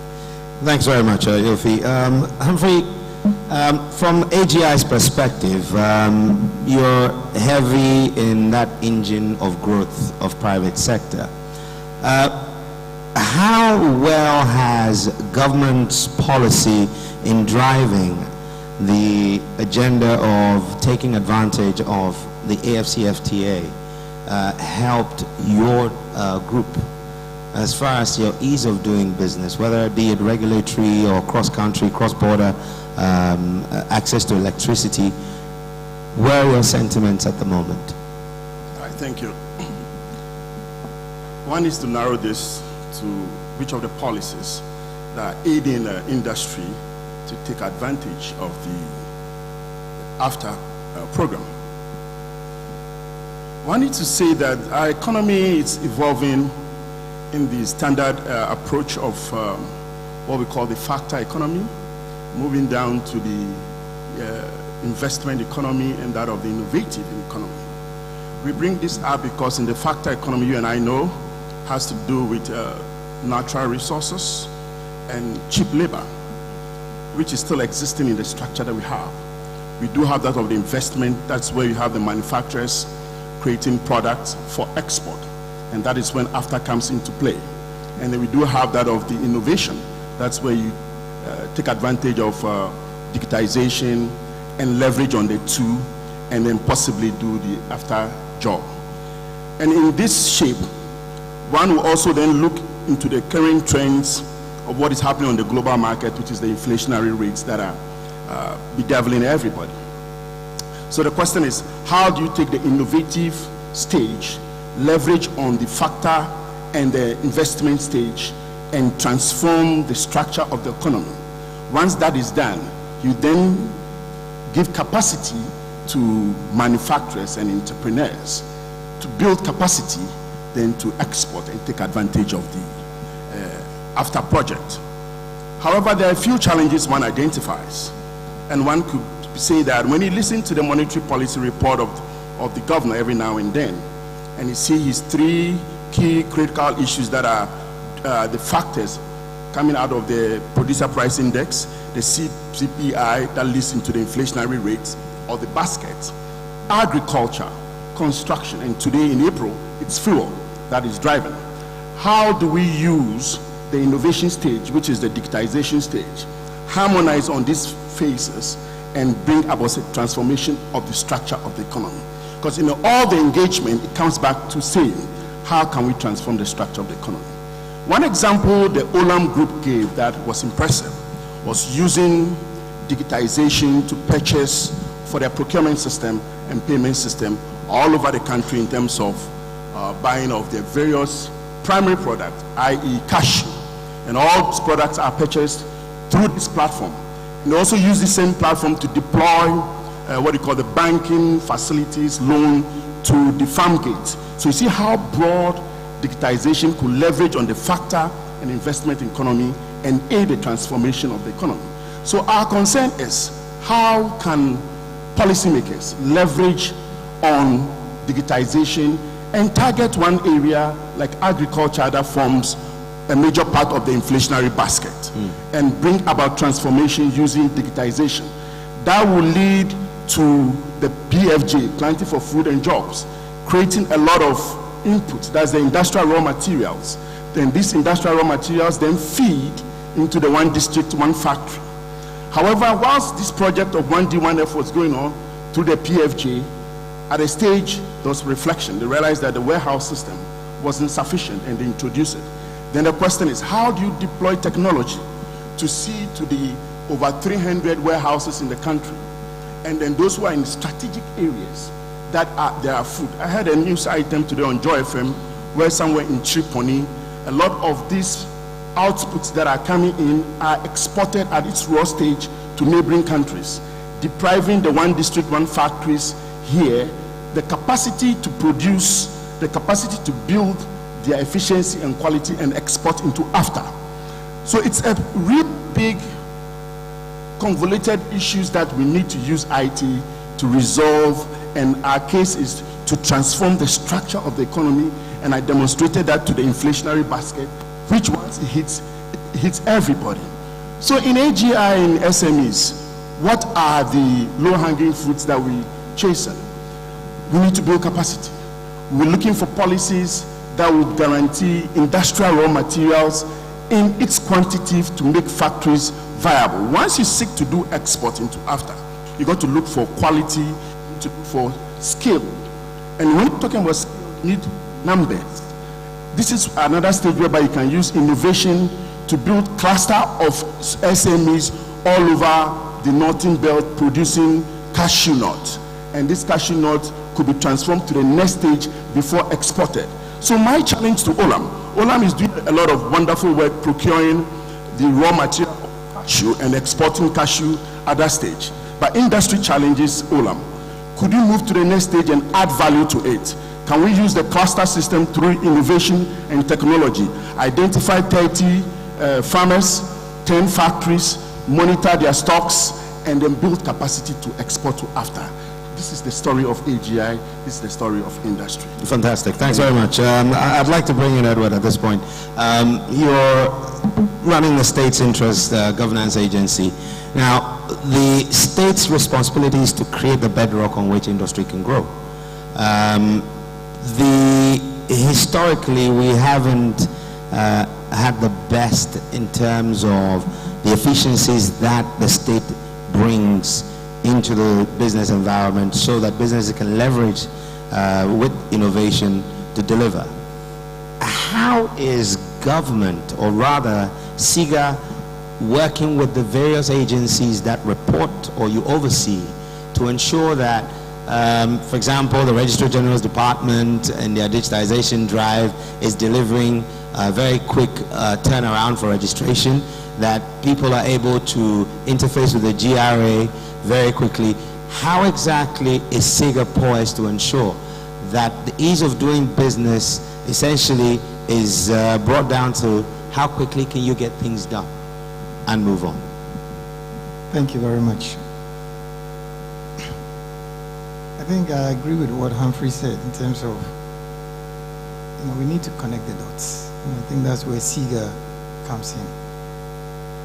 Traditionally, the SOEs have not seen themselves as key enablers in connecting the dots in terms of business efficiency, in terms of creating the economic superhighway, as I call it, for SMEs to also thrive.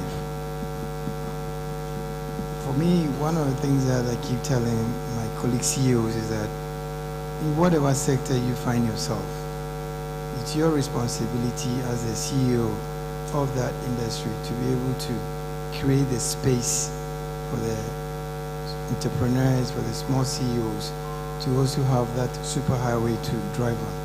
And I give the example of, for instance, my own sector, media. When I joined CNN, we were a very small company. And it was our responsibility to take our entire company portfolio of cartoons, news around the world. The key enablers for us, wherever we went, was the American Embassy, the economic counselors. They would open the doors for you, and they would ensure that your ease of doing business, your cost of doing business, everything was dramatically cut down. So the same thing applies to the SOEs. Unfortunately, our SOEs were created to facilitate and provide jobs, but that key role of being an enabler was absent, and that's what we are hoping to do. When I took this job, my first meeting was with the Minister of Finance, and I must say, for somebody like me, I've worked in the corporate sector, I've built my own business. When I asked him what his expectation was, he said to me that SOEs have to contribute 30% to the GDP. I did a quick calculation in my head and I said, "Are you serious?" And he said, "Yes." And I said, "But do they know that?"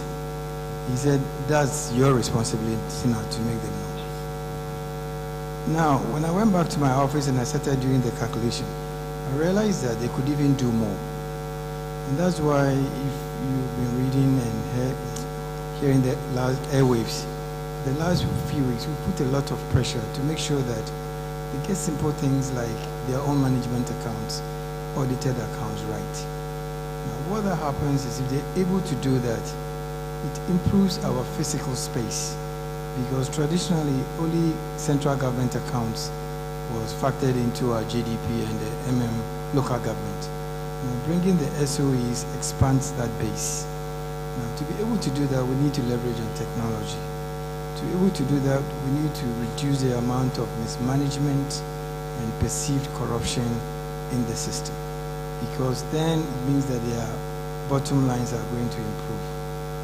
Also, there has to be enforcement and discipline, because if we're able to get our SOEs working, then private sector business will improve dramatically. In most countries, even in the US, if you look at all the Fortune 500 companies and you look at their base, where are they getting the most R&D from, or where did they start? Most often than not, it's from federal government. And that's how it works, because if you have to start on your own, it's very, very difficult.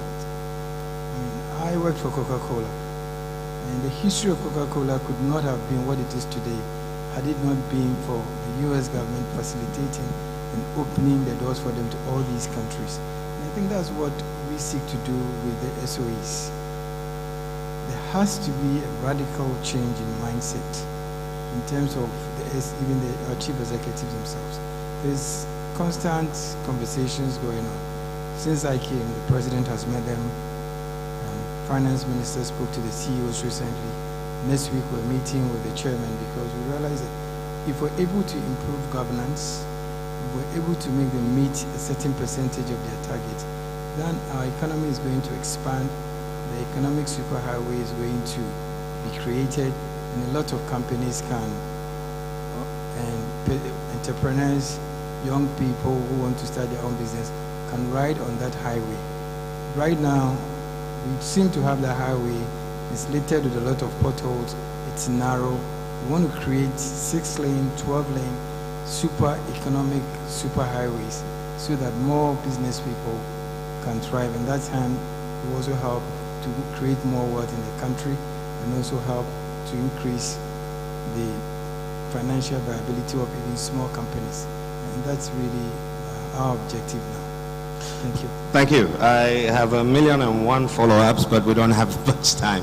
Dante, leveraging from using, I think the Registrar General's Department has embarked on a certain amount of digitization.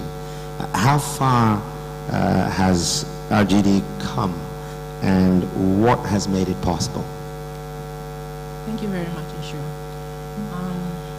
The Registrar General, let me just give this brief. The Registrar General, very soon, there's going to be a split, and we are going to have the Office of the Registrar of Companies separated from the Registrar General. That would be marriages and administration of estates. And why is that? Because we want to focus on the businesses. We are having off the company, the business registration part, so that we can give very effective services. So we've done a lot of reforms, and I'm sure most of you can attest to that. And we started this since even prior to 2008. We started first with the basics, the law. We had a law that was in operation since 1963. So you agree with me? There were very redundant provisions in there that made doing business very difficult, because you had to comply with the law. But we've removed all these provisions so that there's ease of doing business. What we incorporated into the Act was the Electronic Transactions Act provisions, whereby you can transact all forms of businesses by way of filings, keeping registers, doing your mergers and acquisitions, filing your annual returns. And if you can, businesses would recall, during the COVID times, we had to issue directives for companies to have online virtual AGMs. That was because it was very impossible for, companies to come together to hold their AGMs. These are some of the things that we've done. We've tried to create a one-stop shop. When you say doing business, it's not just registering the businesses. It involves the GRA, it involves RGD, it involves SNIT, because you need to pay your pays. It involves the metropolitan assemblies, so that they can also give you business operating permits. Currently, we've incorporated the NIA, because that's the way to go. That's the ID that everyone requires to have a business. What else? We have online portal. We have a very effective online portal where you can go and do your basic search, incorporate your businesses,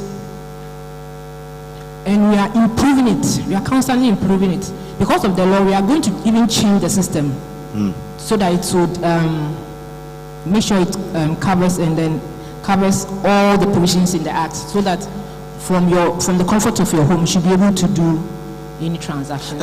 Edward mentioned the need for a mindset change. Yes. How much of that has made the change at RGD possible? We're very resistant to change as a people. I know. How were you able to get this far? We are doing a lot of change management training. We are training, we've been training our staff for them to know that it's not going to be business as usual. If we have this new law that is asking us to do things electronically, we cannot continue doing the same old things. We also want the public to have the business community to have a mind change. They should use the system that have been put in place. They should stop using middlemen. That's also a mind change. It's not just the RGD. They need to file their returns. As I say, there are obligations and responsibilities. The RGD is there to provide a legal framework. The government provides that security for you to register your businesses. We maintain it, and we give out information, right? And then we expect that the companies would also supply that information, updated information, correct information, so that there's synergy. Thanks. Deborah, I'd like to come to you on the place of the Securities and Exchange Commission in this. We tend to forget that the SEC has a lot to do, not just when it comes to the financial services or capital markets, but businesses rely on you. And when you're doing M&As for businesses that are listed, you're called upon. But more importantly, what are the regulations that you have in place for market operators to meet present and future challenges and be able to leverage on the growth trajectory that we're on at the moment? So just to say that what is the Securities and Exchange Commission and what's the space that we occupy? So just to put it in context, I can say that at the time of revoking the licenses of 50 companies, the money they held was 8.1 billion Ghana cedis. And that's just 50 companies within our space. So indeed, there is some money within the space that we regulate. And how do we give the enabling environment to these companies? We have laws and guidelines to ensure that the market is transparent, because when people are investing, they need to know that the market is transparent and it's fair and it's efficient. So once we have these rules, we are protecting the investor who is putting their money in that space, and also making sure that the market is run with integrity. And how do we do this? We realize that there's a lot of innovation going on, and the SEC doesn't want to be behind with innovation. So we've issued a regulatory sandbox guideline which gives room for innovation. People can come in that space and try out all the innovations they have. And the panel before us spoke about lack of infrastructure.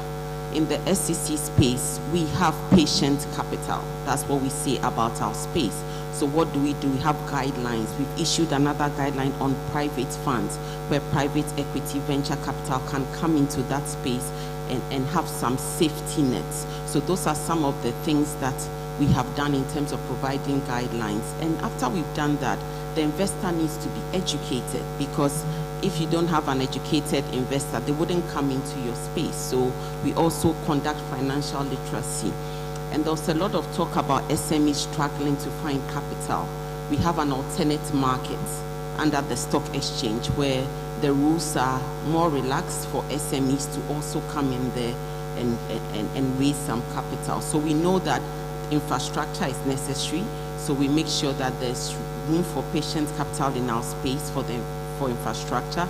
And then we also make sure that SMEs come into our space and are within some safety nets. But when people invest, when they are ready to take their money back, we also make sure that that investor who's put their money in the project is also protected. So that's the way we operate in the ecosystem. When it's all said and done, the Commissioner General of the Ghana Revenue Authority has to ensure that government is able to raise its own revenue to ensure the level playing field we're talking about. One of the parameters for measuring the doing business index is taxation, and on that we scored 53. It's the lowest in all of the parameters in the last ranking. How are we going to change that? Thank you very much. I think you are right. That is one of the parameters, and it's also very right that it should be one of the parameters, because at the end of the day, paying tax is not easy, and therefore, if you don't make the paying of the tax easy, then it becomes to be more difficult for you to get the revenue. So it's very important that the paying of the tax should be to be convenient for the taxpayer to pay. And the scoring that you were referring to was the last time, which is over 5 years ago. And I want to mention that we have done a lot in the last couple of years to ensure that we change this situation completely. If you look at the Revenue Administration Act, ironically, there are 3 things that, apart from the many other things that we have done, in the Revenue Administration Act, there were 3 things that they have mentioned specifically that the Commissioner General must look at automating or digitalizing these 3 areas. 1 was the filing of tax, 2 was the payment of tax, and 3 is the issuing of tax grant certificate. And today, in the last 2 years, 2 of these 3 has been dealt with and left with 1. And this year, we'll deal with that one as well. Which one? Number 1 was filing of tax. And today, we file tax online. Where previously, years ago, we were all filing the tax manually. You have to go to our office, carry your files and all those things. In fact, as at May this year, we've asked all large corporate tax organizations, that taxpayers, that we are not accepting manual filing at all. Okay. Number 2 was the payment of tax. Until last year, you have to physically walk to our tax offices. We had 257 tellers. And the question that we kept asking ourselves is, are we a bank or a tax organization? And so we said the banks are more capable of handling the cash, and we are capable of collecting the tax. Collecting the tax is different from collecting cash. And today, people can pay online. They can pay by doing *222# hash, and they can pay their tax. People can pay through all the various means, and also using the Ghana.gov platform. And so, when we finished, we had to retrain 257 tellers into being able to rather go there and collect tax rather than going to collect cash. Because for the cash, you can sit in your office and do it. And I also want to assure that we have gone very far in terms of automating the tax clearance certificate. And therefore, we are coming to a point where you don't need to now write and apply. And we will launch it very soon. But you'll be able to have your tax status. And we are doing it in 2 ways. We are doing it through a USSD code, such that if you put your USSD code *222# hash and you put in your Ghana card number, it will tell you whether you are compliant or you are not compliant. And if you go onto our website, also we'll have a portal there. If you put in your tax certificate, and therefore we are going to work, and the Vice President is supporting us on this, where we are linking up with all the other agencies. And so the time is coming in Ghana that when you want to renew your driving license, you have to put in your Ghana card number and to tell whether you're compliant or not compliant. If you're not compliant, license will not be renewed. Compliance is important. If you want to do your roadworthy, same thing. And it's not something that you have to go to far to go and search for it. Because when you do your *22# and you punch it there to tell whether you're compliant or not, when we get there, all of us will file our tax. Because nobody will compel you. The technology and the digitization will ensure compliance. Thank you. Reminds me of a point that Dr. Macaulay said. We have to have structures and we have to have systems. I'll tell you one quick story and then I'll end. The MD for Guinness was here. I traveled with her team in the north, trying to look at some of the projects that we're doing. And then I wanted to use the escort. They said, no, sir, we can't use the escort. I said, why can't you use the escort? They said, we have to keep to 80 kilometers per hour. If we go beyond 1 kilometer, we'll be in trouble. And I said, oh, but we are in the north. He said, sir, as soon as we pass the 81 kilometer, an alert will go to our office. And that alert will show on my phone that I have gone past the 80 kilometer. And because there was technology, they followed me 80 kilometer, 80 kilometer. A round of applause for that. Compliance indeed is important. Right, so I deliberately left out George and Professor Quarterly to the end. Now, the MSME space is big. As a matter of fact, if my memory serves me right, more than 85% of businesses registered in this country sits in there. And the story is not very different across the continent. And so if we're going to take advantage of this 3 trillion opportunity through the AfCFTA, the small boys and girls are going to have to step up.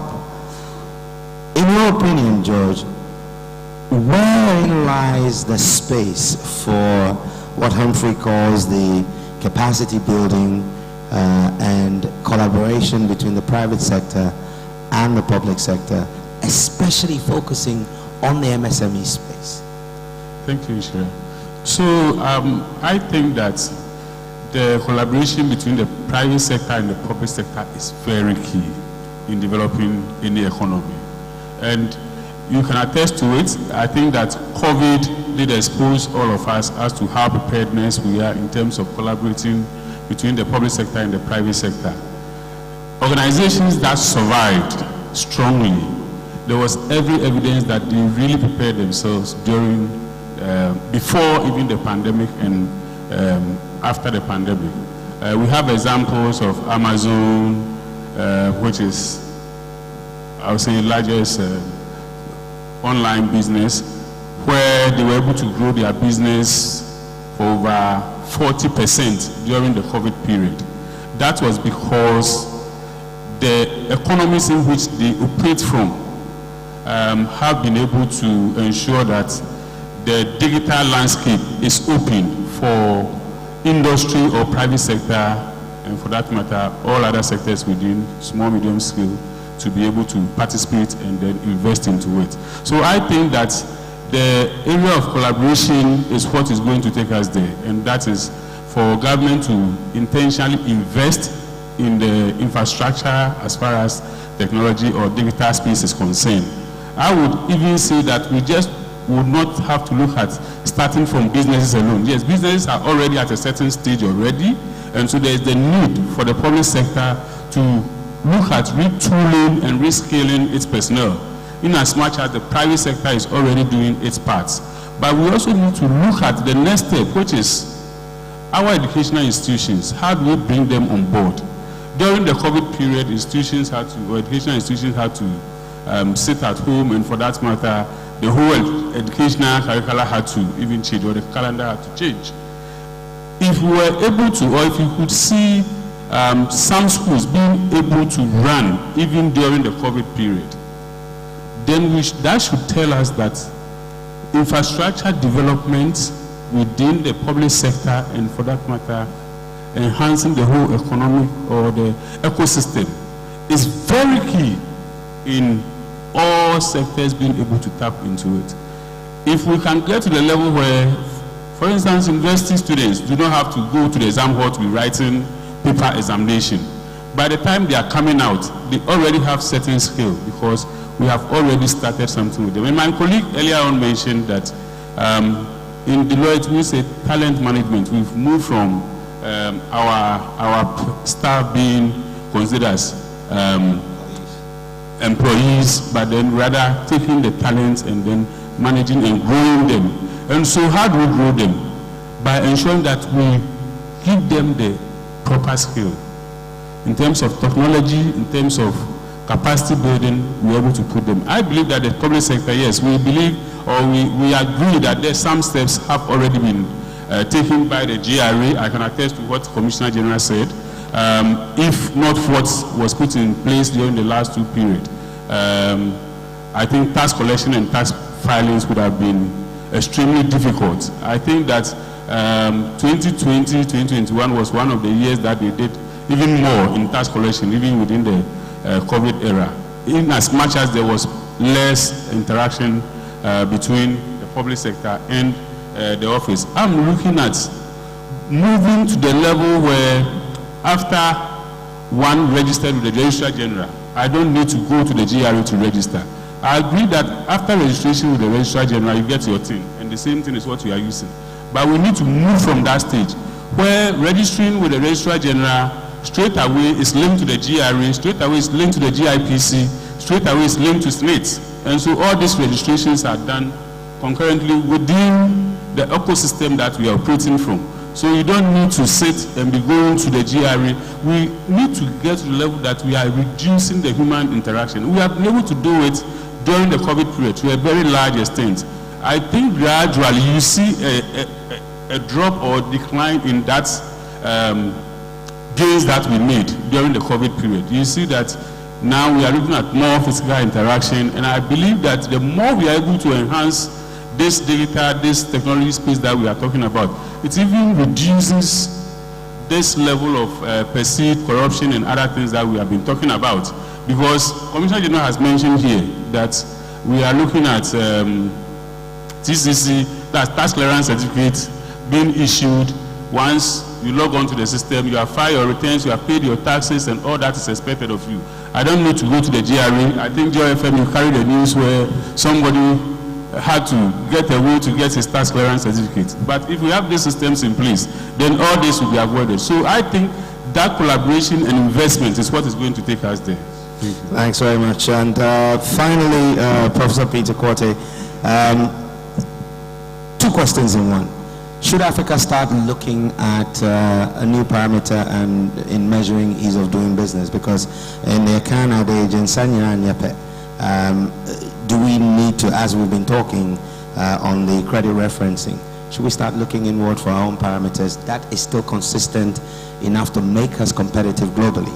And in terms of the AFCFTA's implementation, should we consider some way to either standardize or harmonize the legal framework across the continent so that the ease of doing business in one country doesn't differ too much from another? Well, thank you very much. The first one is, if we want to be competitive, we want to be competitive globally, we don't have to have our own standards or indicators. We ought to use the globally accepted standards. If we deviate from that, I don't think that will be very good, in my view. Whereas we can have some localized ones, but still subscribe to the global standards for measuring competitiveness, and I believe that is the sure way to go. Before I answer your second question, I have one or two I wanted to pick on the engagement with the private sector. I think the incentive regime have to be looked at carefully. Government using these fiscal incentives is reaching out to the private sector. Equally, you expect the private sector to also perform its role. We have these tax exemptions. Last year or a year ago, we were about 4.5 billion import exemptions alone. I see in the 2022 budget, government has budgeted 2-point-something billion cedis. It's coming down, which is very good. However, I would want government to go a step further to ensure that tax exemptions are given to industries to perform certain roles, to employ, to produce, to export, bring in foreign exchange revenue. We should put in mechanisms for monitoring some of this so that we get value for money. And I think that's one thing I expect the engagement with SMEs. It should be a win-win situation for government and for the private sector. And then the last one, GRA, I am so excited about filing tax online. It's very easy. However, GRA can do a step further. The NCC and many others, I think many SMEs are not informed about the way the system operates. The local businessman will not understand or might not be very conversant with the technology. So I encourage GRA to go a step further, either at the district level or at the regional level, community level, educate people, educate entrepreneurs about how to use the system. We have taken a very brilliant step, we have invested in it.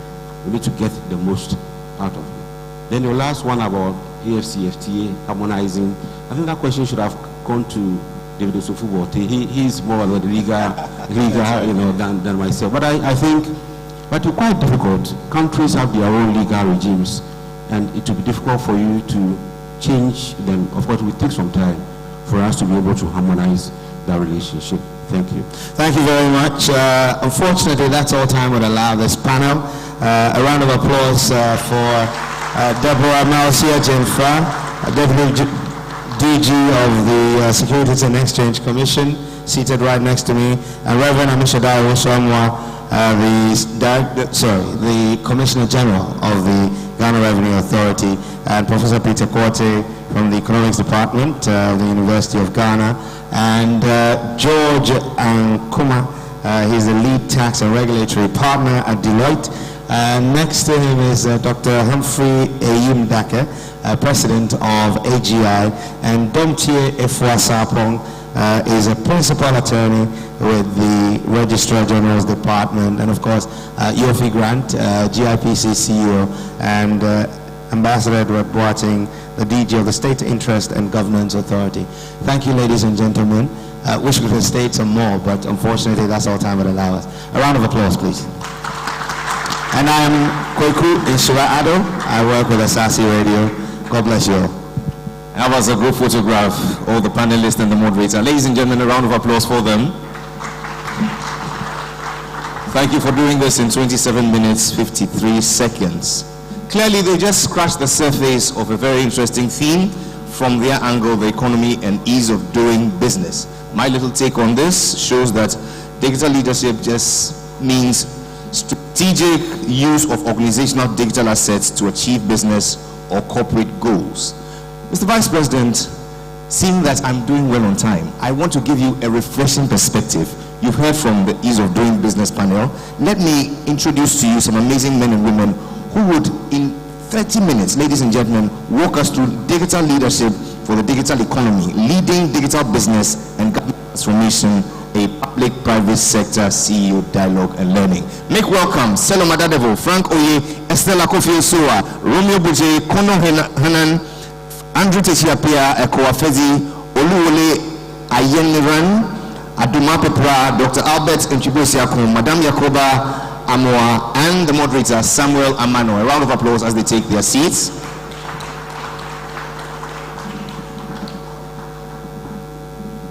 And just like the former panel, 30 minutes is all you have. Thank you, Jerry. Good afternoon, everyone. Can you please get up a little stretch just so that you are ready for our panel? It's going to be quite heated. My name is Sam Amano. I'm going to be taking you through this extensive technical conversation.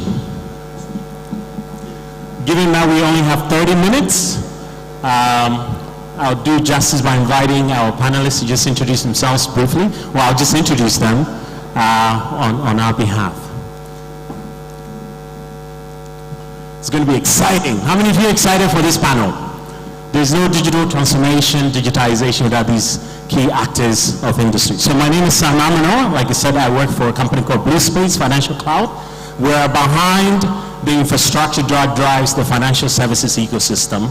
And we're a global company working here in Ghana, supporting Ghanaian banks, insurance companies, stock exchanges, ministries of finance, and tax authorities. So joining me, I have my good friend, Mr. Dr. Albert Entry Bisiako. He's basically the head of the Cybersecurity Authority here in Ghana. Mr. Albert, please a few words. What do you do? What does the Cybersecurity Authority do? Really quick, 2 seconds, if you can. Thank you, Sam. Everyone, a warm late afternoon to all of you. The Cybersecurity Authority is a creation of Act 1028, which is the Cybersecurity Act. Essentially, the Act was passed by the 7th Parliament to address the gaps in mitigating inherent risks arising from our ongoing development in digitization. So basically, the authority, which currently the Acting Director General is responsible for regulating cybersecurity matters of the country. I think an important activity has commenced with respect to the designation of 189 institutions of the Republic, which are considered critical national information infrastructure owners. That is very important because I've been hearing quite a lot. I've been here.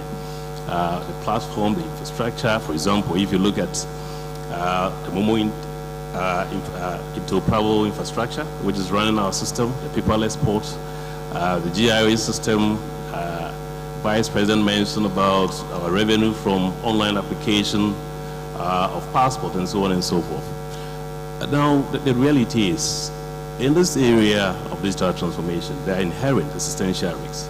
In other words, as we adopt technology, hacking or one way or the other, compromise of a system will happen. So we need to really sit up and put the necessary measures in place. And I think that is why the authority has been able to help with the designation of 189 institutions, and we are implementing the necessary risk management programs to arrest them. There are risks there.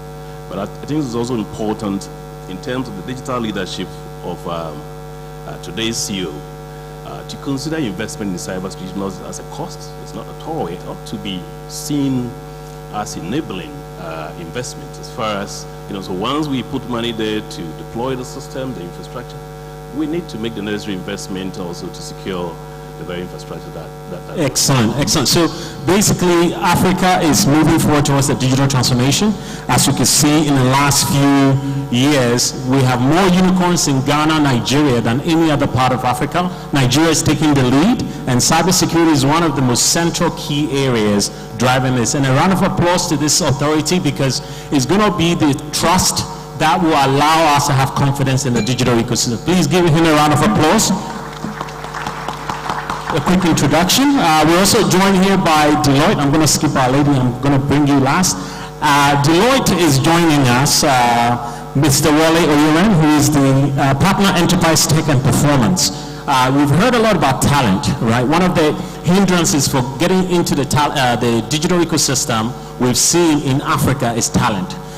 Recently, there's a company called Andela, which became a unicorn, basically training African talent based in Africa and recruiting them into the West, basically to give them opportunities to basically change their lives. So Deloitte, Mr. Wale, what's happening in the talent space? What do you do first, and what's happening in the talent space when it comes to digital? Because there's a barrier. Today we're importing technology more than we're exporting. I think GIP's talked about creating the ecosystem. I don't see or know anywhere in Africa where African talent is actually being exported or African tech products are being exported. So talk to us briefly about what we're doing in the talent game in the tech space. Thanks, Sam. I really appreciate the opportunity to speak on this. So I lead enterprise technology for Deloitte in West Africa, and that is connected to our leading global practice around technology. In fact, Deloitte globally is like 50% technology consulting, which shows that we are much more of a tech consulting firm and digital firm than our contemporaries in this particular industry. And that's the strength of what we are bringing into this region. And what we've seen is that in providing solutions in this region, helping quite a few of our clients, of which I've advised several personally around digital transformation, the talent question is actually a real one, a current issue that my clients are facing, our clients are facing, and we internally are also facing. So you've mentioned Andela. Andela is one of our clients, by the way. And one thing that we've recognized is that the only solution is to produce this talent in large quantities, because we are going to lose them. There is no way that you say you will not lose people to the Canadas and the USs and the whatnot. But rather than having only 5 people and you use 3, why not have 200 and you use 50? So that by the time those that are good have gone, are going to go, you have a lot still left behind. That's why we have programs like Deloitte Academy, for example, where we bring massive numbers of people in, train, upskill, and some of them we retain to work with us, some go to work with our clients and whatnot. We have partnerships with companies like SAP, for example. They have a program called YPP. They train at virtually no cost every year, about 50, 100 people. We take like 10, 15 to come and work with us. They go all over just to build out this skill and this talent. But the key thing to focus on in my mind is rather than just focusing on building the skill, is retaining this skill in a way that unlocks the true value. And what we think companies need to focus on is getting agile leadership. Because if you don't have the right culture, even if someone was going to stay with you and work with you, the way you manage, the way you run them, the way you utilize their talent can make them say, I'm fed up, I'm not going to do this anymore. That kind of culture is what you see in these unicorns you're talking about. Agile culture, zero hierarchy, free communication. That we've seen has helped a great deal, even in the face of the onslaught of these foreign forces taking our talent away, that have helped us at Deloitte to retain a lot of our skilled talent, because they know that within our organization, they have a voice, they have the imperative to make decisions and to make an impact, and they have a purpose that even goes beyond profit. So that kind of agile mindset is something that we also need to bear in mind as we are looking at managing talent. Okay, this is very interesting. I'll move right into Frank Oye, who is with Margins Group. Basically, we're looking at the barriers to digital transformation for a country, right? We talked about cybersecurity. We know there is an authority who will oversee that. We've looked at talent. I want to move to identity, KYC, knowing your customer, having further trust in the ecosystem.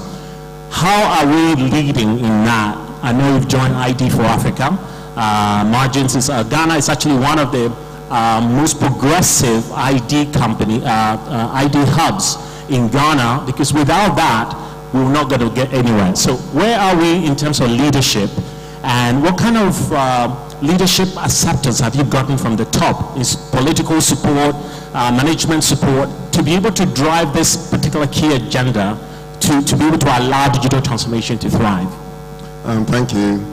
To put it simply, Margins' purpose is to make every African count, and indeed making every Ghanaian count.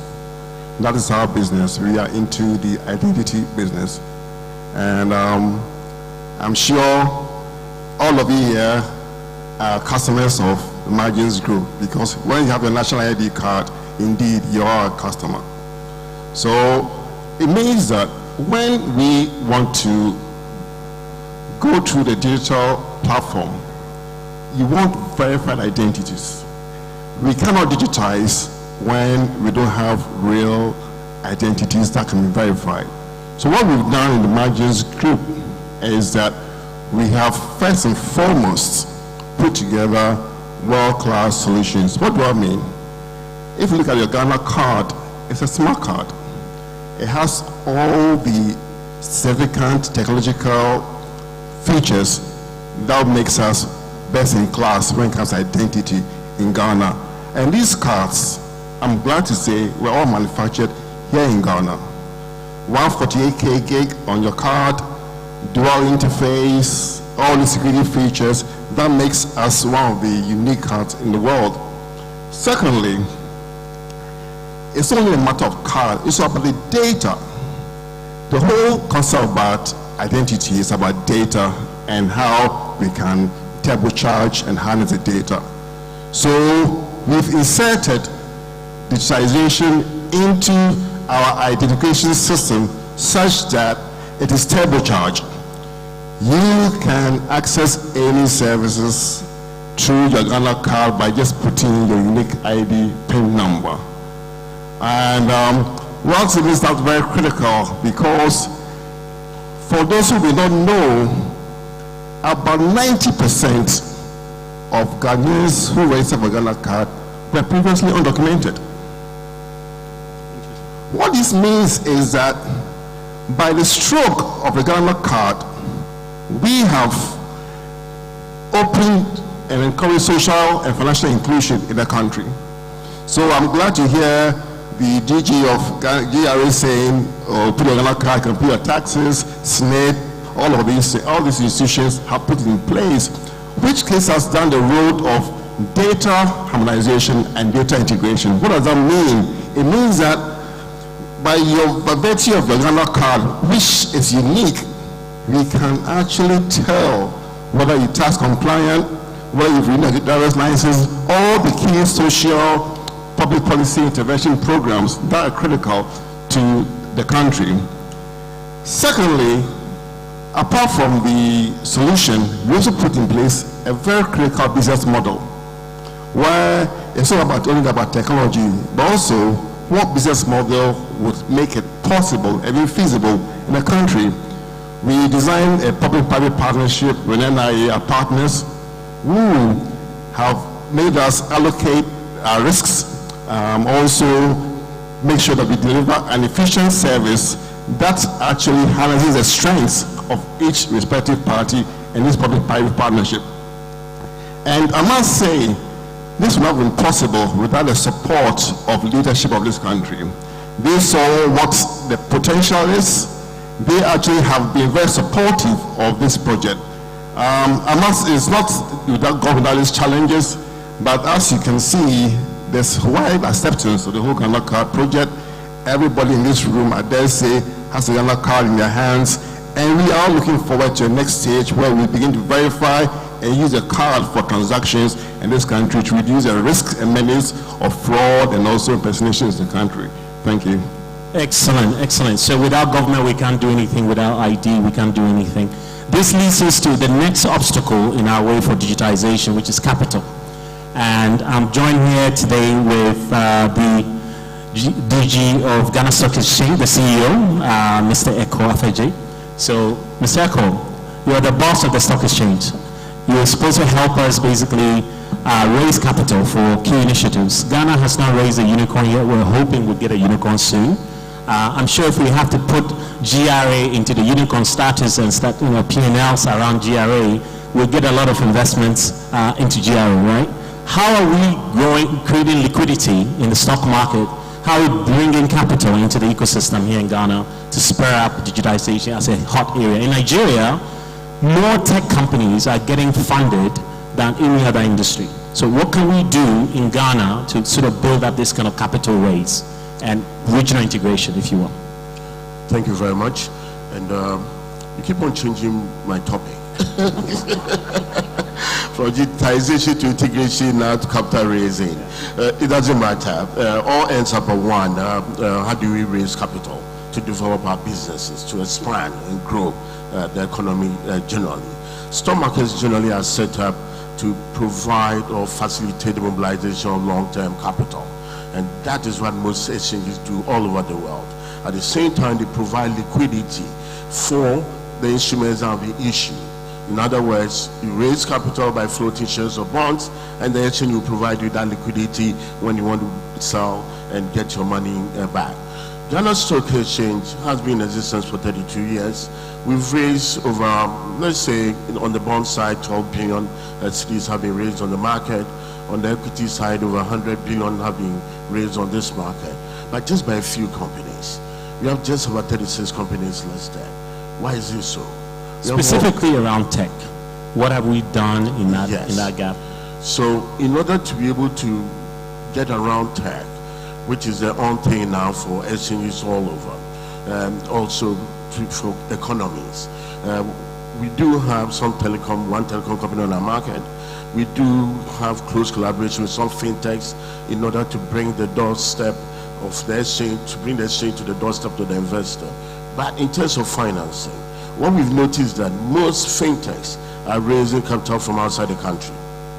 Most fintechs are getting equity funding from outside the country. So what can we do? What we're trying to do is to try and get closer to the fintechs and try to find out whether we can do some incubation programs where we can get them to raise capital in Ghana, so that in Ghana we can grow our businesses, and also the wealth we create will also stay in this country. So that is one way that we can go about it. But for digitization, that is the way to go for capital markets. Integration is going to happen, and we need to make sure that digitization is the one that will lead the way in terms of how do we access capital across West Africa. And that is very key. If we want to help fintechs, then we need to create a larger pool of funds. And to be able to do that, then we need to have integration of our capital markets. Together, our market cap in West Africa is just about 270 billion, about 70 billion US dollars, which is just like 1/20th of that of Joburg alone. So that is still very small. But when you take Ghana, it's just like $10 billion. But when you take West Africa as a whole, that's about 70, 80 billion dollars. So we can create that larger pool of funds in order for fintech companies to be able to raise capital across West Africa. But to be able to do that, we also need to use digitization. How do I access the market in Nigeria? How do I access the market in Cote d'Ivoire? So digitization is key, and the exchange is ready to help fintechs to raise long-term capital. Excellent, excellent. I'm going to shift to my good friend Connor. Connor is the CEO for Software Group.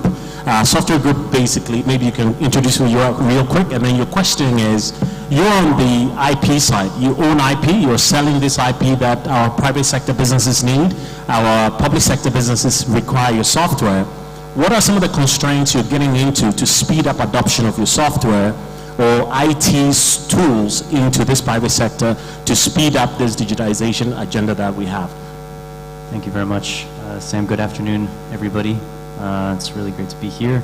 Software Group is a global technology company. We have a technology stack that we call DigiWave. It's built for scalability and security and massive sort of integration capability, and off of that, we've used sort of a microservices architecture, for those of you in the tech space, to sort of build a digital banking platform and a digital insurance platform. So that's the introduction side. To answer the question, we're talking about what was billed in the premise for this panel as the fourth industrial revolution, which is effectively the technology revolution. I actually think we've gone through a couple of phases of that revolution so far, and I'd like to talk about, just quickly mention those. So the first phase was probably about 15 years ago, where technology organizations came to various businesses with a piece of white paper, and they said, what would you like? What's going on? And we wrote down all the things that those organizations wanted, and we built that. And that was, I think, really great because it was consultative. So it built trust. But then when it came to implementation, it largely, almost in every case, went over budget, or it took a lot of time, or when the brain trust on either the demand or the supply side of that transaction went away, you ended up with an obsolete system. And nobody knew how to deal with that, and it was very limiting. And that pushed us into phase two, which I think is sort of more like, let's say 10 to 7 years ago, which sort of, that turned the competitive side, the competition side of technology provision to productization, right? So I'm going to develop a product. It's very specific, and in that way, I can be clear and transparent about what it does not do, how fast I can go to market with it, and what it costs. And that was really helpful because it drove technology into a place where we could be a little bit more we knew it was coming. We could be a little bit more planning oriented. We didn't have to worry about what it did and didn't do, and this was very good because it did drive down costs and it did take things to market quicker. But the problem now with that is quite a few financial service providers or other service providers that rely on digital now have 10 plus vendors. They have 10 plus vendors, and those vendors don't necessarily talk to one another. And unfortunately, that has, in fact, limited innovation. And it means that the vision that you may have for technology is limited by the definition of the product that you own, right? So that enters phase 3, which I think has just begun. And I think, well, maybe not just, it had started to begin pre-COVID, but COVID gave it some rocket fuel. Yeah, COVID gave it rocket fuel.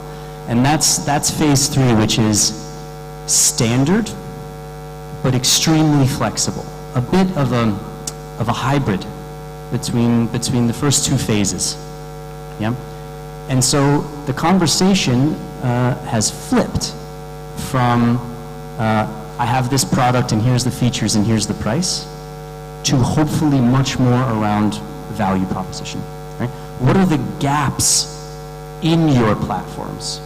So to answer the question, how do leaders sort of energize this or move forward in this place? I think it's first a recognition of these phases that we've gone through. I think it's an application of some prioritization in terms of, here's the technologies that I have in my suite. I like these, I don't like these work, these don't. But identifying the gaps in between. Let's talk about use cases. Let's talk about pain points. I don't want to have a conversation around product, feature, and price anymore. And if leaders in this room, if leaders on the supply or the demand side of a technology discussion are talking with product, features, and price, in my opinion, and maybe too provocative, but it's the wrong discussion. But it's shifting from the business has a strategy in the boardroom, they create that strategy, then it moves down to the management teams, they say, okay, let's go and do this. But let's go and do this, it moves to the procurement teams, right? So now you have solutions that the big boss wants to deploy, but the procurement guy who wants to consume this tech may be shopping on price. How are you getting over that hurdle? And then I'll move to Adoma, and then we'll come back home, and then we'll close the session. Yeah. So what are some of the constraints, and how are you removing this procurement? First, you're talking to the guy who knows what they want. Now procurement is now talking to you to consume digitization agenda that wants to be deployed. And take the time to have a collaborative and consultative approach. So that aspect of the first phase that I mentioned, which was the consultative side, which built the trust, that has to come back into the discussion. Okay, that has to come back into the discussion. So in order, the constraint is exactly as you said, it went to procurement and it was product, features, price.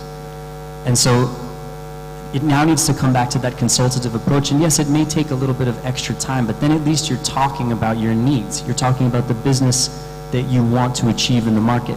Technology shouldn't limit that, right? Technology should follow the business need rather than the business saying, oh, well, we can't do everything we want because this technology only goes so far. In fact, it doesn't anymore. Technology now is able to fill those gaps, yeah?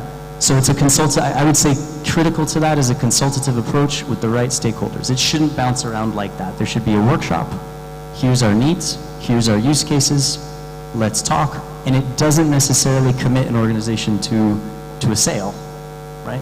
Exactly. Awesome, awesome. So now this moves to Adoma. Please introduce yourself, and then your question is, as you know, fintech or financial services is going everywhere. I'll just read a few things. Fintech is the largest category of unicorns, accounting roughly for 1 in every 5 unicorn, which is receiving capital, right? But this is happening to innovators in the center. What's happening to the people in the back end, in the rural areas?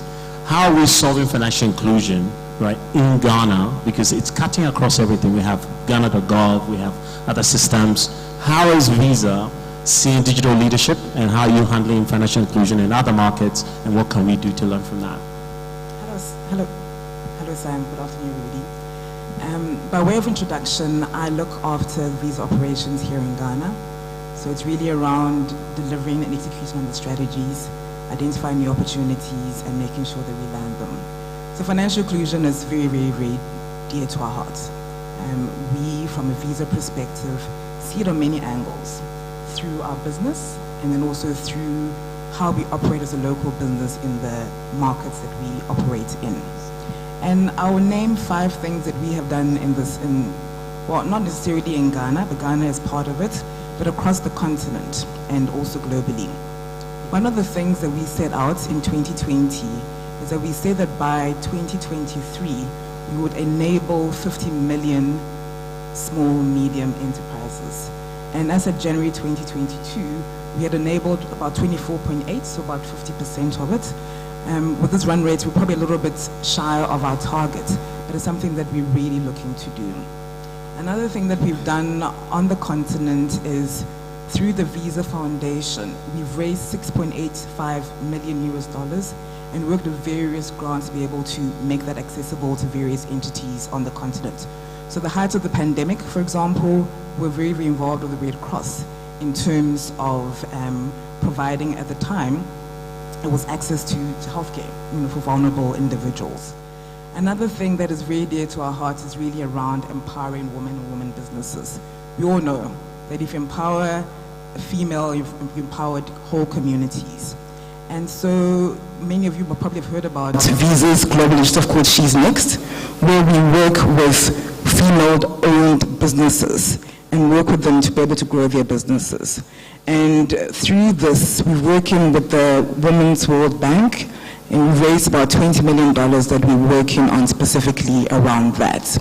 Another thing that we've done, and which is very, very close to here in this market, is we've partnered with a global NGO that works with various companies using tech to grow and scale businesses called Meet Hope. And they've partnered with a company called SIS, Strategic Impact Advisors. And we've done a pilot study where we looked at how access to technology, so in this case, it is through smartphones, and being able to access digital financial literacy, how it has led to an increase in businesses for female-owned enterprises. We're super excited about that. It's a pilot project which we're hoping to scale, and we're looking to roll out those results very, very soon. And another thing that we've done, and I'm going to end with that, is we are also looking to, well, since 2020, we have enabled globally 500 million underserved and unserved people in the economy. So, these are, probably gives you, there's a lot more, but hopefully this gives you a sense in terms of what we've done around financial inclusion globally on the continent and in Ghana. So we're not just swiping, you're helping us to really get the message out there, financial literacy. Yeah, so Sam, it's not just about that. You need to enable economies. And you realize as well that if you digitally enable economies, especially in the developing economies, it can lead to 3% growth in GDP. So this is something that we're very, very serious about. We also realize that if you enable small, medium enterprises digitally, it can lead to a 17% increase in revenue. These are things that we're serious about. We also know that small, medium enterprises are the backbone of communities. They're the backbones of Ghana. And so we need to ensure that we digitally enable and bring more people to be financially included, because that's how we're going to grow society. Excellent. Now I'm going to move to Romeo, who's going to introduce himself. You talked about enabling digital activity. Romeo is the doer. He's not a talker. His company does the work. So Romeo, over to you, right? I think the government has talked about paperless government, digitization, Ghana.gov. We've seen quite a number of initiatives that has gone on, right? Where do you think we are in terms of the maturity of these ecosystems that you're digitizing? Do you feel the ecosystem is ready to adopt digitization? Because I still see a lot of paper in the government agencies, right? So if you have to measure it, where are we, 1 to 10? In terms of that drive, somebody talked about measuring agencies in terms of our digital index, if you will, right? So can we put some scoring around the government digitization agenda, and where are we exactly in terms of that, in your experience? Thank you very much. It's a very difficult question. I don't have statistics to give. Give us your experience. No, I won't try. But we've been doing quite a lot in the space in trying to bring digitization to the government sector, and not just that, and also private. What we've realized is that even as we push on the payment side, enabling people to be able to make the payment, we also want to look at the back end of some of our institutions, because some of our institutions are still paper-based, and that makes it difficult for the citizen to be able to interact. So as part of what we are doing is to create, in fact, we've created a tool that allows companies, government agencies to digitize very, very fast. It's drag and drop, and then be able to create your form digitally and be able to link it to payment and create a back end for you, and also with the USSD, so that you can quickly start moving as you think about maybe in-depth integration. Because what happens is that a lot of the systems are standalone, but even as GRA boss talked about, integration is going on. And very soon, most of our independent systems will be integrated. And when you are doing integration, you want to make sure that you have a unique identifier that track the people. And I think that is what Frank was saying. Once we roll out the Ghana card and it is pervasive, I am waiting for the day when you are born, you have Ghana card. And for that, when we get there, which Vice President is smiling, when we get there, we then will be able to track everyone. And that allows us to be able to pivot our system in a way that integrates all that we are doing. I visited Rwanda, and I wanted to use that as an example. I think the GRA was talked about 80 kilometers per hour. They have 60 kilometers per hour. And you cannot go beyond that.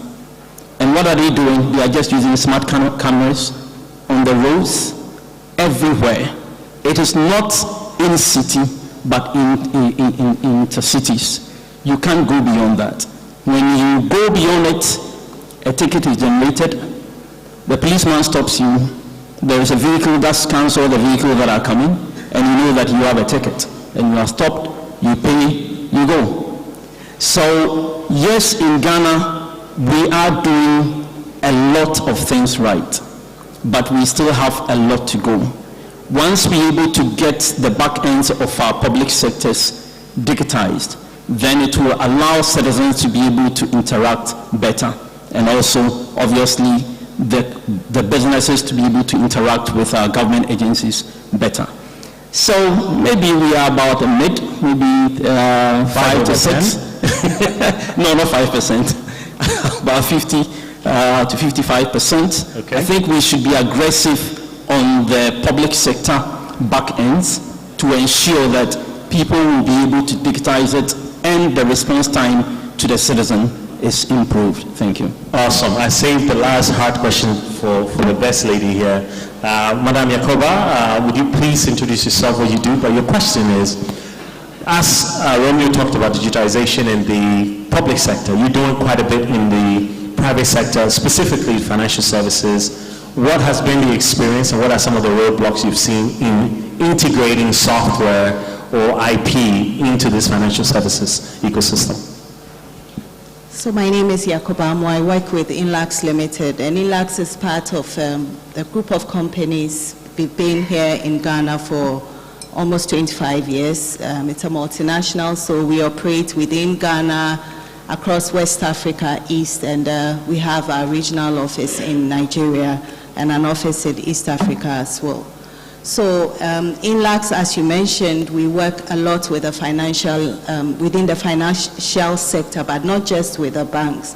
So aside working with a lot of original equipment manufacturers, we also have customized solutions that we work closely with our customers to develop, all in an effort to help them on their digital transformation journey. And specifically we are very much known within the core banking space. But now it's gone beyond just core banking, but an end-to-end, ensuring that your front end, which includes the channels and all the other ways that the banks interact with their customers, are fully integrated and give a solution that the customer has just one view. He doesn't have to start a transaction on one channel and then have to go and continue and start all over. And we're working very closely with our OEMs to ensure that we deliver these kind of services to our customers. In terms of roadblocks, I think you kind of mentioned one in the sense that the business says, this is where we are going. You have spoken, you have agreed, we've worked collaboratively to agree that this is how we want to go. And then the procurement roadblock. It's one thing that keeps coming up, and we have to go back and ensure that the value that we are bringing, the solution that we are making available to our customer is highlighted for that to, for us to get over that roadblock. I think that on this digitization agenda, the best way is collaboration, because if you just stay in one area and say that because perhaps I'm a bank or I'm a service provider, I would ignore the other areas, you would not achieve end-to-end. And we've seen it in how the telcos are working together with the banks, and now even pushing further to ensure that we include everybody in the digital agenda. So thank you very much. One other roadblock which I didn't talk about, and the GRA boss is not here, 80 to 90% of the technology we use is imported from Oracle, Microsoft, Google, you name it.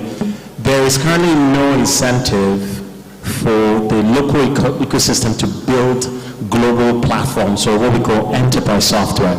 So I'm appealing to the general public and the vice president and the team to look at how we can reduce the barriers of entry, so we could task the OEMs, as Yakuba said, so they can contribute more onshore to develop the local ecosystem, the startup ecosystem, the innovation hubs. So a percentage of their sales hopefully could be contributed towards the development of talent on ground.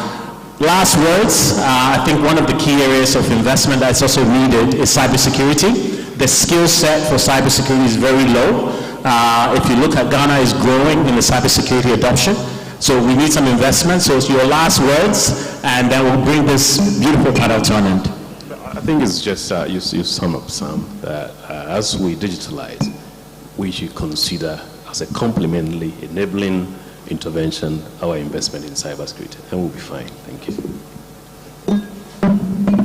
Collaboration is the way Collaboration. The power of the ecosystem is something that we can never ever underestimate. But we need to invest in our people, and we need to invest massively in a very large scale, because the future is here. I would say don't sleep on data protection. It's probably coming in one way, shape, or form, and it will alter your technology setup and the way that you deal with your constituents. I would say measurement and evaluation. I think as a nation, we should develop our own digital index and link that to our GDP growth to actually measure the contribution of digitization to the economy in all areas. Thank you. I would say building trust in the local fintechs, and so that we can take advantage of the growth that we are seeing in that space. I would say long-term capital can be raised in Ghana. The issue has created 3 markets, 2 equity markets and a debt market, and fintech companies can take advantage of that and raise long-term capital. For me, I would say that economies that include everyone benefits. And so let's do what we can to make sure that there's more financial inclusion. Excellent. Ladies and gentlemen, thank you so much for listening to our high-tech talk. and Dr. Basiako, Yakoba, Wale, thank you. Connor, Frank, Romeo, Doc, thank you. And my sister Adoma, thank you so much. I hope you found this informative, and we look forward to hearing more from you next time. So much. How about a group photograph? Ladies and gentlemen, a round of applause for the moderator, Samuel Emmanuel, and his amazing panel. Wow, they call on us to observe many things: agile mindset, agile leadership, collaboration, a call to alertness, measurement and evaluation, building trust in the local fintech ecosystem, long-term capital funding, and inclusive economies. There is an expert who joins us. As a matter of fact, he should have laid a foundation for this panel, but due to time, he's unable to do so. Mr. Vice President, it's my pleasure to invite you, just share with us briefly what his talk is all about after you've left. The Vice President for Ericsson, Middle and East Africa, make welcome Mr. Echo Nelson.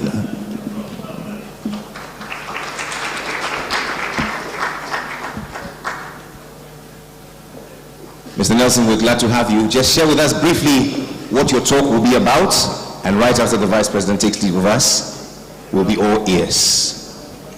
Good afternoon. Good afternoon, Mr. Vice President, distinguished ladies and gentlemen, captains of industry. My talk is going to be about infrastructure, telecom infrastructure, and the need for a robust infrastructure to drive industrialization of the new type in the digital world.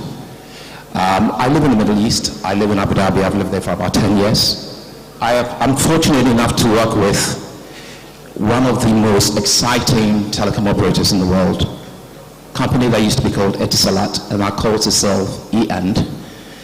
I'm responsible for our global business with them, and responsible for building their networks in Dubai, in Egypt, in Saudi, and in Morocco, and across 10 other African countries. And I've been a witness to how Saudi has transformed itself, or is in the process of transforming itself, from an exclusively oil-dependent country into one of the fastest manufacturing countries in the world. I've also been witness to the entire digitalization project in the UAE. So I wanted to share some of those experiences with you, because I imagine that there are some lessons that many of you can learn from that. So if you stick around, because we need to make some room for the Vice President to speak, I'll be happy to share my session with you. And of course, if not, I'll be hanging around and I'll be available if you want to talk to me about what we've been doing. So thank you very much.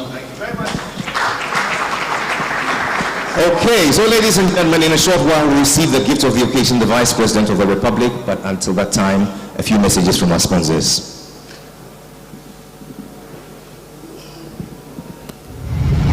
The 6th Ghana CEO Summit is proudly sponsored by Diamond Partners, Orca Deco, Olam Agri Limited, Econ Ghana, Interplus Limited, Compu Ghana, Bank of Ghana, KGL Group, Platinum Partners, Margins Group, Key Contracting Limited, Fidelity Bank, Eris Properties, Equatorial Coca-Cola Bottling Company SL, Gold Key Properties, JL Properties, Software Group, Magdan Group, Volta River Authority VRA, GCB Bank, MTN Ghana, GASM, B5 Plus Group, IPMC, ADB, Gold Partners, DVLA, Japan Motors Trading Company Limited, Silver Star Auto Limited, Zenith Bank, Engine Ghana, Ghana Stock Exchange, Securities and Exchange Commission, Total Petroleum Ghana PLC, National Lottery Authority, Vivo Energy Ghana Limited, Tractor Freak Motors Ghana, BMW,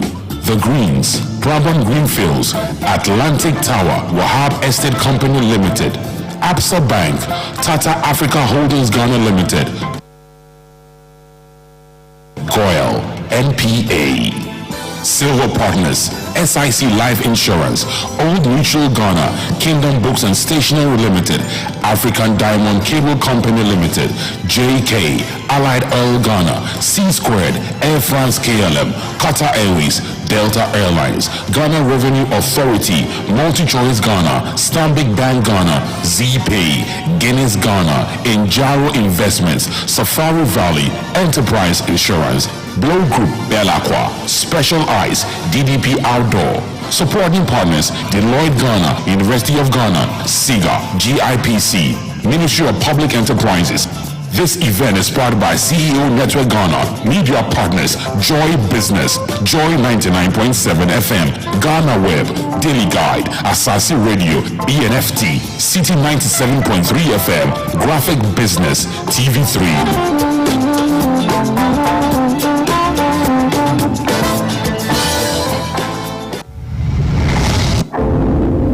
It's a new day and a new dawn.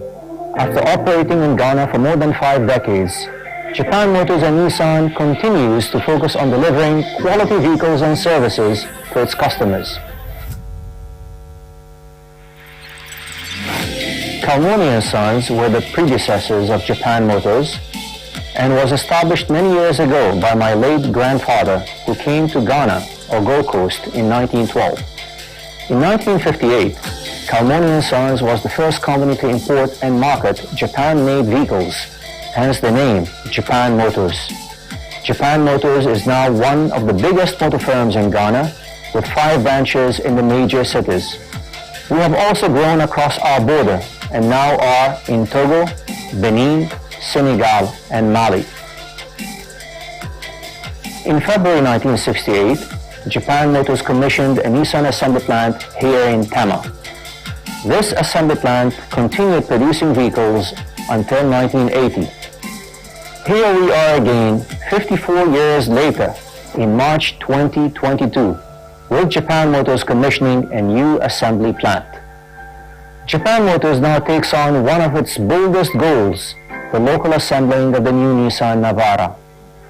Committed to the Ghana market, Japan Motors has invested more than $8 million into preparing for the successful introduction of the locally assembled new Nissan Navara. From the assembly facility, empowering employees with technical skills, upholding global manufacturing quality standards, and ongoing supplier development, Japan Motors and Nissan has held back no punches when it comes to satisfying its customers with a quality vehicle they have come to know and to trust. Focusing on the bigger goal, developing strong relationships and with its strategic partners, Japan Motors and Nissan appreciates that the success of the new Navara lies in the people, the men and women who proudly wear the Nissan badge on their hearts every day, standing tall, supporting their families, communities, and positively contributing to the Ghanaian economy. The manufacturing team is proud to present the new Nissan Navara. From today, the team will focus on producing many more of these new Navaras for customers across Ghana. Here's to stronger partnerships as Japan Motors and Nissan enters its next chapter.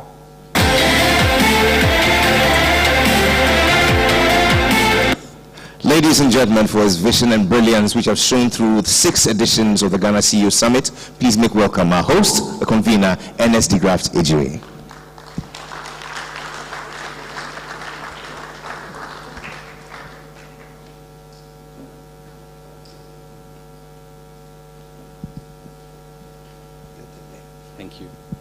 Thank you.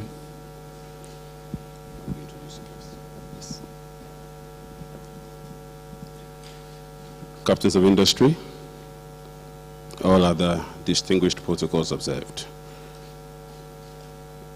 My name is Kofi Abuchi. I'm the board chair of the advisory board of the CEO Network. With a pleasure, I have the opportunity of introducing my CEO, the CEO of CEOs, Mr. Ernest de Graft Ejire. I'd like to introduce someone who needs no introduction, and that makes it difficult and easy at the same time. He's a friend of this summit, and as far as I can remember, he's constantly responded to our call. Because he needs little introduction, I guess at this stage I would just like to ask that appropriate honors be accorded by all of us just rising to welcome the Vice President of the Republic of Ghana, Dr. Mahamudu Bawumia.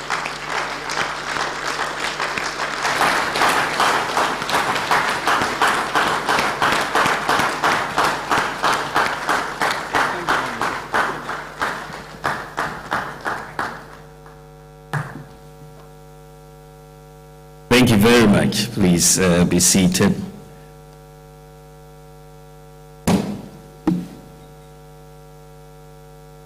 Captains of industry, distinguished invited guests, media, ladies and gentlemen, it's been an honor to join you every year at the Ghana CEO Summit to deliberate on important matters affecting corporate Ghana and the economy as a whole. A gathering such as this always provides an ideal opportunity to dialogue and learn about best practices in the management of businesses, particularly in challenging times as the present global economic circumstances. This summit offers a rare opportunity to engage you, the most active stakeholders, to share a few thoughts on the evolving fortunes of our economy. A year ago, a similar dialogue was held on this same platform on resetting businesses and the economy during the COVID-19 pandemic. Many months after, our economy continues to grow despite the shocks of the pandemic. At the event, I reiterated the need in the context of the fourth industrial revolution to reset our economic models and transform into a digital economic system. And this game-changing transformative economic model is what our government has been pursuing since 2017. We've seen the economic growth data right from the pandemic period to date, and there has been some significant progress after the major slowdown in 2020. A key driver of this growth, which is double the sub-Saharan African average, has been the government's unwavering efforts at building a digital economy that can impact national transformation for the benefit of all. It is therefore timely that we've gathered here today to deliberate on the need for digital leadership for a digital economy and how adopting digital approaches to business feeds into broader government goal of digital transformation. I commend the CEO Network for the choice of this topic, given its incremental impact on the one chosen last year, and demonstrates an important consistency in this vein.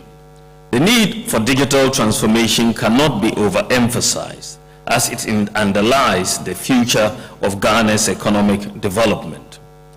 In the absence of building an integrated economic model founded on the removal of the human interface in our national economic agenda, corruption and general inefficiency will continue to hamper our quest for the economic leap we so desire.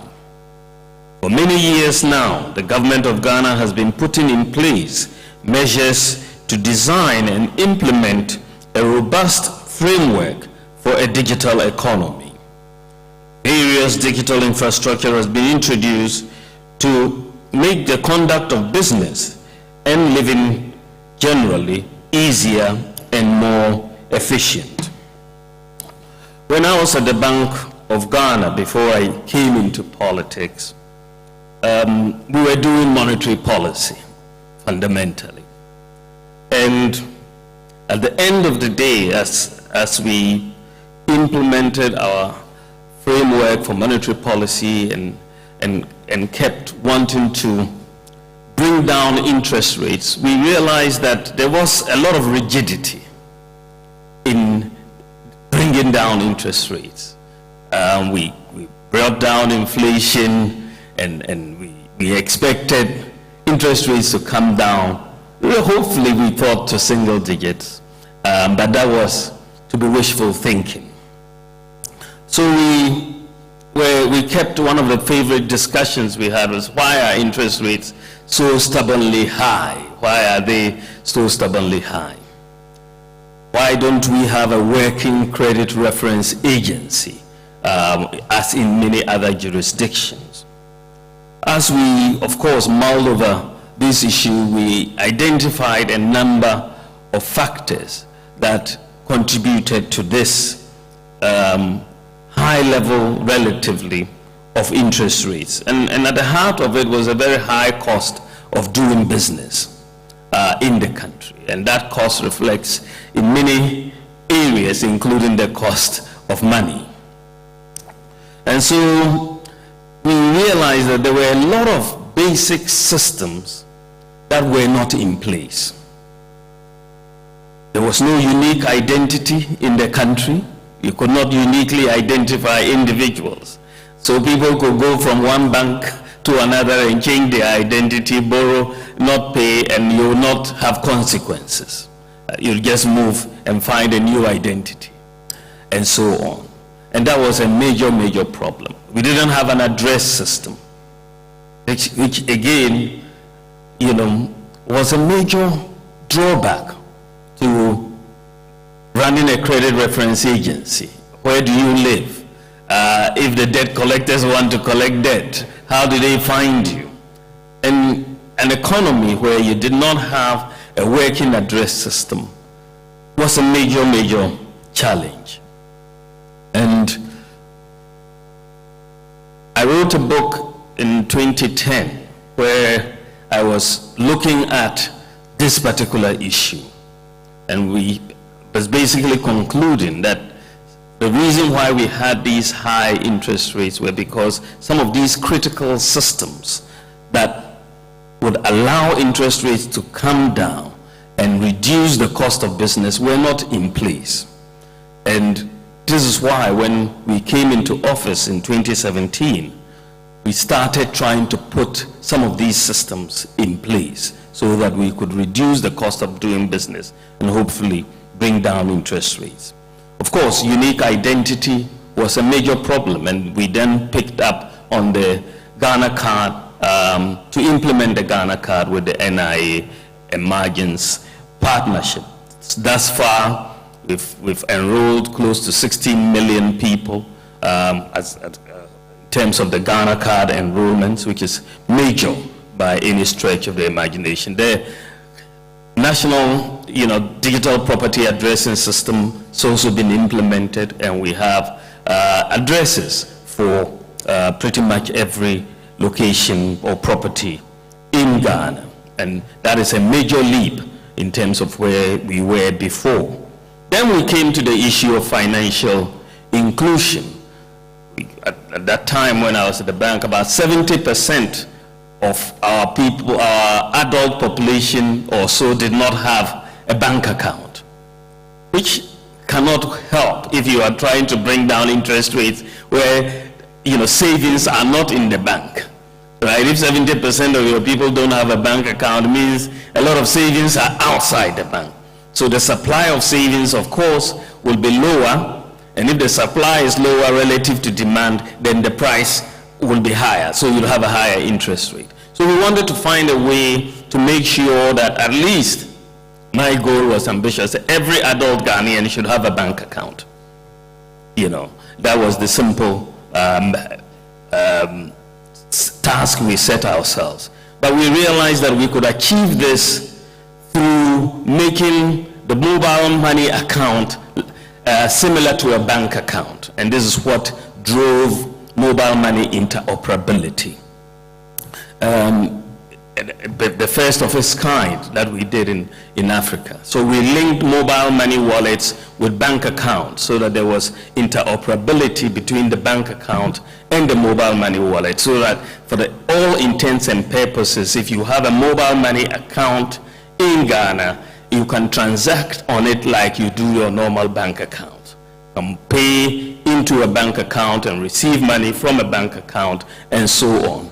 And so we did mobile money interoperability, and with doing so, we solved a major problem of financial inclusion. The adults today, we have at least 90% of the adult population of Ghana having a bank account. either in the form of a mobile money account or a traditional bank account as we look at it. 90%.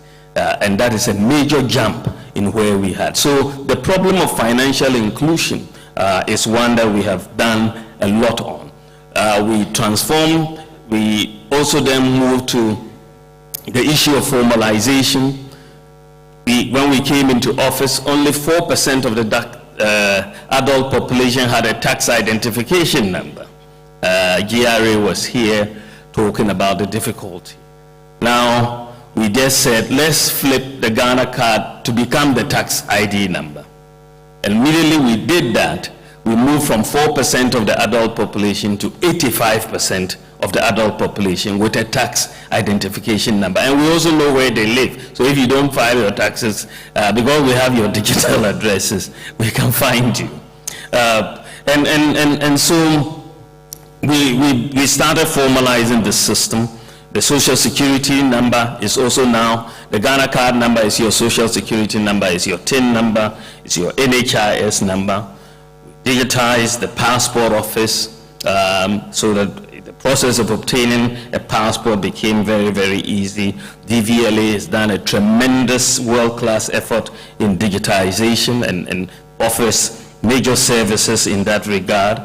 We have done a lot on the births and deaths registry. Romeo was up here earlier, and when he was saying that he hopes one day when somebody is born, they will have a national ID number, as you have, say, in many of the Western countries. I smile because I think that Ghana, by next year, the system is almost ready. By next year, immediately you are born, you will be given your national ID number. Because we are linking the births and deaths registry, where we are completing the digitization. We are linking it with the Ghana Health Service, linking it with the NIA, linking it with immigration, linking it with the police. Moses and his team are hard at work at making this happen. And the Ghana Statistical Service has provided us 13,000 tablets. And so we are going to all the places where mothers are basically going to be tracked from pregnancy all the time up to when they are born, and the baby will be given the national ID number right there. So a lot of work is being done in this regard. Of course, we did the motor insurance database, where it allows us to find the status, insurance status of any vehicle on the phone. Recently, we've even helped the football business by doing e-ticketing at stadia. And they've seen their revenues jump up tremendously. Yesterday, I was hearing that there were fake tickets in the Champions League match. Maybe we will give them some technical assistance to digitize their ticketing. Now, we've done Ghana.gov, which is going also very well. Because it's a one-stop portal for all government services that reduces the cost of doing business tremendously. The GRA Director General talked about filing your taxes on the mobile phone. And this is something that is very, very, very important. We've pushed, and I think the system is ready for launch. He was being a little modest, but the system is ready, and we are going to launch it this year. And you'll be able, and what we did, I mean, we brought in, of course, at the economic management team, the business people, Makola Market Women, Okaishi, and so on, to talk about, this whole issue of filing taxes and the challenges they have and all of that. And so the new system, the new online system, has really broken down this complicated GRA tax form into very simple questions, because we wanted to see how a Makola woman or an Okaishi woman can just fill a tax return very simply without the complications that they will have to go through filling up forms, so they can do it on their mobile phone. And so that was the standard. And I think they've done a pretty good job of that, and when they come out with it, it will be very, very simple. And as he says, once you file and pay, the idea is that you will automatically get, once it's gone through, you will automatically get your tax clearance certificate, so that you don't have to apply for it anymore separately. So it makes it very, very interesting. The market women generally said, look, we like to pay taxes, but we know that when we pay, the tax doesn't get to the government. So we want a system where we can pay and it will get directly to the government. And the mobile, and through the mobile telephone network, is a very good way for them to do it. Of course, there's a lot of work also going on at the Registrar General's Department, because a lot of businesses interface with the Registrar General's Department, and we've seen a lot of challenges, and there's the whole system is being updated, and we hope that within 6 to 12 months maximum, there will be a whole new system which is going to be very efficient. And someone said that they wanted linked to the GRA, and I think it is going to be linked to GRA when it is launched. So we are very, very happy about that. Where we are going, what we want to do next is the assemblies. The assemblies are also a major bottleneck, especially when it comes to granting of permits and so on. And so that is where we are going to turn our attention to help digitize the operations of the district assemblies and the metropolitan assemblies, so that they can offer services in a very efficient manner across. And of course, we are integrating all these databases slowly with one source of truth, which is the national ID card. So we're integrating the NIA card with the SNIT, with the NHIS, Controller and Accountant General, DVLA, the bank accounts, the SIM cards, and so on. And that will provide us a very efficient way of basically managing the country and the economy. We also know, of course, that, internet connectivity is very, very important in the whole digitalization space. If you don't have sufficient connectivity across, you will have challenges, and we are working on that. I would just like to note that over 70% of the NCA licensed fiber optic cable infrastructure of Ghana, over 70% of it has been put in place just in the last 5 years. The NCA licensed fiber optic cable. And so we are working on, and the Ministry of Communications and Digitalization is also working on making sure through GIFEC that in the rural communities we have access to internet connectivity. With this said, I would like to charge all of you gathered here today as business leaders to make deliberate efforts towards employing digital leadership in running your businesses, and strive to complement the efforts of government in the realization of this goal. Digitalization is change. We are bringing new systems. And what I have found in the context of government and leading the digitalization agenda is that there is resistance to change. I mean, I look at when we tried to do paperless ports. I mean, you had, one day of the operation, there was demonstration there to say the system is not working. I said, but the day has not even ended. This is the first day. But, you had protest upon protest, and you need to be very focused and have the will to get it done, because every change means that the status quo disappears, and there are a lot of interested parties in the status quo. The opaque systems that we operate, the lack of transparency, allows for a lot of corruption. And corruption means people have money, they count on those monies daily, and they have, some have to make accounts. So when you are doing digitalization, you are fighting corruption. You will get resistance. And it's the same in the private sector. Systems, new systems will mean resistance of different levels. And so we have found so many challenges, but we've had the political will to do so much in a relatively short time. We've done quite a lot, and I want to encourage you to be aware that there will be resistance to change, but you should continue in that effort, and we are going to continue doing that. As leaders of your various organizations, you need to build a culture of digital transformation to remain competitive.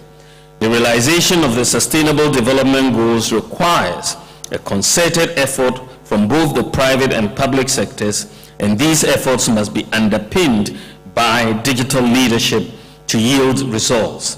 It is my expectation, ladies and gentlemen, that this summit, just like the previous ones, will be replete with new ideas and strategies for the benefit of corporate Ghana and for the entire country.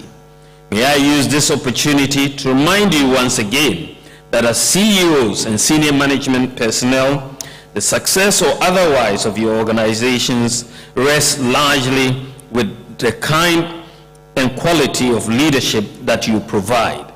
The duty required of you is a Herculean one, but one that can be achieved with the right attitude and strategy. Digital transformation calls for the right leadership, and I am confident that having met here, you have advertised the need, the needed spirit, and desire to get this done. For technology drives innovation, and innovation drives development. Inevitable trajectory of national development requires that we embrace technology now, and you are the leaders that I can count on to help advance that agenda. This global economic challenges that we are having from COVID and Ukraine and all of that, we don't know when it's going to finish, but it will end. That is what we expect. It will end. No matter how long it takes, it will end. But in the meantime, the economies that, because the global architecture is going to change once this is over, it's clearly, we will have a completely different architecture that is going to emerge. The, global supply chain, that we used to know will change. Your countries are going to want to be less dependent on others because of what we have seen. Vaccines, Ghana is trying to produce our own vaccines now with manufacturing and so on. There will be more South-South cooperation. There will be more, intra-African trade. That is what is the new system that is coming. But as we are transitioning towards this new system, we have to take advantage of and put in place the systems that will allow us to be competitive in this new global architecture that is emerging. And that is why, not only for Ghana, Ghana has taken the lead in the context of Africa. It's got a leading position as far as the digitalization agenda is concerned. But I think that we, in Africa and Ghana, we have to put in place the systems that will allow this economy to transform. And those systems are going to be put in place through digital transformation. All the things that we are working on, so that when we finish, you will have an engine that is going to drive the new growth. I'm very optimistic about the future because we are putting in place the right systems. Thank you for your attention. God bless you. Gentlemen, the Vice President of our Republic. Mr. Vice President, if you'd be kind as to stay with me just for a short while, what you've succeeded to do is to show us that you've shown us that digital leadership can be achieved at an organizational level. But much more than that, it can be achieved at an individual level like you've shown. Today, people think that even the Vice President's position should be an elected position. Ladies and gentlemen, a round of applause for the Vice President of our Republic. Please be seated for a brief moment. I shall invite to join you our convener together with our board chair.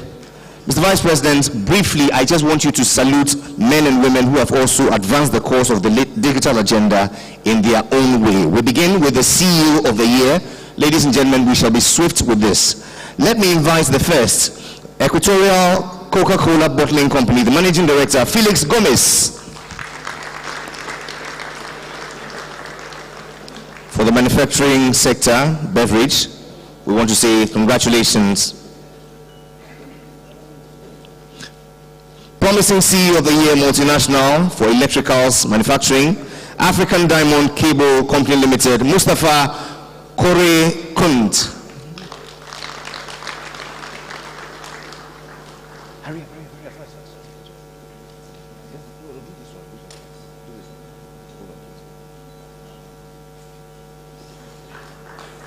Congratulations, Mr. Gomez. Thank you very much. And now, ladies and gentlemen, Mr. Mustafa Kore Kunt, African Diamond Cable Company Limited.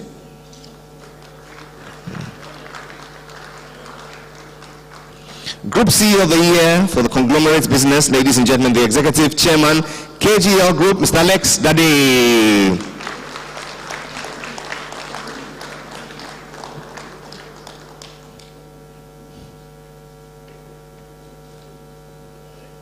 Right after him, CEO of the Year, Technology ICT, the CEO IPMC, Mr. Ma Deep Hari.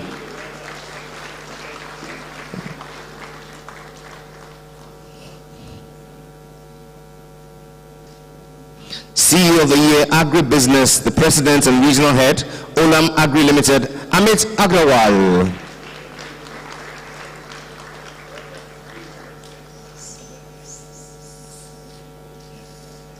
Mr. Agrawal also takes CEO of the Year in the food category, 2 awards at the same time. A round of applause. A representative. Thank you. All right. Let's now move to the next, which is ZPay CEO of the Year FinTech, ladies and gentlemen, Andrew Techiapea. Okay, if it's not here, we move to the next. CEO of the Year Automobile, ladies and gentlemen, CEO of Silver Star Auto Limited, Asad Nazir.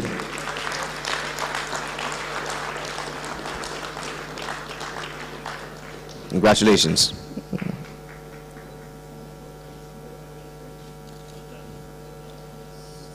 CEO of the Year Media Television Group CEO Media General, Beatrice Ajiman.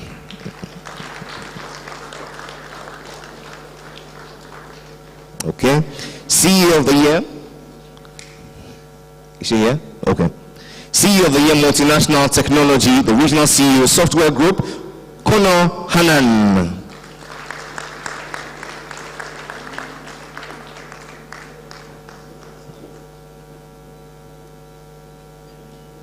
CEO of the Year Health Insurance, the CEO of Acacia, Dr. Dan Amo.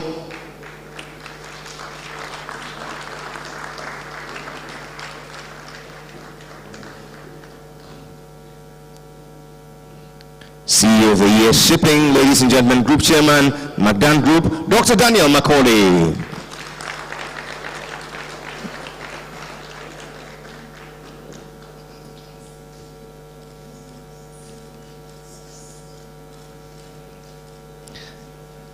CEO of the Year, Life Insurance, the CEO of Enterprise Insurance, Jacqueline Benging.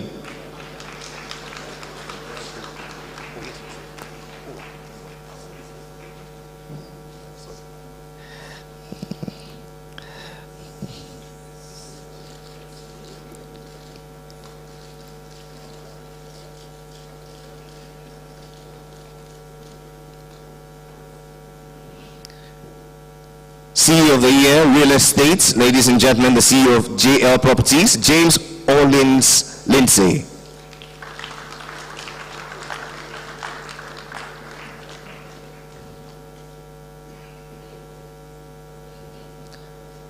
CEO of the Year, Banking, the MD, GCB Bank, John Kofi Adomako.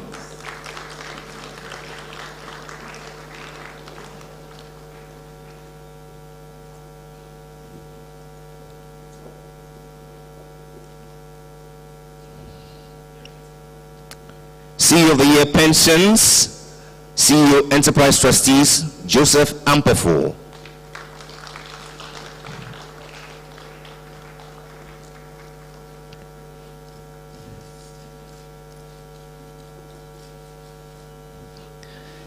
CEO of the Year, Hospitality, the CEO of Safari Group, Samuel Afari.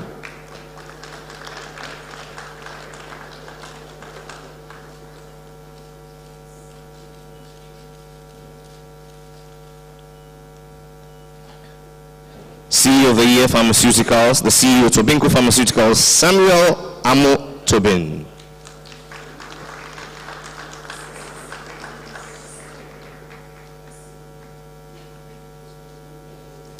CEO of the Year, Telecommunication, the CEO, MTN Ghana, Salom Adadevo.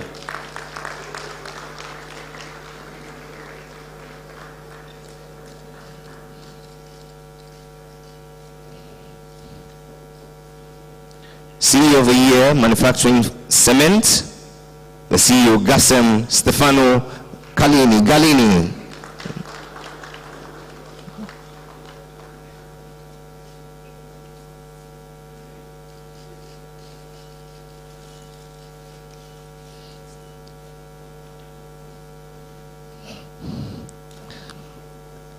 CEO of the Year, Retail Electronics, the CEO, CompuGhana, Said Masri.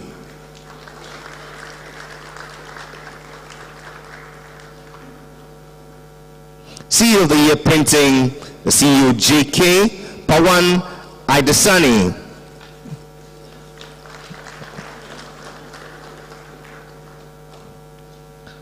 CEO of the Year, Stationery, the CEO, Kingdom Books and Stationery, Peter Jating.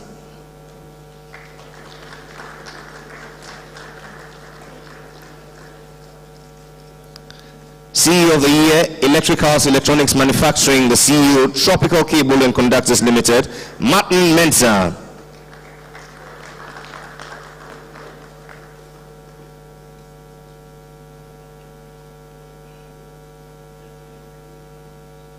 CEO of the Year, Aviation Airlines, the Country Manager, Air France KLM, Myers van Ojik.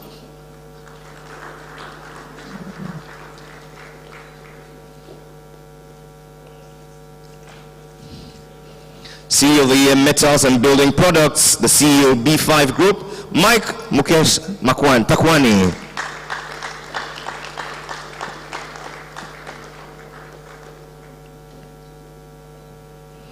CEO of the Year, Manufacturing Water, the CEO, Blow Group, Belakwa Manoj Lakiani. CEO of the Year, Retail Multi-Store, Oka Deco, Ryan Sharara.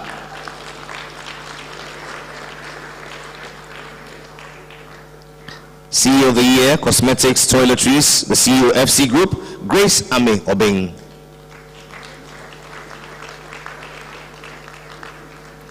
CEO of the Year, Advertising Outdoor, the CEO, DDP Outdoor, Norbert Rufu.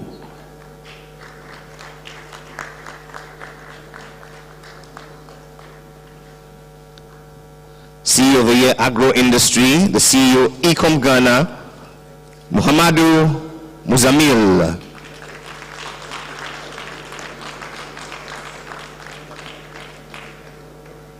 CEO of the Year, Pipes and Rubber, the CEO, Interplast, Haysam Fakri.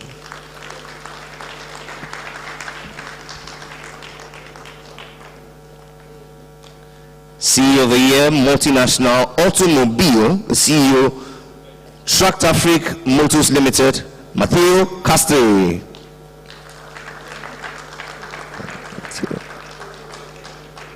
CEO of the Year, Downstream Petroleum, the CEO of GOIL, Honorable Kwame Osei Pempe.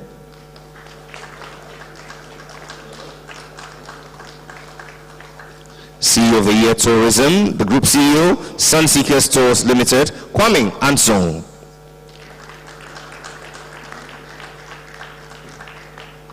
CEO of the Year, Energy Power, the CEO, VRA, Emmanuel Enchi Dakwa.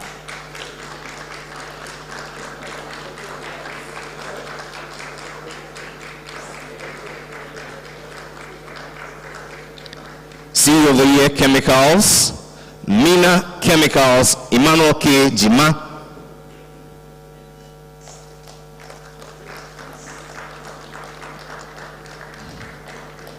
CEO CEO of the Year, Real Estate Development Construction, the CEO, Eris Properties, Enoch Ensua Mensah.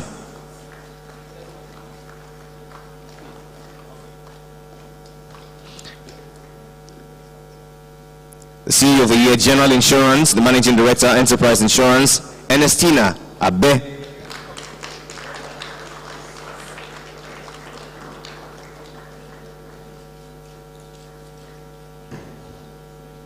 CEO of the Year, Environmental and Sanitation, the Executive Chairman of the Jospong Group, Dr. Joseph Siawe Jepong.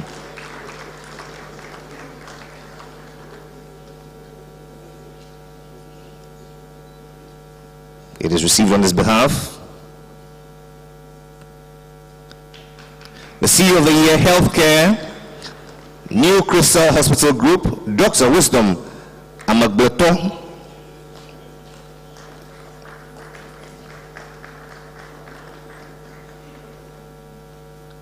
CEO of the Year, the Country Manager for Deloitte Ghana, Daniel K. Owusu.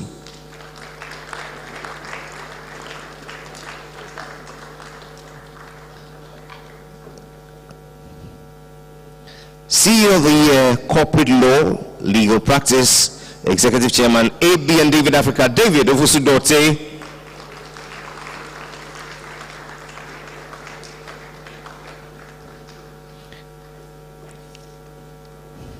We now move to CEO of the Year, Media Print, the CEO, Graphics Communications, Ato Afo.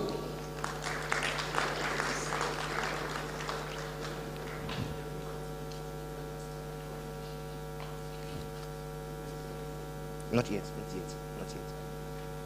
Not yet, not yet. So you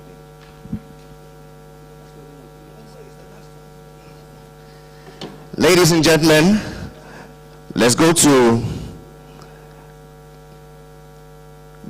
CEO of the Year, Manufacturing Alcoholic Beverage, Guinness Ghana, Elizabeth Helene Wesse.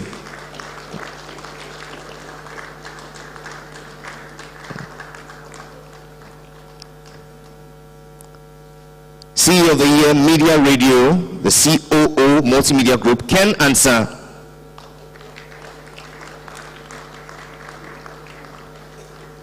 CEO of the Year, Media Online, the CEO, Omni Group, Samuel Atta Mensah.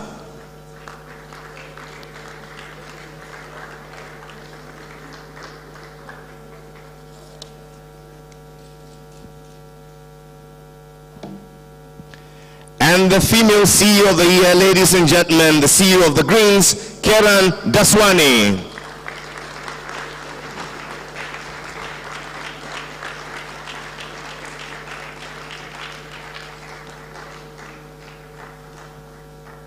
We now move to Outstanding Public Leadership Awards. There are just 7. We start with Public Sector, CEO NPA, Mustafa Abdul Hamid. The Honorable.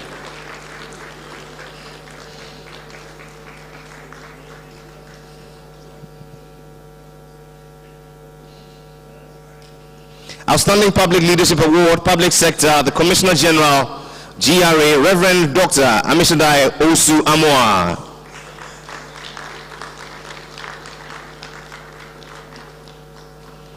Outstanding Public Leadership Award, Public Sector, the CEO, GIPC, Mr. Yofi Grant.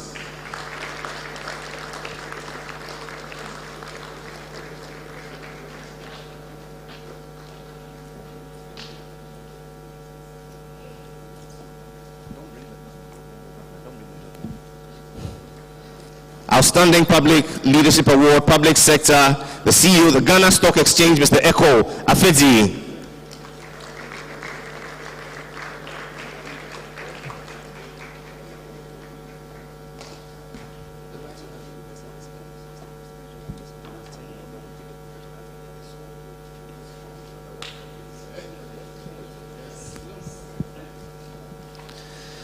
Ladies and gentlemen, CEO Outstanding Public Leadership Award, Transportation, Mr. Kwesi Ajiman-Buzia, DVLA.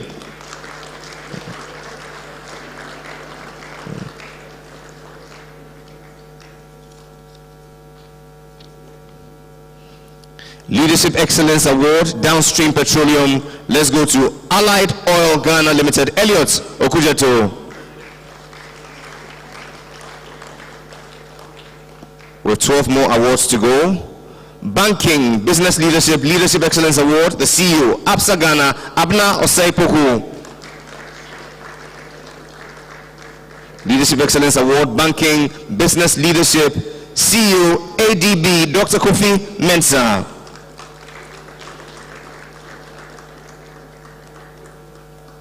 Leadership Award, Technology, Regional CEO, C Squared, Estelle Akufio Sowa.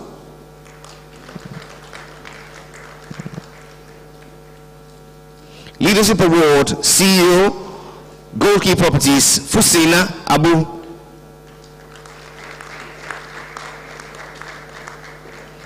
Leadership Award, CEO, Key Contracting Limited, Hussein Fakri, for Architecture.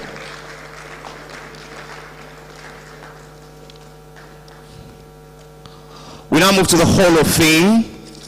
Please make welcome the first in this category for construction, the CEO, Special Investment Group, Dr. Ernest Ofori Sapong. Make welcome for Public Sector Regulations, Upstream Petroleum, former CEO of the GNPC, Dr. K.K. Sapong. Make welcome Hall of Fame, the founder and executive chairman, Allied Ghana and Oil Channel, Mr. Dan Okujeto. Hall of Fame Group CEO, Enterprise Group, Mr. Kelly Gazepo. Hall of Fame CEO, Stratcom, Esther Koba. Hall of Fame Chairman, Ishmael Yamson and Associates, Mr. Ishmael Yamson. Hall of Fame, the CEO, Margins Group, Mr. Moses Baden Jr. Hall of Fame, the CEO, Delta Airlines, Mr. Paco Shum. Hall of Fame, the Executive Chairman, Unichem Pharmaceuticals, Raj Mohan. Hall of Fame, the CEO, Business and Financial Times, Dr. Edith Dankwa. Hall of Fame, the CEO, Molen Low, Noko Ikuya Duya. And the last in the Hall of Fame for automobile, the CEO, Japan Motors, Salem Kalmoni. Two final awards to go, the overall CEO of the year, public sector and private sector. This is how we crown the Excellence Awards at the 6th Ghana CEO Summit.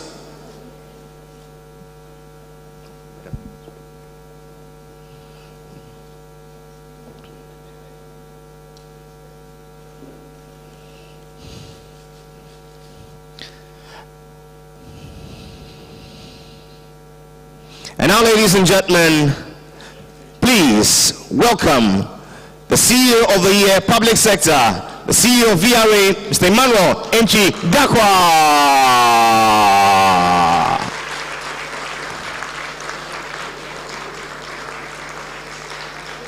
An honor well deserved.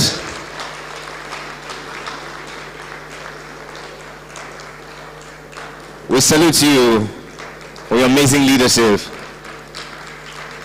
in the public sector. And now, ladies and gentlemen, the overall CEO of the year, Private Sector Ghana, the President and Regional Head, Olam Agri Limited, Mr. Amit Agrawal.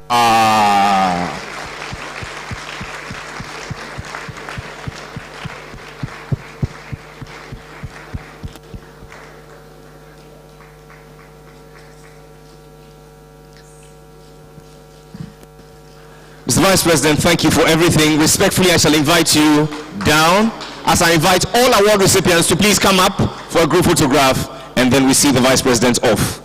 All award recipients, please come up for a group photograph. Please come along with your plaques. Let's make it snappy.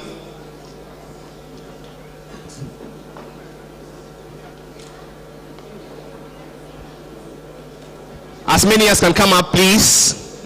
Move up. Yes.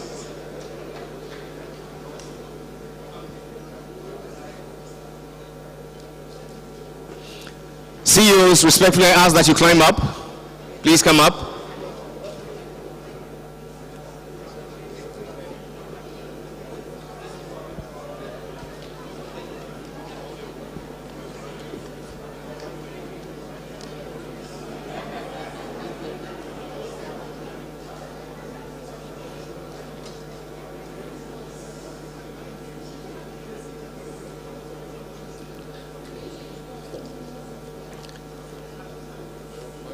You see?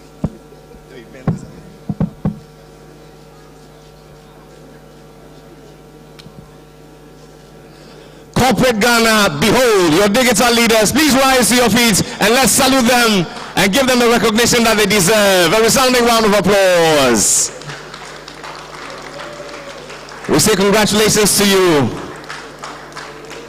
May this spur you on to deliver on the bold digital future for our country, for this generation and for posterity. The Vice President of the Republic will take leave of us with the official party.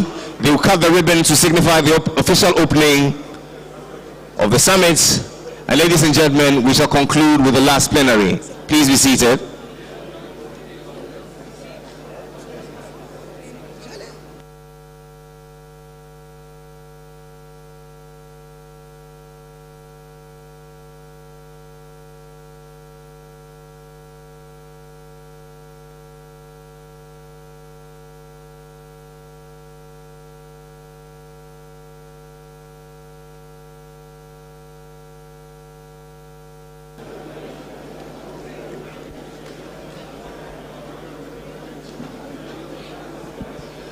Ladies and gentlemen, we acknowledge that there was a little mix-up in the awards. We shall sort everything out.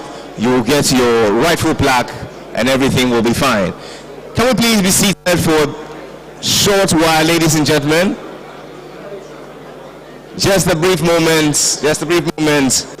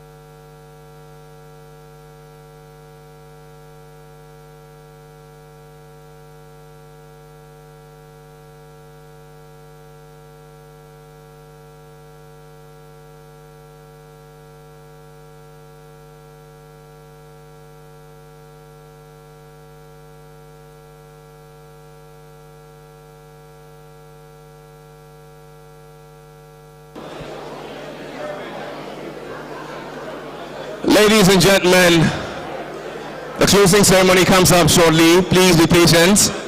We shall bring this year's summit to a close in a very orderly way. Please be patient with us.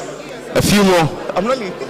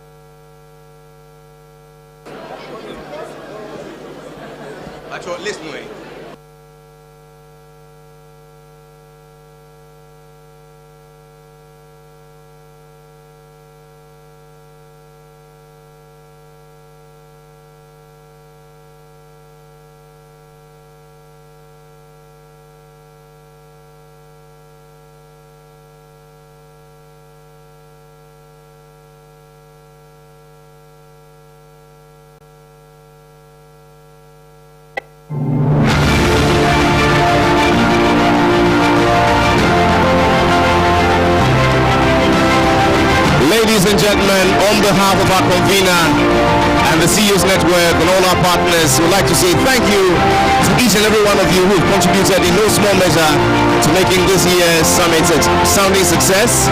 We'd like to thank you all for your contribution. What is left of the evening is a time of networking and socialization. Let's make new friends, let's connect. And ladies and gentlemen, we shall be back here same time next year when the odds are in our favor, and there too we shall be able to count the dividends that have accrued to us on the back of this great effort. My name is Jerry Ajolulu, and on behalf of the team at CEOs Network, we say thank you, good night, goodbye, and Godspeed. In 1912. In 1958, Kalmoni & Sons was the first company to import and market Japan-made vehicles, hence the name Japan Motors. Japan Motors is now one of the biggest motor firms in Ghana, with 5 branches in the major cities. We have also grown across our border and now are in Togo, Benin, Senegal, and Mali. In February 1968, Japan Motors commissioned a Nissan assembly plant here in Tama. This assembly plant continued producing vehicles until 1980. Here we are again, 54 years later, in March 2022, with Japan Motors commissioned. Every day, Olam's employees wake up to play their part in bringing agricultural products to homes around the globe. Familiar food and fiber products that are essential to our daily lives. The word Olam means transcending boundaries, but it also has another meaning, endless or everlasting. This is a fitting description for our drive to build a sustainable business with an enduring future. Welcome to Olam. This is our story so far. Olam is a leading global agribusiness. Over the past 28 years, we've evolved from trading cashew nuts in Africa to growing, trading, processing, and distributing food and fiber crops that are used day in, day out around the globe. Today, we operate worldwide across end-to-end supply chains, from seed to shelf, moving a vast quantity of crops. Olam supplies 47 agricultural raw materials and food ingredients to nearly 23,000 customers worldwide, including most of the global food companies. We are the brand supporting the brands.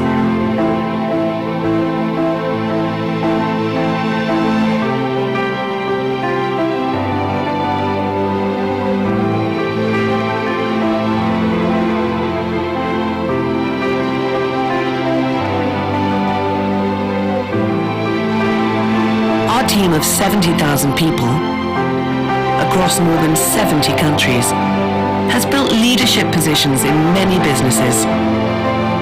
Our success is due to the Olam Way business model that forms the basis for how we lead, organize, and grow in the marketplace.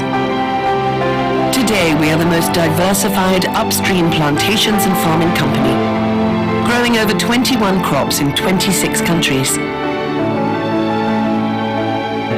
From palm and rubber, to coffee, cocoa, rice, almonds, to dairy farming, we believe that growth is only sustainable if we unlock mutual benefit in our local communities, where we work with 4.3 million small-scale farmers.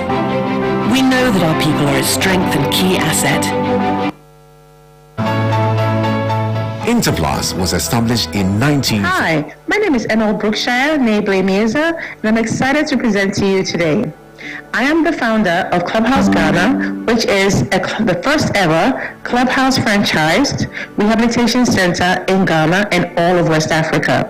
There are only 2 other Clubhouse franchise rehab centers in South Africa and also in Uganda that rely on state funding.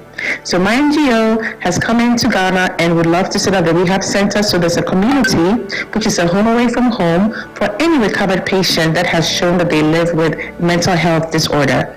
Once the psychiatric evaluation proves that they are indeed functional, they will have access to the rehab center as a community, a recreational area to watch movies, play board games, also have an art room, a music room, a gym, just the basic amenities that would allow for them to be able to have somewhere to wake up to go to every morning as if they had a job. And then they can also discuss transitional employment as soon as they're able to show that they have sufficient education to sustain a life of their own.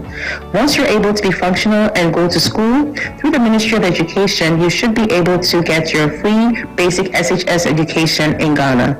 And from there, you can transition on to an apprenticeship, become an artisan. If you're a lady, become a hairdresser, seamstress, and if you're a male, become a carpenter, plumber, trader, whatever the case might be. Anything that would be necessary for you to gain accommodation, housing on the long term, be able to live in a group home setting or your own chamber and hall, or whatever the case might be, as long as you're self-sufficient and independent after you go through our program. The Clubhouse has 37 standards. It's a beautiful business model that is stringent and also at the same time flexible enough to be able to accommodate all of the needs of the individuals who are living with mental health conditions. We're excited to present to you today. Clubhouse Ghana is going a long way. There'll be Clubhouse Congo, Clubhouse Liberia, and maybe even Clubhouse Nigeria. This presentation is simply to bring awareness, solicit for funding, support, anything you can garner in the interim as we forge ahead into the areas of West Africa to make a difference in the lives of those who live with bipolar disorder, schizophrenia, anxiety, post-traumatic stress disorder, or any other condition that is linked to a mental health situation. So thank you so much for listening to this presentation. At this time, we have been donated a building in Achimota, Ghana, and we are allowed to work there temporarily till we are able to erect our own facility. We also have been donated land, generous land in Accra also, that we would love to build on. Depending on what we decide to do, we would love to partner with your organization. We're going to erect a wall of fame and a hall of fame so that individuals can have their names in the infrastructure of the building, so everyone will know that you donated, whether it was $1 or $1 million, you will be recognized for making a difference with regards to Clubhouse Ghana. Thank you very much for your support and have a splendid day. Bye-bye.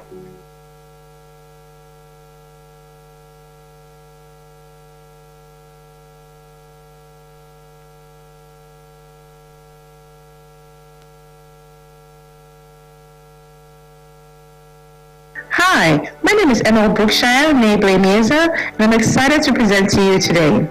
I am the founder of Clubhouse Ghana, which is the first ever Clubhouse franchised rehabilitation center in Ghana and all of West Africa. There are only 2 other Clubhouse franchise rehab centers in South Africa and also in Uganda that rely on state funding. So my NGO has come into Ghana and would love to set up a rehab center so there's a community, which is a home away from home, for any recovered patient that has shown that they live with mental health disorder.